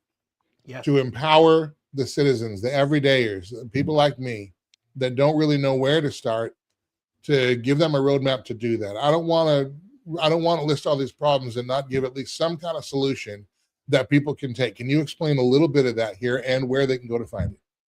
Yeah, absolutely, Andrew. So I'll do this now and then I'll do it again at the end. If you go to watchmenaction.org and you click on training, you can see our entire process and you can actually go through one of our classes. We have about a 2.5-hour video. In a day or less, we can have any person or group trained and ready to go for the issue, to advocate for the issue that matters to them most. So here's how it works. We break it into 3 categories. You got to be able to tell your story, right? Because you have to have a compelling story to win any battle. Then we help you to organize and mobilize your people. And then we give you all the tools and the tricks and the tips to measure your success. Because if you can't measure it, you can't manage it. So you got to be able to tell your story. You got to be able to organize and mobilize your people, and you got to be able to measure your success. We can get you ready to do all of that in 1 day or less. And you can get started at watchmenaction.org. Go check out the training for yourself. We can get you an instruction manual. If you want us to come and train, we're happy to do that. No, we lost him there for a little bit. RC will come back. Get in touch. So watchmenaction.org. We lost the last little bit of that, but that's okay. Watchmenaction.org. And Watchmen is plural. WATCHMEN. Watchmenaction.org. You can find Empowered to Act there. If you want to get in the fight, if you're awake now and you want to join us in this, I encourage you to take that step today. It's something positive. It's an action step you can do. We can get out from behind our keyboards and actually make a difference because we do need to stop this.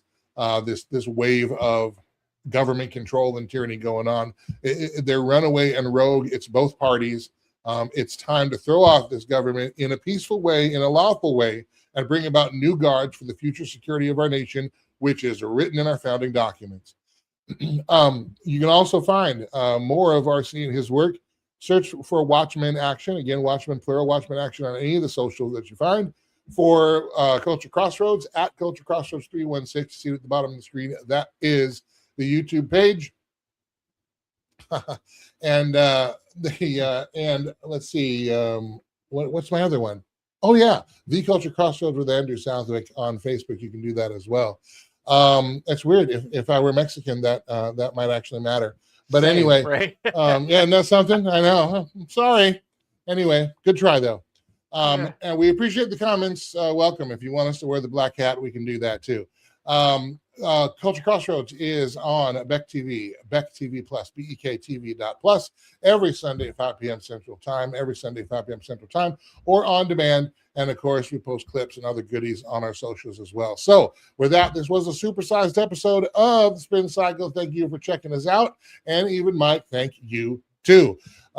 We will see you next time, which I guess next time will be tomorrow. I'm sure there'll be more to talk about. We'll see you then.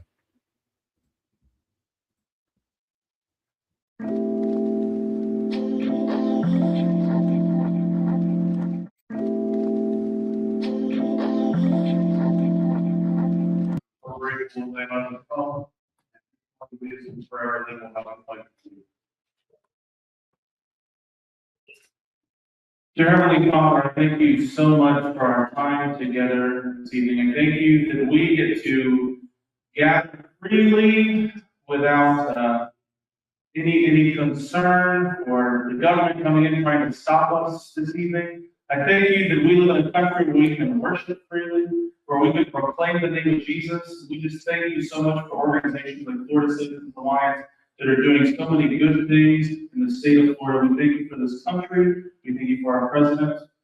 And God bless America. In Jesus' name, everybody said, amen.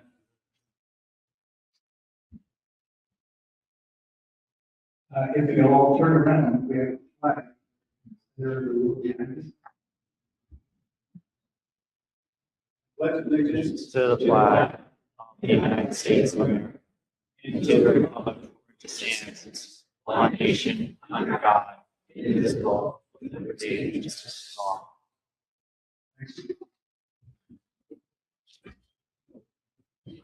Before we go any further, all of you got at least one card like this.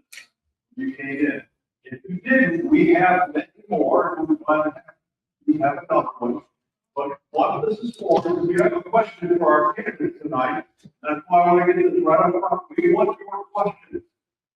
We have moderators who have questions. Some of us with lots of questions. We want yours. So if you have any questions already written on the card, we have people that are going to come and select them right now. We can begin that process and we can make sure we get as many of your questions as possible. Not required, we're going to have the opportunity. So on your mark and set, go. Give us your question. All right. Get off the question. For you to know that we sponsor these forums as a way to have civil conversations about the important issues of our time. There are ways people try to find out about it. We have discovered that this is one of the best. We just sit down, we give you a chance to ask questions, we give candidates plenty of time to explain their positions on things, and we call the forum. It's not a thing. All right? That's a little different. We just want to have a conversation, even on the high road. However, if the candidate happens to call the other candidate by name, we do give them a chance to respond. All right? But primarily, this is for your candidate to make their case and to answer your questions. Now, make sure you understand this is a nonpartisan affair. We have invited many candidates. You can see. Hey guys, you know Juliana and I and what we do, so let's be honest. The healthcare system has become a maze of red tape and sky-high costs. That's why we want you to check out Altrua Health Share. That's a community of people helping people. Now, Altrua isn't insurance. It's a faith-based health sharing community where members cover one another's medical needs, not corporate profits. Okay, important stuff. You'll get access to over 1 million providers nationwide, and you can save thousands of dollars a year based on what you're dealing with now. It's time to take control of your health care. So here's what we need you to do. We need you to go to altruahealth.org/Watchmen. That's altruahealth.org/Watchmen. And when you get there, use the promo code FREEDOM100 for an additional discount. Or you can give them a call and discuss the options. 512-717-4639. That's 512-717-4639. altruahealth.org/Watchmen. Make sure to tell them the Watchmen sent you. The IRS has collected over $1 billion in past due taxes this year, and they're aggressively targeting more taxpayers. Don't wait until the IRS comes knocking. Our team is here to help you resolve your tax debts before things escalate. Every tax situation is unique, and so is our approach. We tailor solutions to fit your specific needs, giving you the personalized attention you deserve.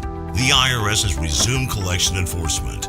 Don't wait until it's too late. Our team can help you resolve your tax issues before liens, levies, or passport restrictions kick in.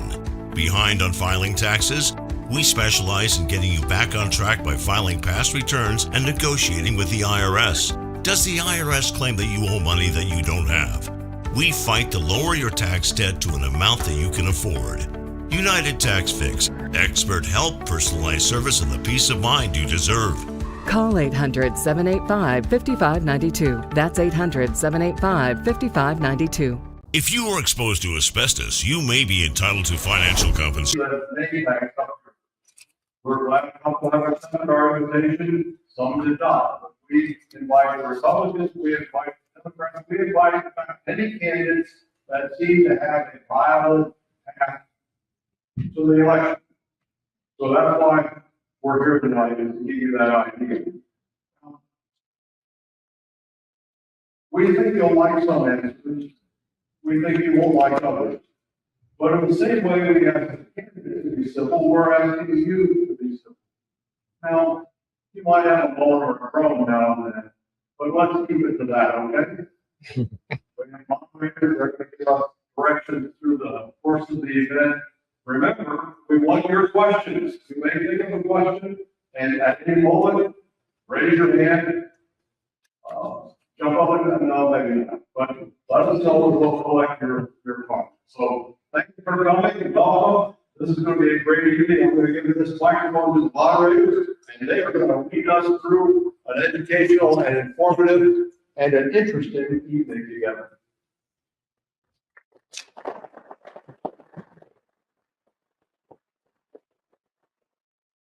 Thank you, Pastor Rick Stevens.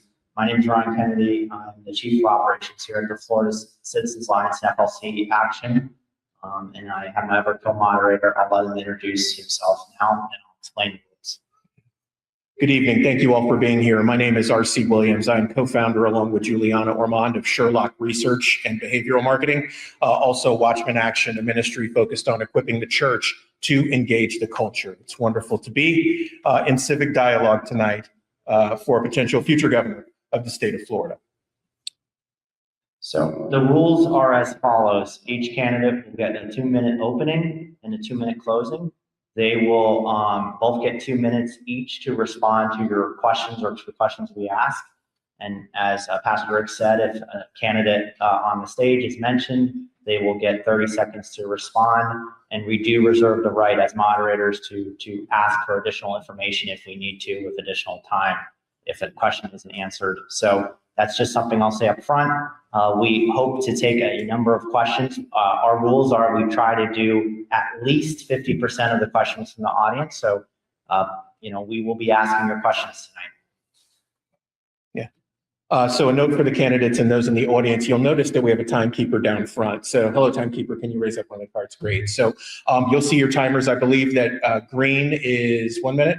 Is that correct? Green is, you still green have, is you're good. Yep. Yellow is 30 seconds, and red is you're done. We ask for you to respect those times. We will cut you off if you go over. Okay. So first, I'm going to go based on alphabetical order. So Mr. James Fishback, you have your chance to do your opening.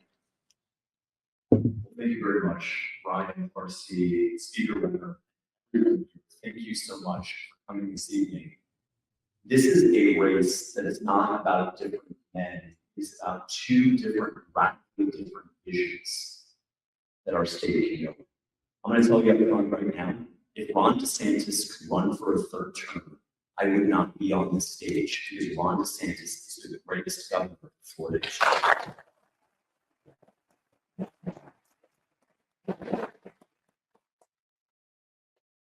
Maybe to speak for both Speaker Renner and I, when we say the next governor of this state must preserve the incredible conservative wins that Ron DeSantis, the First Lady, gives us. Yet to preserve those wins, and when we do that, we can then begin to build on that. What do we mean by build on those wins? Well, we actually mean quite the opposite. We mean stop the irresponsible, reckless building and development. Florida is full.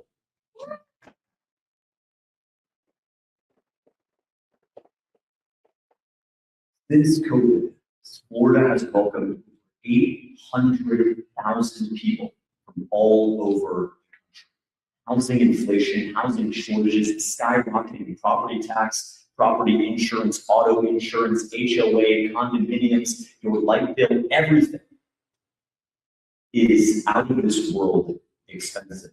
And the trajectory, it's not going to get any better. From AI data centers taking your water and your electric bill, to H-1Bs, cheap foreign labor from India and China taking your job, your kid's job, or your grandkid's job. The threats are real. It is now time for a leader to step up. A leader to step up in the same way that our founding fathers stepped up 250 years ago and said 3 words: enough is enough. I am running to be the next governor of Florida as a 4th-generation Floridian because I believe that Florida is our home. America is our birthright. And no one should ever be able to steal that from us. Thank you very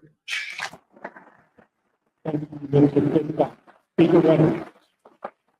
Thank you. I remember 2018 looking at the election results and not knowing on the stance, governor, and we were the And so why that matters is we have to have someone ready for leadership on day one.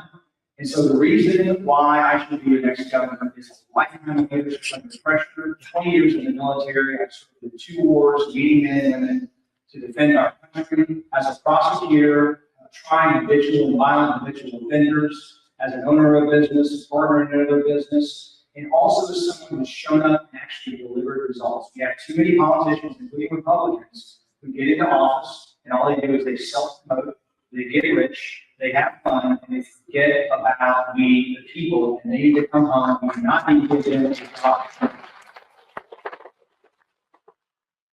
Additionally, someone who has a bold vision, because I have a vision to be prepared. We have plans online to eliminate homestead property taxes, to say a hard no to any AI data centers in the state. To push back against the red and green threat of China and Islam in our state, will not let it get foothold on the street. We have plans for health, freedom, and wellness, to stop sex trafficking. And finally, it comes down to who shows up to fight for that everyday race again. Whether that was pool races in 22 and 24, not the governor's job description, not mine, but I participated, contributed money to be raised into that and made sure that we got a wokeness out of our schools. We put common sense conservatives in charge of our school districts. And additionally, Amendment 3 and 4, out-of-state billionaires who want to jam their agenda into our state constitution, not going to happen by government. Again, not this governor's job description or mine, but I went out and traveled the state with this governor, wrote on it, raised and donated over $2 million, especially Amendment 4, to stop abortion being a destination state here in Florida, to stop recreational pot. You need somebody who's going to show up and beat them whenever they come back, because they are coming back. Thank you, guys. Thank you. So we're going to ask the first question, and since Mr. Fishback started his opening, I'm going to go to Speaker Paul Renner first. Same question to both of you, but would you support legislation like the AI bill writes in Florida if you're elected governor? And explain how, if you want changes to it, what you would like to do. Yes, Speaker Renner. Absolutely. It was shameful. So I left the Speaker of the House in the legislature in 2024. My successor has been a trainer, saying out loud in public. He shot down not only the rights, but also the great freedom bill that was in front of the legislature last week in special session. Did the same thing during the regular session. I like the bill of rights. Here's the difference, guys. This is why this is so important. If a parent faces a child who is depressed and suicidal, they would stop everything they're doing to make sure that never happens. That same child asks AI. AI will give you 10 ways to take your own life. That's why this issue is so critically important. And as Speaker of the House, I fought against online pornography, social media platforms. I understand the threat. I understand the big tech does not care about our children. I know how to bring the fight with them and beat them because I've already done that once before. To add you to your question, Ryan, is yes, I think the ability to go farther. I want to see an opt-in for parents, not an opt-out, an opt-in, and have to affirmatively decide if you want AI. I don't think AI should be involved in replacing our teachers or teaching our children in any way, shape, or form for the reasons I just mentioned. And also, I want to make sure that the data is anonymous. Social media steals, and without our knowledge and consent, our children's personal information. They cannot have that information. And that AI chat, again, I'm opposed to being in the first place, if it's going to happen, cannot come along with that child. AI can never be a substitute mom or dad, or God, or because it is soulless, it has no moral agency, it has no moral compass. So it's important that we protect ourselves from AI. And the fundamental thing is Most growing businesses are making seven-figure decisions on gut feel and assumptions. The biggest companies in the world don't operate that way. Neither should you. Sherlock gives you market intelligence they pay six figures for. We find your buyers before your competitors do. Visit investinanswers.com to learn more. He had a good business, solid product, good people. He just couldn't figure out why growth had stalled. Sherlock found the buyers he didn't know were looking. Now he knows exactly where to go next. Learn more at investinanswers.com. The IRS has collected over $1 billion in past due taxes this year, and they're aggressively targeting more taxpayers. Don't wait until the IRS comes knocking. Our team is here to help you resolve your tax debts before things escalate. Every tax situation is unique, and so is our approach. We tailor solutions to fit your specific needs, giving you the personalized attention you deserve. The IRS has resumed collection enforcement. Don't wait until it's too late. Our team can help you resolve your tax issues before liens, levies, or passport restrictions kick in. Behind on filing taxes? We specialize in getting you back on track by filing past returns and negotiating with the IRS. Does the IRS claim that you owe money that you don't have? We fight to lower your tax debt to an amount that you can afford. United Tax Fix. Expert help, personalized service, and the peace of mind you deserve. Call 800-785-5592. That's 800-785-5592. Hey guys, you know Juliana and I and what we do, so let's be honest. The healthcare system has become a maze of red tape and sky-high costs. That's why we want you to check out Altrua Health Share. That's a community of people helping people. Now, Altrua isn't insurance. It's a faith-based health sharing community where members cover one another's medical needs, not corporate profits. Okay, important stuff. You'll get access to over 1 million providers nationwide, and you can save thousands of dollars a year based on what you're dealing with now. Human beings have to be in control of the technology, not the technology in control of human beings, period. Thank you, Speaker Renner. Mr. Fishback. Well, thank you. We have to start with one universal truth, which is that parents raise their children, not the government, not teachers, not Drag Queen Story Hour, not ChatGPT. And so when we accept that, we have to, as I agree with Speaker Renner, there has to be an opt-in. If you're a 9 or 10-year-old and you want to join Claude, ChatGPT, or Grok, you have to get affirmative consent from your parents to be able to do that. Why is this such a big issue? Because as Speaker Renner touched on, there are already documented cases of young men and women developing relationships with their AI, relationships that say, I want to see you, kill yourself. Here's how you can do it. This is real, this is not hypothetical. And so the internet, we saw the double-edged sword. The same internet that gave us Google Maps, that gave us Wikipedia, also gave us child pornography. also gave us a place for people to buy and sell drugs called Silk Road.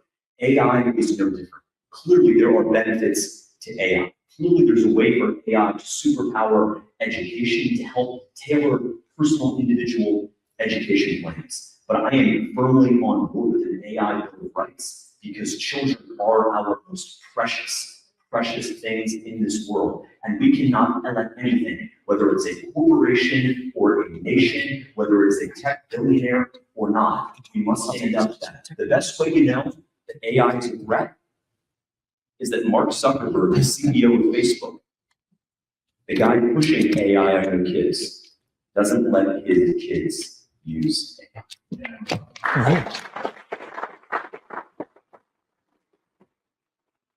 I'm going to get biblical for a second. Judge them by their fruits. That's what this is about. And when we look at those 10 commandments, and we say, honor thy mother and father, it is a mom and a dad in the flesh, not an AI chatbot telling your child how to live. We said hell no to the drag queen and story hour. We said hell no to the guidance counselor trying to transition your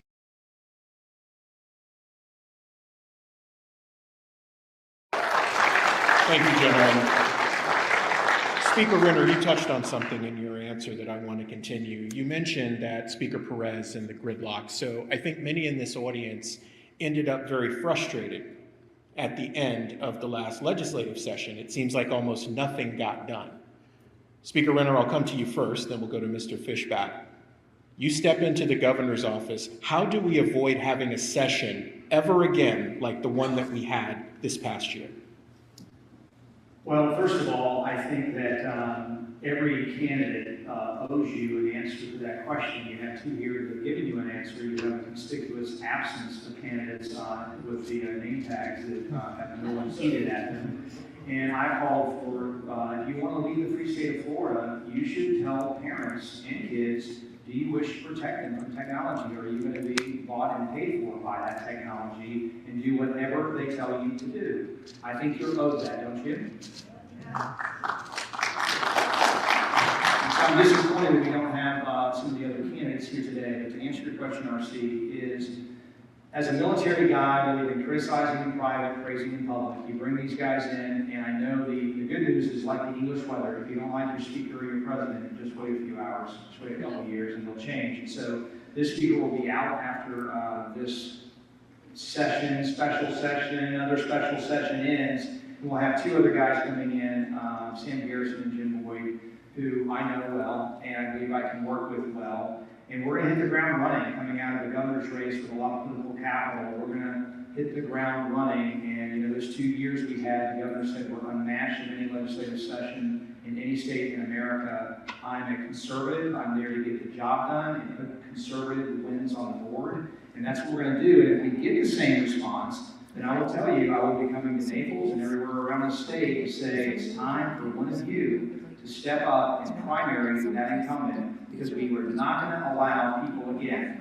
to get into office and all they think about is their next office. All they think about is self-promotion. All they think about is getting rich. All they think about is having fun, and they forget about the mission. You're there for a job. Do your job. And we see this year the difference that leadership makes when one speaker leaves and another speaker comes in. And so if it comes to that, I hope it doesn't come to that, I will first try to unite conservatives. We had a much more moderate member on the Senate side of things when I was speaker. You know her, she's from this area. And we had a decent relationship because I got a lot of conservative things done. So there's some things that she wanted done. We worked with the governor and it all worked because we should not squander a supermajority in the legislature. We should be leading the country. Thank you, Speaker Renner. Mr. Fishback, how do we stop the insanity that was the last session with gridlock? You step into the governor's office, how do we fix that? Well, you step in and you do what President Reagan did best. You actually lead, yes, with a little bit of humor, yes, uniting your own party, but you also have to be willing to reach out a hand. We say we have a supermajority in the Florida legislature. We're not seeing it if that's the kind of gridlock and infighting. We've got to get out of this mindset. We must disabuse ourselves of this notion that because someone says they're a Republican, they are our friend. Liz Cheney said she was a Republican and she backstabbed President Trump. So there are a lot of Republicans in Tallahassee who will say one thing to get elected, but do something entirely different. My job is to go in there as the Republican nominee, as the next governor, to build a coalition that works in common areas, but also calls people out. When there are egregious, hypocritical acts where Republicans said they were going to eliminate gun control, only to find out they won't do that when it comes to the floor of the legislature, they need to be called out mercilessly. And when they do come together, you have to praise them. On my way over here, I was in Boca last night and I stopped to visit the grave sites of my grandfather and my grandmother at Florida National Cemetery. And my grandmother always said, you've heard this, I'm sure, growing up, it's easier to attract bees with honey than with vinegar. Yes, I will call out mercilessly the backstabbing rhinos, but when Republicans and Democrats work together to deliver the common sense solutions that you send in Tallahassee to accomplish, I will praise them, even if they're not in my own party. Thank you, gentlemen. Mr. Fishback, I'm going to start with you first. These are from the audience. In the state of Florida, we have a great school choice program. In particular, we've had some questions here related to homeschooling, whether or not you support homeschooling in the state of Florida. And when it comes to the PEP program, scholarship program, how would you improve or change it?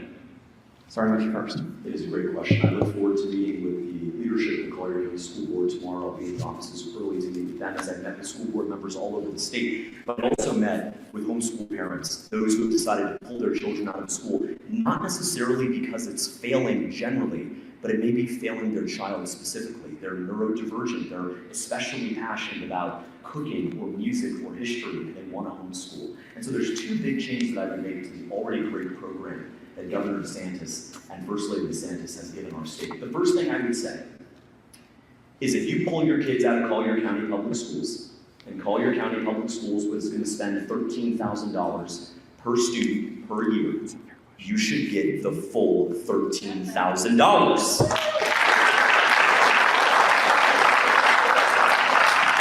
Every single penny. Look, I'm not a political guy. I don't have any political experience. I'm a business guy. If you were going to spend $13,000 over here and you don't use that service, you can come over here and get the full amount. That's how we deliver real equality of school choice. Number two is a real frustration I've heard from homeschool parents is the homeschool marketplace. You don't have laptops on there. You have delays. That's a real problem. So what I would do is I would broaden that marketplace. I would make it easier for parents to have access to the tools that they need to educate and to motivate their children at home. I completely, unequivocally support the homeschool movement. And that begins with recognizing that if you're going to spend money, if you're going to give a kid a laptop at Golden Gate or at Immokalee, you give that kid as a homeschool student the same money, the same resources. I'm a free market capitalist. The best kind of competition is when our public schools have to compete, our private schools have to compete. I would say Optima would have to compete, but it's closed, and our homeschool parents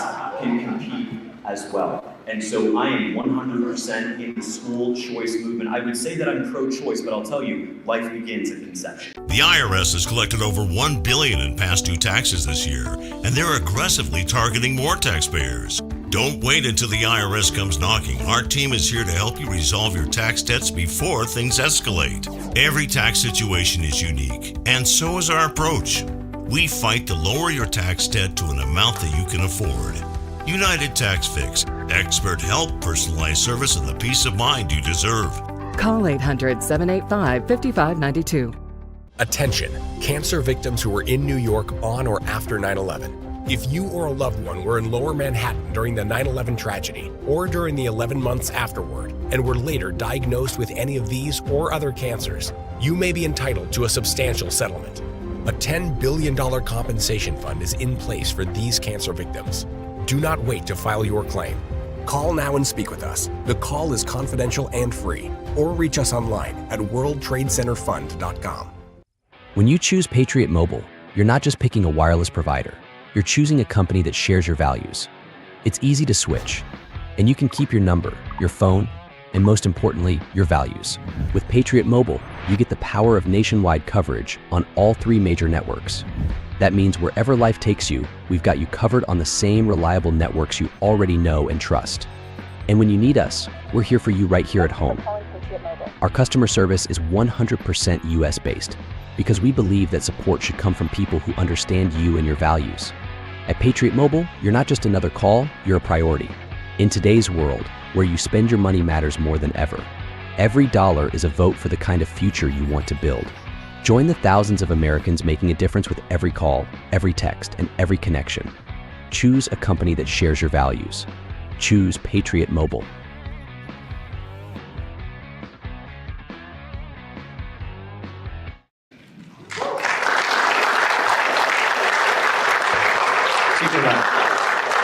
Well, thank you. One of the things you get to do as speaker when you leave the Florida House is set up certain priorities. And mine in the first year was HB1, which was the Universal School Choice Scholarship. So that started with yours truly, as did the PEP program. My question to my staff is, what about homeschool parents? Why can't we have something for them as well? And so the scholarship is basically the state portion of education funding. And what James described is that difference in some federal funding, local options, that our choice students do not receive. I do believe that the money should always follow the student. Just like I believe in healthcare, the money should follow the patient. It's basic 101. And every business has an entrance and an exit, except for education. With the monopoly, we set up a Hotel California where you can enter, but you can never leave. And so with school choice now, every school also has an exit. If you do a good job, people hit the entrance. If you do a bad job, people can and should hit the exits. And so that has made our public schools have to compete more and do a better job. And it's allowed for every parent to decide the best choice for their students on how they get their education. And it goes its own level. You can be a homeschool kid and go 1 day a week to a charter school or a traditional public school in physics if you want. That's the beauty of school choice. It was my #1 priority in year 1, HB1, as Speaker of the House, and we are not only going to protect it, but continue to expand it. And it is making our education better. It's making all levels better, and we're going to continue down that path. Thank you, Speaker Renner. Thank you, gentlemen. We're getting great questions from the audience. If you have them, make sure you have a piece of paper and let's get those in. Some great questions here tonight. So one from the audience from both of you. Mr. Fishback, I'll come to you first. If data centers are allowed in Florida, do you pledge to require them to produce their own electric power and water and not use the Floridians' resources? Mr. Fishback, you first, please. Thank you. I'm a business guy, so everything I look at is through the lens of risk and reward. I'd be lying to you if I said there were not a reward to an AI data center. The #1 reward is you'll be able to generate that photo of Donald Trump in a bikini 5 seconds quicker. The risks to AI data centers are bigger than whether or not they generate their own electricity. The 500 acres that in Fort Meade in southern Polk County is now going to an AI data center, that can't be used for citrus, it can't be used for cattle, it can't be used to build a rural hospital to serve the 5,000 residents. And so I am a heck no on AI data centers across the board. I don't care if they have a nuclear power plant. I don't care. Now let's talk about how we accomplish that, and first why we should. An AI data center can use upwards of 500,000 gallons of water. Not every month, not every week, every single day. Speaker Renner knows this. We are living through the worst drought here in Florida in 26 years. Now is the worst time to be talking about these new sucking AI data centers. Your electric bills, those are going to go up more. Simple supply and demand. When more electricity demand comes onto the grid, we pay for it as a result. I say no to welfare queens who want lobster and steak on their food stamps, and I say no to Elon Musk and Mark Zuckerberg trying to have us pay for their electric bills.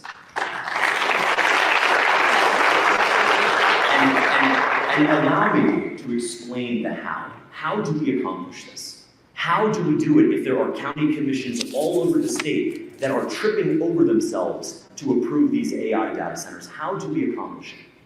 We have to do what's called a state preemption. We have to preempt all of the authority for AI data centers away from greedy county commissions who will do anything for a quick buck and a Rolex bring it to Tallahassee, and put in place an indefinite moratorium on AI data centers in every single Florida county. Thank you, Mr. Fishback. Speaker Renner, what do you think? I'm a hard no on AI data centers, and it will absolutely raise your electric bills. And as was just discussed, we had a historic drought, and they're going to come in and put a big pipe in the ground and suck out our aquifer. I don't think so. And so one of the candidates in this race, however, has said that Florida should lead in the construction of AI data centers. And I'm sorry that he's not here to get his 30 seconds, but he's also said that we have enough pristine land to use. Personally, I think that pristine land should stay in pristine use. How about that? When I was leading the legislature, we championed the Florida Wildlife Corridor, Everglades restoration, Springs restoration. I'm running a Florida First campaign, and that means all I care about is the people who have made their living and made their home here.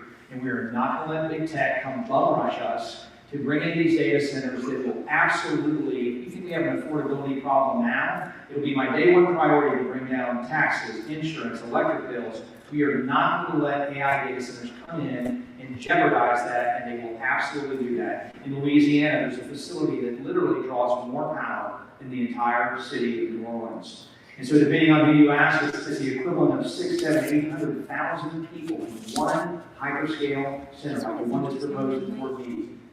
I will just say this, under my watch, Florida is not for sale. There's a big choice in this election. It's not from anybody on this stage.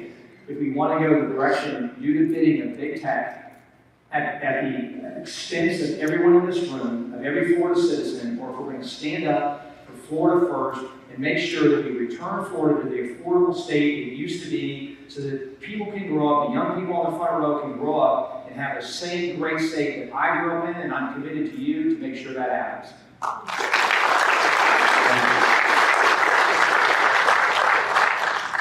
So, there were a few things brought up there, and I want to start with this. Many families and individuals are concerned about affordability and high costs in Florida. What will you as governor do to help these families? Mr. Paul Renner, Speaker Renner, you're first. On affordability generally? Affordability generally, yes. Sure. So again, you need a vision, and every candidate owes you something in writing. So we put out our property tax proposal, which will eliminate homestead property taxes. We also eliminate taxes for small mom and pop businesses. We give some help to renters.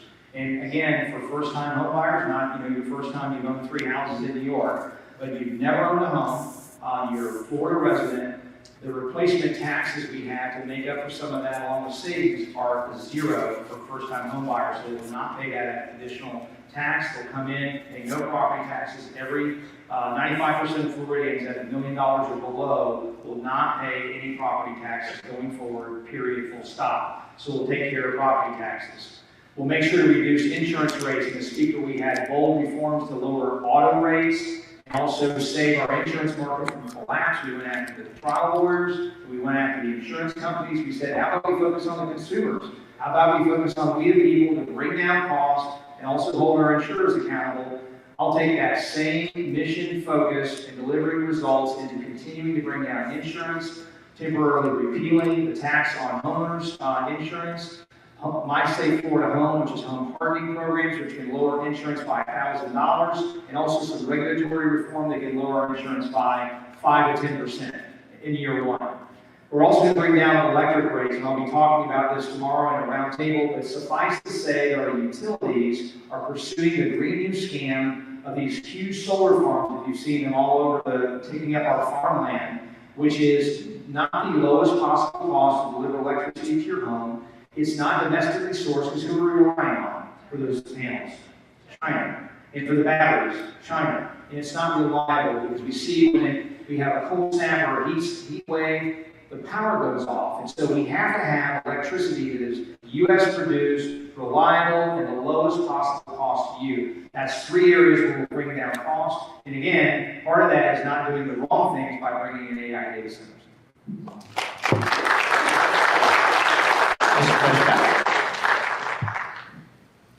When we think about affordability, we should have a 3-part test. how does life feel affordable? We're not asking about the vibe, we're not asking about your personal feelings. We want to make a three-part objective test. Here we go. The first is, how many 30-year-olds are married and own their home? My dad was growing up in the 1960s in Fort Lauderdale. Half of 30-year-olds were married and owned their home. Today, that's less than 15%. That is a crisis. We have to make it easier for our young men and women to find God, to get married, and to have kids.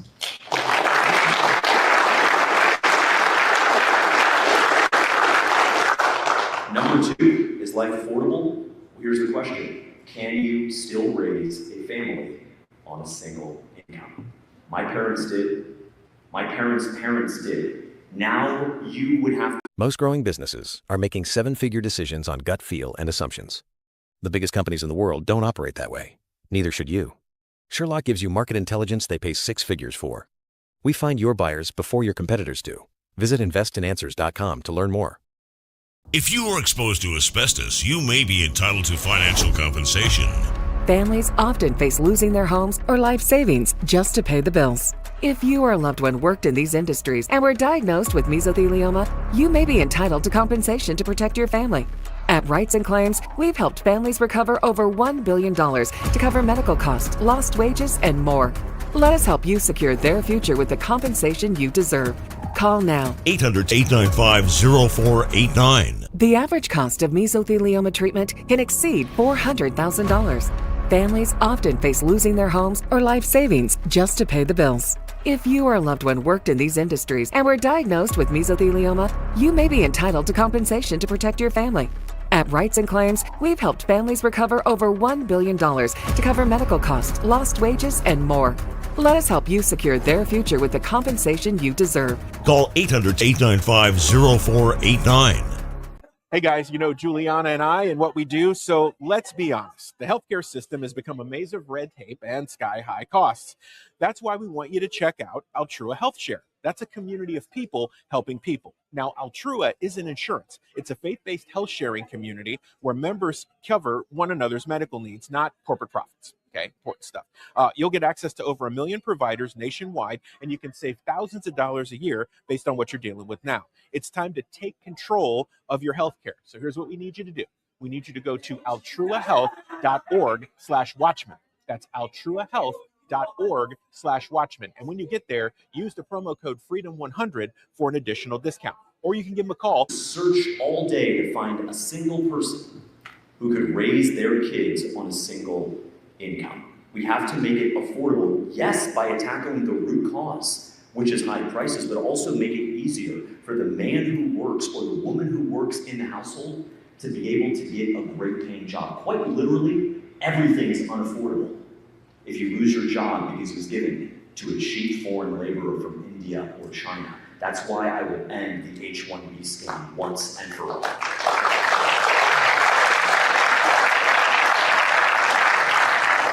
And then last, can our seniors afford to retire with dignity? I don't want our seniors to stare at the ceiling before they go to bed, wondering how they're going to pay their property tax, property insurance, auto insurance, HOA bill. We have to get to the bottom of it. And Speaker Renner touched on it. But the biggest scandal in the property tax space is that in the last 5 years, total statewide property tax revenue, the amount of money they're stealing from us in the last 5 years is up $20 billion. We don't need to roll back spending. We don't need to roll back spending to the 1990s. We need to roll back spending simply to 2020. And if we do that, we can eliminate property taxes for every single homesteaded resident in our state. That's all you have to do, and the math works out. Thank you, Mr. Christoph. Gentlemen, my question is probably going to resonate with most people in this room because we're living it. My wife and I live outside of Orlando. This is an infrastructure question. And the sprawl of endless Cracker Jack box apartments showing up everywhere. When I left San Francisco in 2014, this is the exact thing that I got away from because I know what comes afterwards. In a state that grows and that is abundant, how do we balance the need for infrastructure while respecting the rights of the people who are already here. Mr. Fishback, I'll come to you first. Florida is the best state in the country, but it cannot remain the best if the people who made it the best can no longer afford to live here. We are losing our way of life. Buy citrus groves, buy cattle ranchers, and welcome the seventh Dollar General to your zip code and whatever the heck a Five Below is. Bring another self-service car wash, a mini storage unit, or heaven forbid an AI data center. What are we doing here? My favorite president, Ronald Reagan, said, now is a time for choosing. I want to be very honest with you. If you want GDP, if you want investment to go up, up, up, as it has over the last 10 years, an 85% increase in GDP, this is your guy right here, Byron Donalds. He wants to accelerate the development, accelerate the GDP of Florida. I'm not going to worship GDP. What I am going to focus on is preserving our way of life, creating great paying jobs, and you know what? That might mean saying no to a new urban development project. That might mean saying no to a massive Section 8 style housing development. That might mean saying no to tens or hundreds of millions of dollars in investment. My favorite economist is Thomas Sowell, and he said that politics is not, it's not about solutions. There is no one-size-fits-all solution that's going to make every single person happy. But politics is about trade-offs. Here is your choice. Do you want to preserve the Florida that we know and love for your kids and mine? Or do we want to make Mark Zuckerberg, George Soros, and Bill Gates rich? Do we want to preserve the Everglades, protect and expand the wildlife corridor, be able to tell our kids that they can still see a Florida panther out on 75 or on the drive up to Immokalee? Or do we want to make Lennar GL Homes in Blackstone rich? The choice is yours to make on August 18th, and I'd be honored to have you vote. Mr. Fishback, thank you. Speaker Renner, same question. What do we do about infrastructure? How many people are familiar with the book, A Land Remembered? Well, this election is about whether we continue A Land Remembered or, as was pointed out for Congressman Donald, A Land Forgotten. Because we have to make sure we put Florida first, and that means we can catch fish and eat the fish we catch. It means we don't develop our state parks. It means we take care of our natural resources. It means, you know, I joke if I could, I would build a wall and make Georgia pay for it. But of course we can't do that. But what we do in the property tax proposal is there's one group that pays a little bit more. And that's the way it should be. We're shifting that tax burden away from all the people in this audience who make their living in their home in Florida toward out-of-state investors, out-of-state private equity who have purchased over 100,000 homes, single-family homes, and turned them into rentals. Now what's wrong with that? Well, two things. Number one is all that money is being paid by Floridians and not a dollar drops into Collier County or any other county in the state. It's all sent out of our state. But the bigger problem is that's over 100,000 homes that none of you guys can ever buy. It drives up, artificially drives up the price of homes. So yes, those people will pay more under my property tax proposal. And that money that we have that goes into local governments and also our state government, we will invest in infrastructure, which I think your question was about. Because what we need in our leaders, and I did this when I was speaker, is start making investments today in a term-limited world. I support term limits, but make investments today in our water supply, water quality, water treatment, our roads and bridges, our Everglades, our springs, our natural resources that you will never get credit for, that will make sure that this state is in a good spot 20, 30 years from now when I'm in a recliner and my young kids are grown. I want to be able to look back and be proud that as governor, as your governor, I focused on Florida first and not what we could get with the wrong decision, which is who in the world was in charge that let this happen.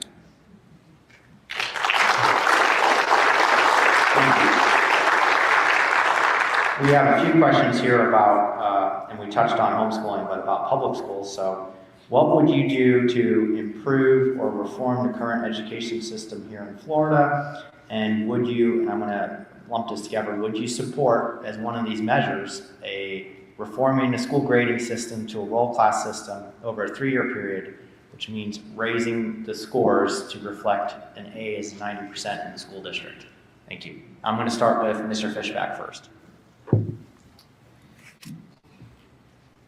If we can sum up the crisis in our public schools in one word, it is the crisis of accountability. The teacher who indoctrinates your child, who says that Thomas Jefferson is a racist and Cardi B is a role model, the one who spends more time talking about microaggressions and microbiology, only to find out that they are failing your son or daughter at a public school, they need to be fired. That is called accountability. As Jeb Bush would say, please clap.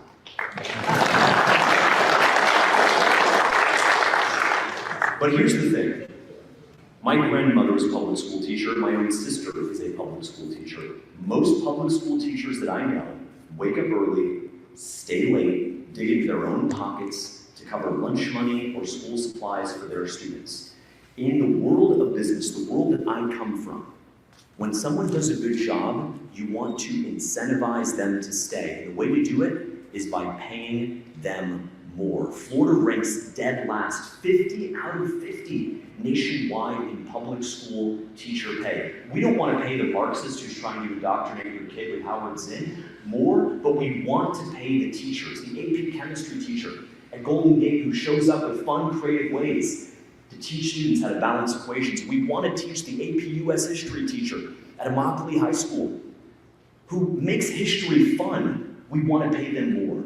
One, they deserve it, but more importantly, your child, your grandchild deserves a great school. What makes our schools great, it's not the building, sure as heck not the solar panels on top of the building. It is the teachers. The number one driver of in-school performance is the teacher. The number one driver of a student performance out of school is the parent. The way we make public schools excellent is we pay our teachers more, we tie their bonuses to three things: test scores, parental evaluations, and student evaluations. You do well, you get paid more. And the way you succeed as a teacher is you bring parents back into the classroom. You help them help their children be the best versions of themselves.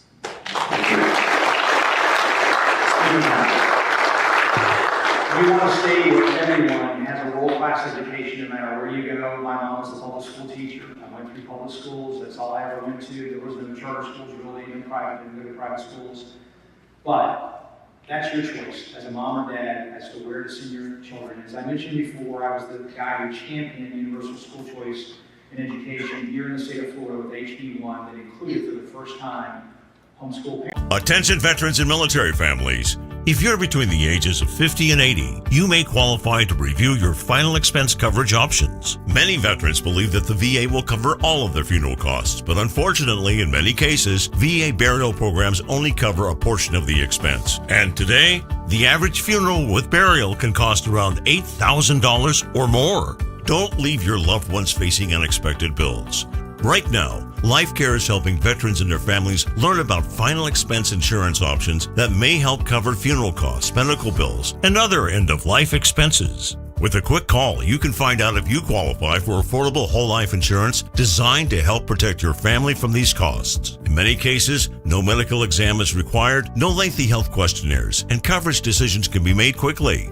Call now to review your final expense coverage options. Call 800-519-1427. That's 800-519-1427. He had a good business, solid product, good people.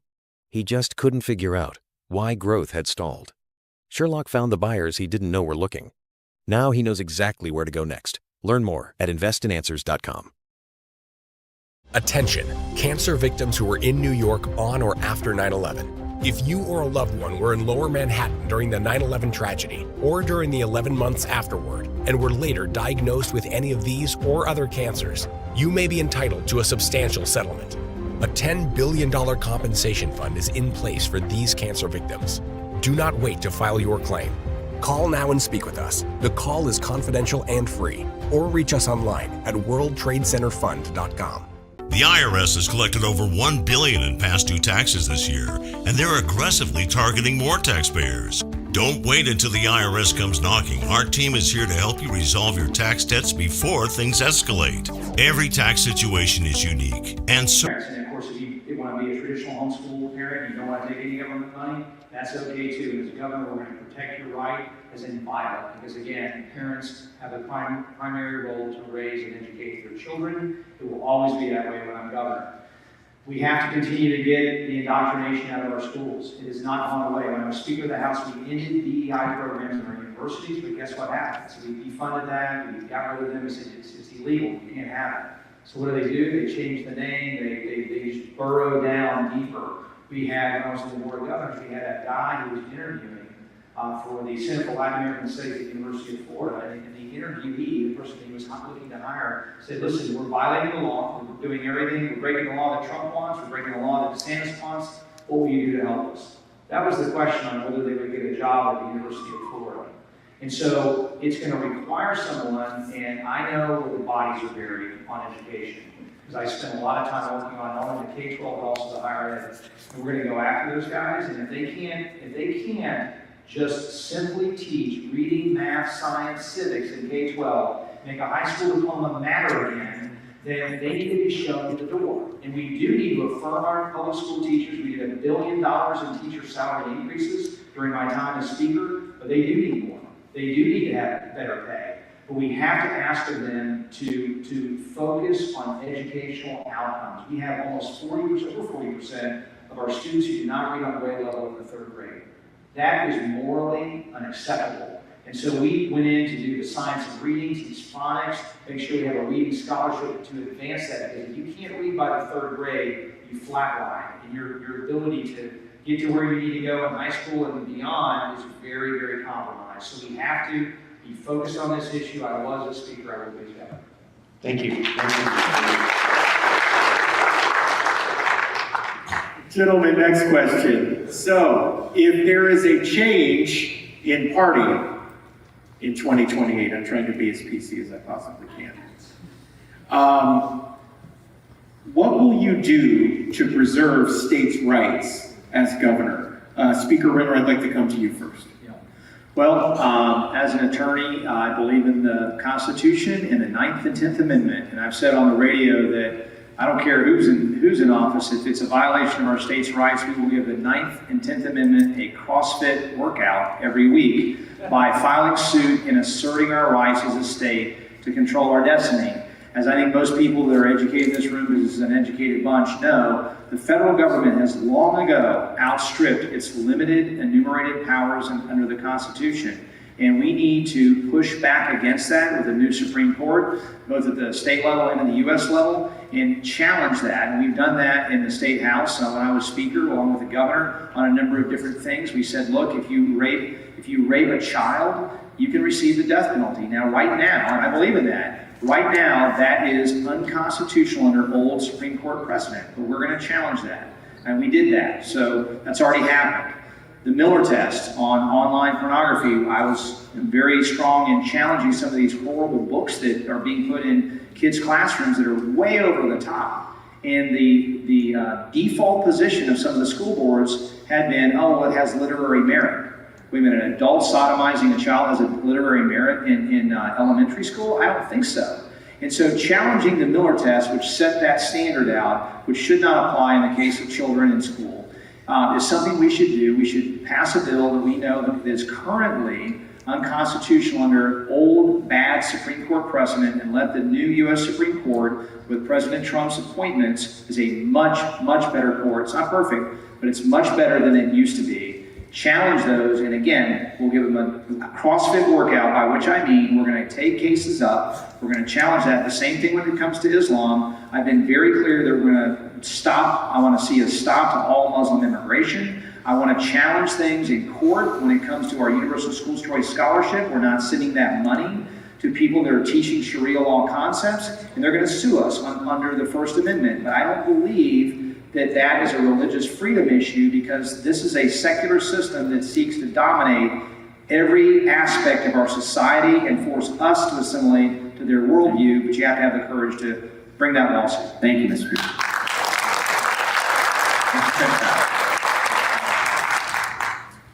We have to remember that the federal government did not create the states. The states created the federal government. Whether it was Joe Biden or, heaven forbid, Gavin Newsom in 2028, we have to remember that the governor of Florida is that last line of defense between more encroachment. Speaker Renner started off by saying that we got very close to a Governor Andrew Gillum. Speaker, I can tell you how close we got, precisely the width of Andrew Gillum's crack pipe. And so we have to remember that we can be so close to losing it all. Jefferson said it best. The price of liberty is eternal vigilance. When the federal government tries to mandate vaccines, lockdowns, churches like this one from shutting out parishioners for Sunday service or a funeral, we have to stand up to that. Now, we have to, of course, stand up to the crazy Democrats when they do it. But you also need a Republican who will stand up to his own party when they try to push mandates on us from the federal government. I am a 10th Amendment absolutist. The 10th Amendment of the US Constitution says that if it's not explicitly enumerated for the federal government, it is reserved for the states and her people. That is our job to defend. And so if Washington, D.C. bureaucrats want to strip our rights away from regulating AI or data centers, we're going to see them in court. If they want to try to supersede our right to abolish abortion, we are going to see them in court. If they want to push offshore drilling in the Gulf of America, we will see them in court. And guess what? We will win because President Trump gave us a strong conservative bench. Now, how much we will win, I don't know. It'll either be a 5-4 or a 6-3 speaker, depending on how she is feeling that day. Thank you. Okay, this is going to be a more lighthearted one. What guides your moral compass, and what will guide your moral compass as governor if you get elected? What guides your moral compass? What thing or person?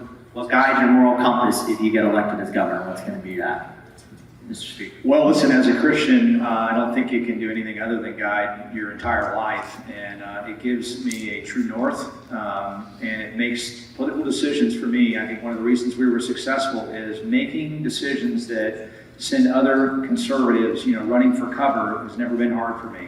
Because if you know the truth and you act on it, it's really quite easy. There's nothing, it doesn't matter about controversy, and maybe I was built for it, but that stuff doesn't bother me. If the media's attacking me, if people are losing their minds, the liberals of TikTok are losing their minds, I'm over the target. And so I don't mind that at all, and so my faith guides me in really every aspect of life.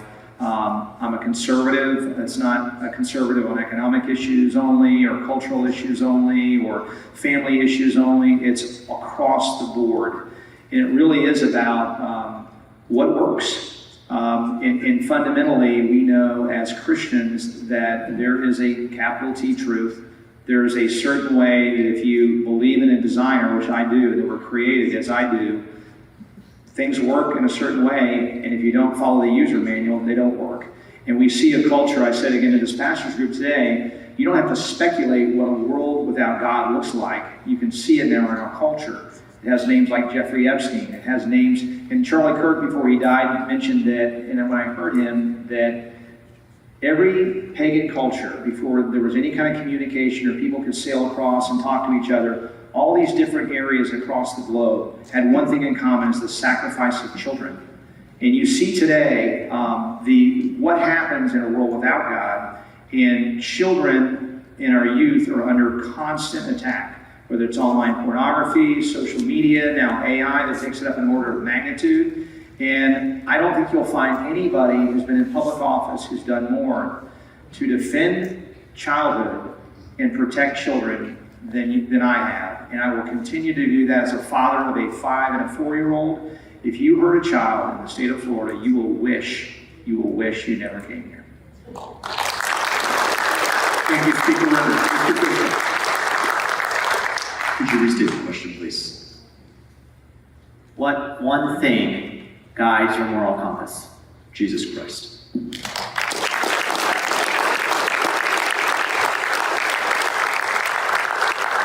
Mr. Fishback's already ready for office. He ceded his time back. Well done. Next question, gentlemen. Speaker Renner, I'll come back to you first. What's the one policy you have not spoken about publicly before? He had a good business, solid product, good people. He just couldn't figure out why growth had stalled. Sherlock found the buyers he didn't know were looking. Now he knows exactly where to go next. Learn more at investinanswers.com. When you choose Patriot Mobile, you're not just picking a wireless provider. You're choosing a company that shares your values. It's easy to switch, and you can keep your number, your phone, and most importantly, your values. With Patriot Mobile, you get the power of nationwide coverage on all 3 major networks. That means wherever life takes you, we've got you covered on the same reliable networks you already know and trust. And when you need us, we're here for you right here at home. Our customer service is 100% US-based because we believe that support should come from people who understand you and your values. At Patriot Mobile, you're not just another call, you're a priority. In today's world, where you spend your money matters more than ever, every dollar is a vote for the kind of future you want to build. Join the thousands of Americans making a difference with every call, every text, and every connection. Choose a company that shares your values. Choose Patriot Mobile.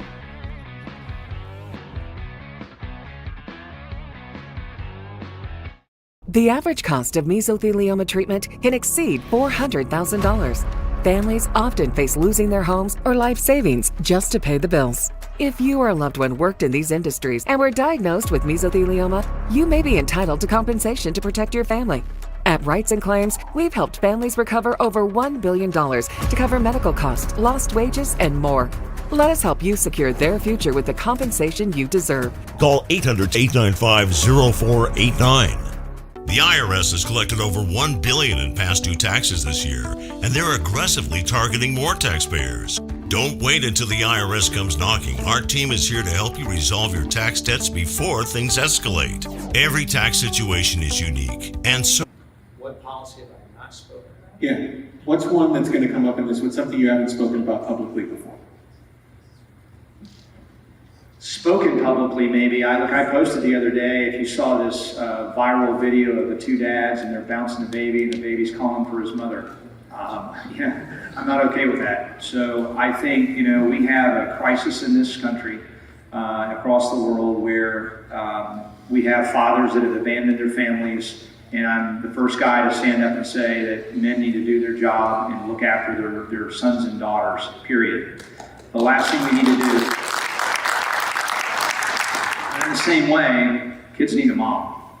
And so to consciously allow for surrogacy where 2 men are adopting a child, that is about their own satisfaction, their own enjoyment, their own fulfillment. It is not about the child. We have to return to a world in which it's about the child. It's not about our convenience. It's about investing in them. As a Christian parent, it means my daughter and son is teaching them the gospel, teaching them the importance, how to be a good citizen, how to love each other, how to walk through this world, again, understanding what it's all about, what their purpose is here. And so to have children be commoditized in this fashion is unacceptable. I've not spoken about it, but I posted about it, and I think that needs to end. Thank you, Mr. Member. Mr. Bishop, same question for you. What's the one policy you haven't spoken about publicly before that you'd like to share? Well, my problem is I speak too much publicly and I get myself in trouble. But I share Speaker Renner's frustration with the surrogacy problem. That's why, as governor, I would ban surrogacy in the state of Florida. A woman's womb is not for sale. But I will talk about something that is top of mind for a lot of people, not just those in our own party, but those all over the state of Florida, and that is the crimes of Jeffrey Epstein and his co-conspirators. What George Orwell wrote in 1984, that their last and most essential command was to deny the evidence of your eyes and ears. We have all read the disgusting horrors in the Epstein files. That's why, as governor, I will work with my cabinet to appoint a special prosecutor to reopen the Epstein investigations here in Florida.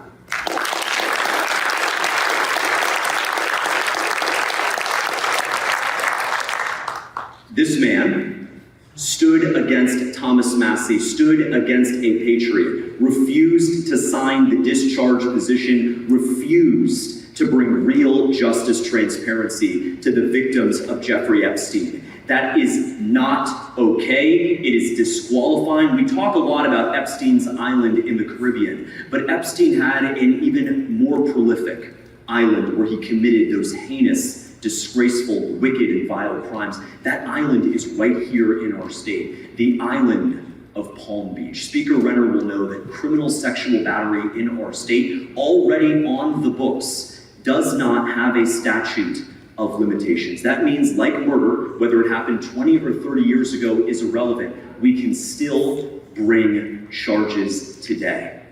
Oh, and by the way, criminal sexual battery is punishable by the death penalty. I will sign those death warrants proudly to execute the individuals who trafficked those young girls with Jeffrey Epstein. Thank you.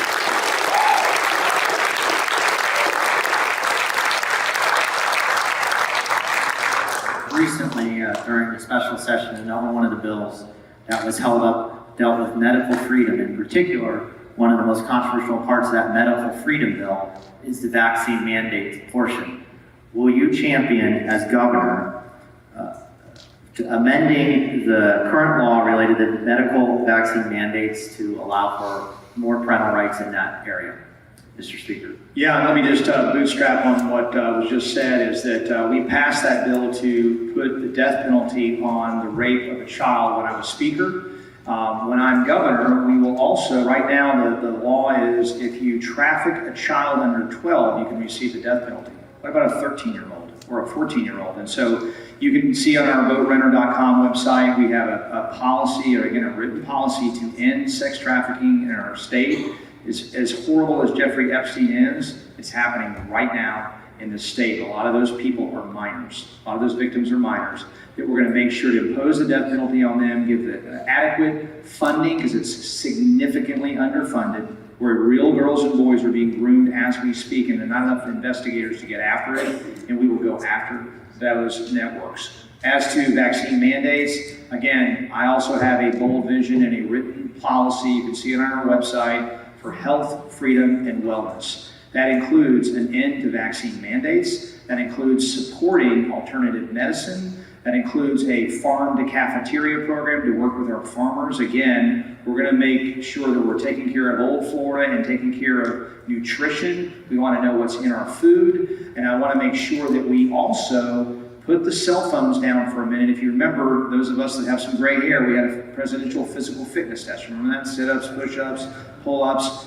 I'm going to create a governor's physical fitness test when I'm governor and make sure that we're getting kids on the playground to become resilient and take care of all these things. So health freedom is about vaccine mandates, but it's also about a lot of other things in our food and taking care to make sure we live long lives of wellness. And there's a lot more ground to be covered here. What I've learned in the course of my work on social media is that a lot of these big corporations that you would hope really care about us, just care about monetizing us. And this is true where we had 10 or 11 vaccines and now it's like 70, 80. And so we've got to get after that and make sure people, parents, and pediatricians should have that conversation, not the pediatrician and the CDC. Thank you.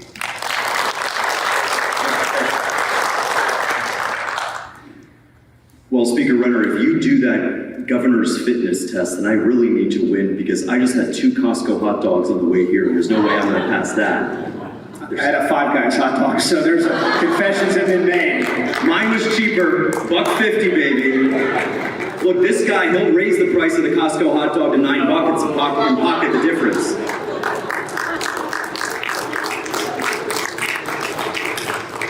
But in all seriousness, one of the gravest crimes against humanity was the lie that the COVID vaccine was safe and effective.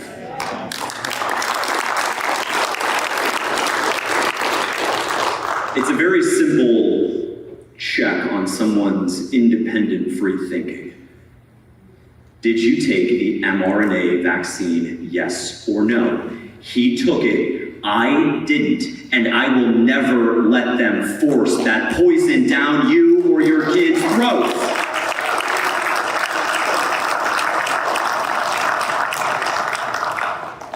But here's the thing. We need medical freedom. In the same way you can't deny someone access to your restaurant, to your concert hall, or to your doctor's office on the basis of their race, of their sex, or their religion, you should not ever be able to deny someone access on the basis of their vaccine status. As governor, I'll get that job done. But there is one exception to this rule, because we've all seen the science, we've seen the studies from Harvard to Stanford. The COVID vaccine is poison. The rates of myocarditis and pericarditis in young men in particular, the incidence of young men suffering heart attacks 40 to 50 times the normal rate. As governor, I will pull the COVID vaccine from the market.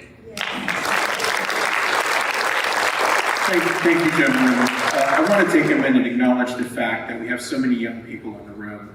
There is a generational shift that is happening. This question is around governance. Speaker Renner, I'll come to you first. Given the young people who are enthusiastic in the room and across the state, who are becoming more engaged civically, how will you govern as we move through a generational shift of leadership should you take office? Well, look, I think it's exciting, and again, I'll go back to Charlie Kirk, who said that the generation, Gen Z generation, younger generation, is the most conservative generation in our history, in his view, and that's a very, very good thing for the future of our country. And so it's about making sure, in my estimation, that we restore hope where there's not any hope, that we make sure that the American dream should be just as alive for you as it was for me. I bought a home when I was in my 20s with not a lot of money. And so I have, in our property tax proposal, strong incentive. Attention veterans and military families. If you're between the ages of 50 and 80, you may qualify to review your final expense coverage options. Many veterans believe that the VA will cover all of their funeral costs, but unfortunately, in many cases, VA burial programs only cover a portion of the expense. Right now, Life Care is helping veterans and their families learn about final expense insurance options that may help cover funeral costs, medical bills, and other end-of-life expenses. Call 800-519-1427. If you were exposed to asbestos, you may be entitled to financial compensation.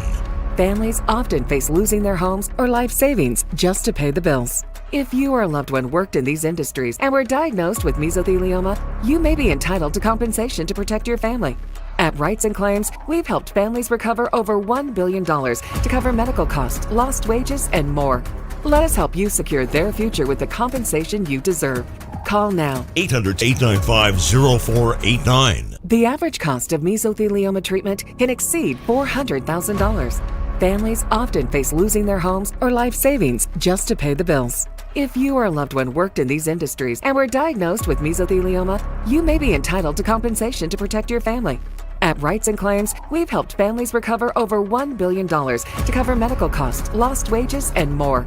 Let us help you secure their future with the compensation you deserve. Call 800-895-0489. You don't buy life insurance because you plan on dying. You buy life insurance because your loved ones plan on living. Life insurance can be a legacy and a wonderful gift to your family. When it comes to life insurance, there are lots of options. How and where do you start?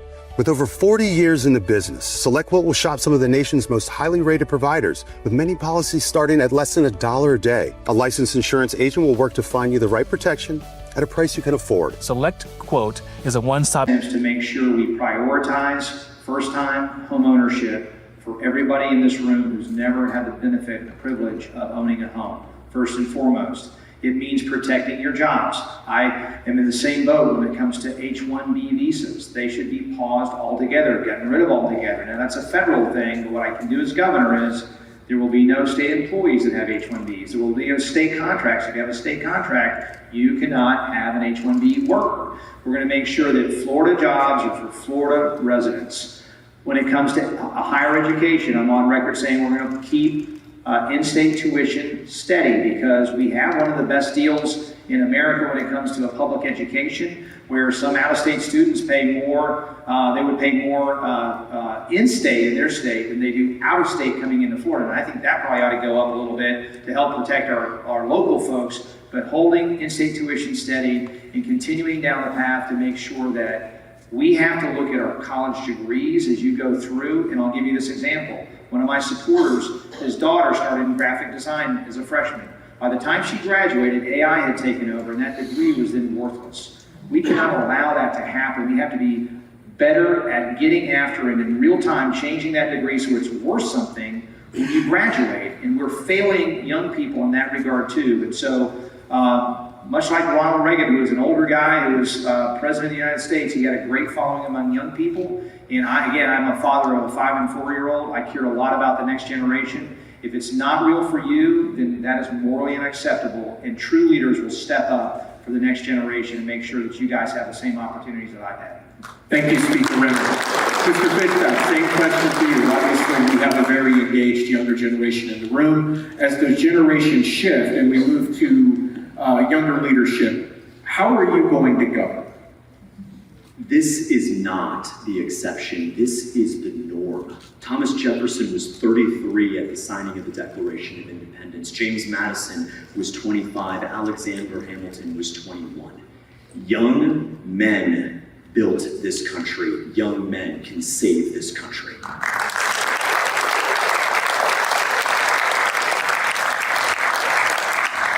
Let me acknowledge the fact, and I say it with humility, that our campaign is crisscrossing the state. They said we were an online campaign until we showed up at Waffle House with 300 people. We've since been banned. And then we crowded FAU with 800 people. We have visited 61 of our 67 counties because we are meeting young, old, black, white, it doesn't matter. We're meeting people, Floridians, Americans, face to face. A new poll just came out yesterday that says that if Byron Donalds is our Republican nominee, he will lose the general to David Jolly. If I am given the honor of being your Republican nominee, that poll says I'll beat David Jolly by 5 points and keep Florida in conservative hands.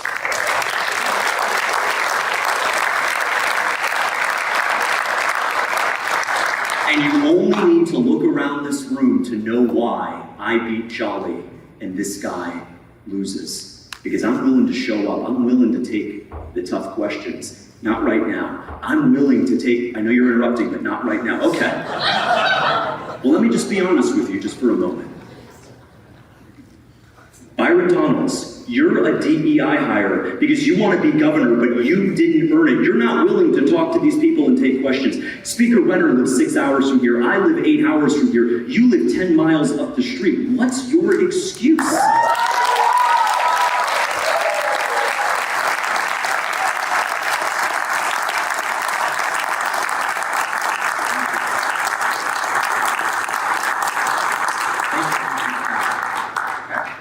Final question, and I think this one I saved for last because this is telling. What would you do in your first 24 hours in office as governor? What would be the first thing you do? Mr. Fishback. The first thing that I would do, very, very first thing that I would do,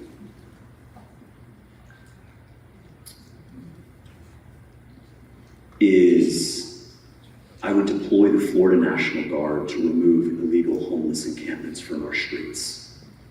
No one should be living on the street, shooting heroin into a needle, sleeping in urine or excrement, and no one in this room should have to step over them on their way to church, on their way to pick up their car, or on the way simply to a walk on the beach. The homeless crisis is out of control. In Naples, in Fort Myers, in Orlando, even in DeLand, Jacksonville, it doesn't matter. We've got people living on the street. Yes, the law, it makes it illegal, but if we're not willing to enforce the law, then nothing changes. You know, burning down a police station in the summer of 2020 to honor George Floyd is illegal, but nobody went to prison. Shooting people on the streets of San Francisco is illegal, but nobody ever goes to prison. So if people can live on the streets and make our lives unsafe, but we don't do anything about it. We tolerate that behavior. We tolerate it, and we have victims like Rita Longrick, 74 years old, from Martin County. She went down to Palm Beach County 3 days before Christmas last year, walked into a Barnes & Noble to buy Christmas gifts, and she was stabbed to death by a 40-year-old homeless man who came down from Georgia.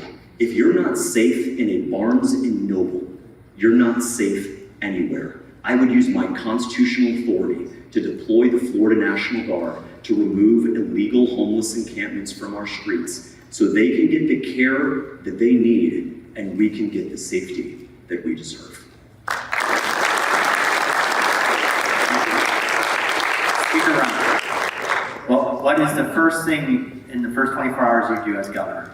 So I will call a special session to enact our agenda to lower the cost of living and make Florida affordable again. That means eliminating homestead property taxes. That means reducing insurance costs. That means reversing the perverse incentives that the electrical companies use to overcharge you for your electric bills. And it means ending any chance for AI data centers to be built in the state of Florida. That's my day one priority, and it will continue for 8 years because we've got a long road to travel together to make sure that also the young people in the front row have an opportunity, not in their late 40s, but in their 20s, to buy a home and to have that American dream. That will be my day one priority when I'm governor, and a lot of other stuff that you guys are going to like.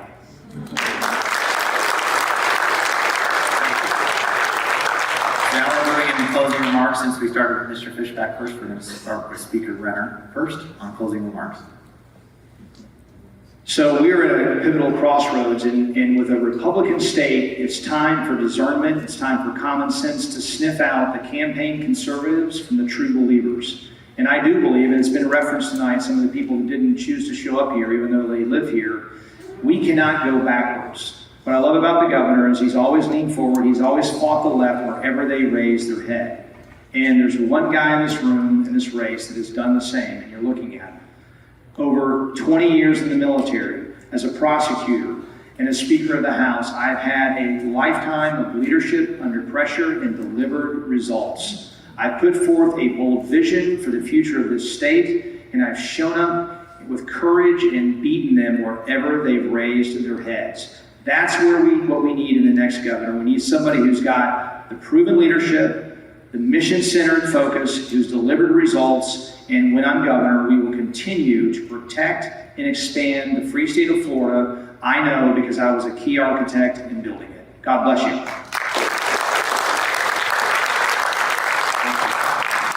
Mr. Fishback.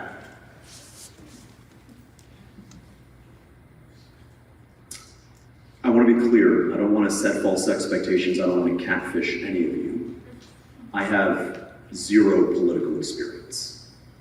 What I bring is business experience. My investment firm, Azoria, deployed $40 million of capital just last year alone, investing in companies that were doing the crazy thing, which was not using DEI to discriminate against white Christian men, but hiring people on their skill and merit. I was a high school debater.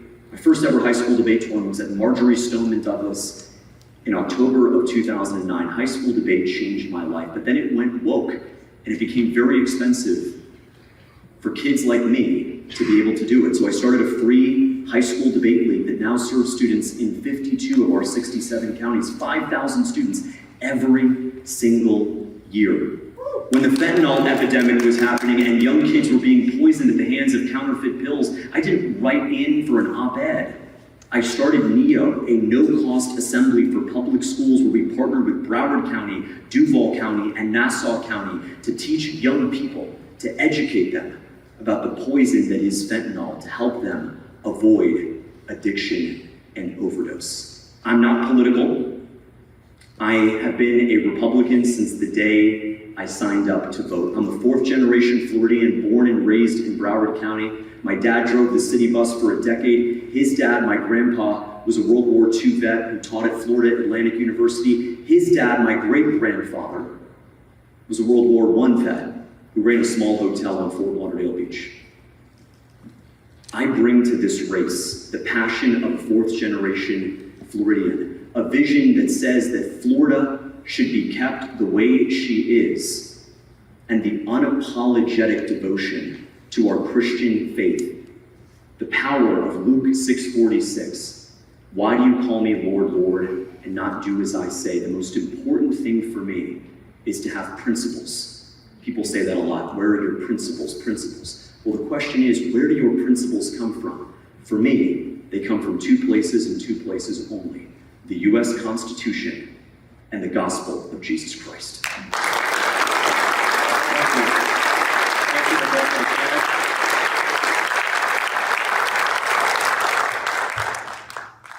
Attention veterans and military families. If you're between the ages of 50 and 80, you may qualify to review your final expense coverage options. Many veterans believe that the VA will cover all of their funeral costs, but unfortunately, in many cases, VA burial programs only cover a portion of the expense. Right now, Life Care is helping veterans and their families learn about final expense insurance options that may help cover funeral costs, medical bills, and other end-of-life expenses. Call 800-519-1427.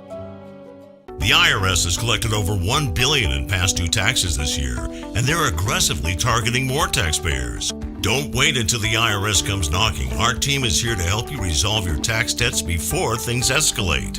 Every tax situation is unique, and so is our approach. We fight to lower your tax debt to an amount that you can afford.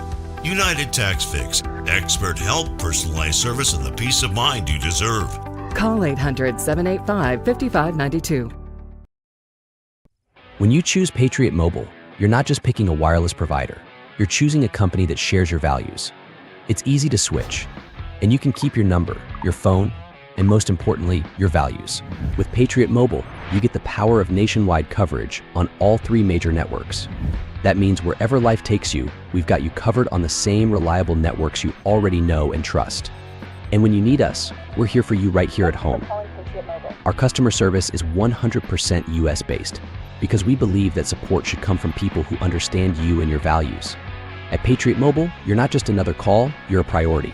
In today's world, where you spend your money matters more than ever, every dollar is a vote for the kind of future you want to build. Join the thousands of Americans making a difference with every call, every text, and every connection. Choose a company that shares your values. Choose Patriot Mobile.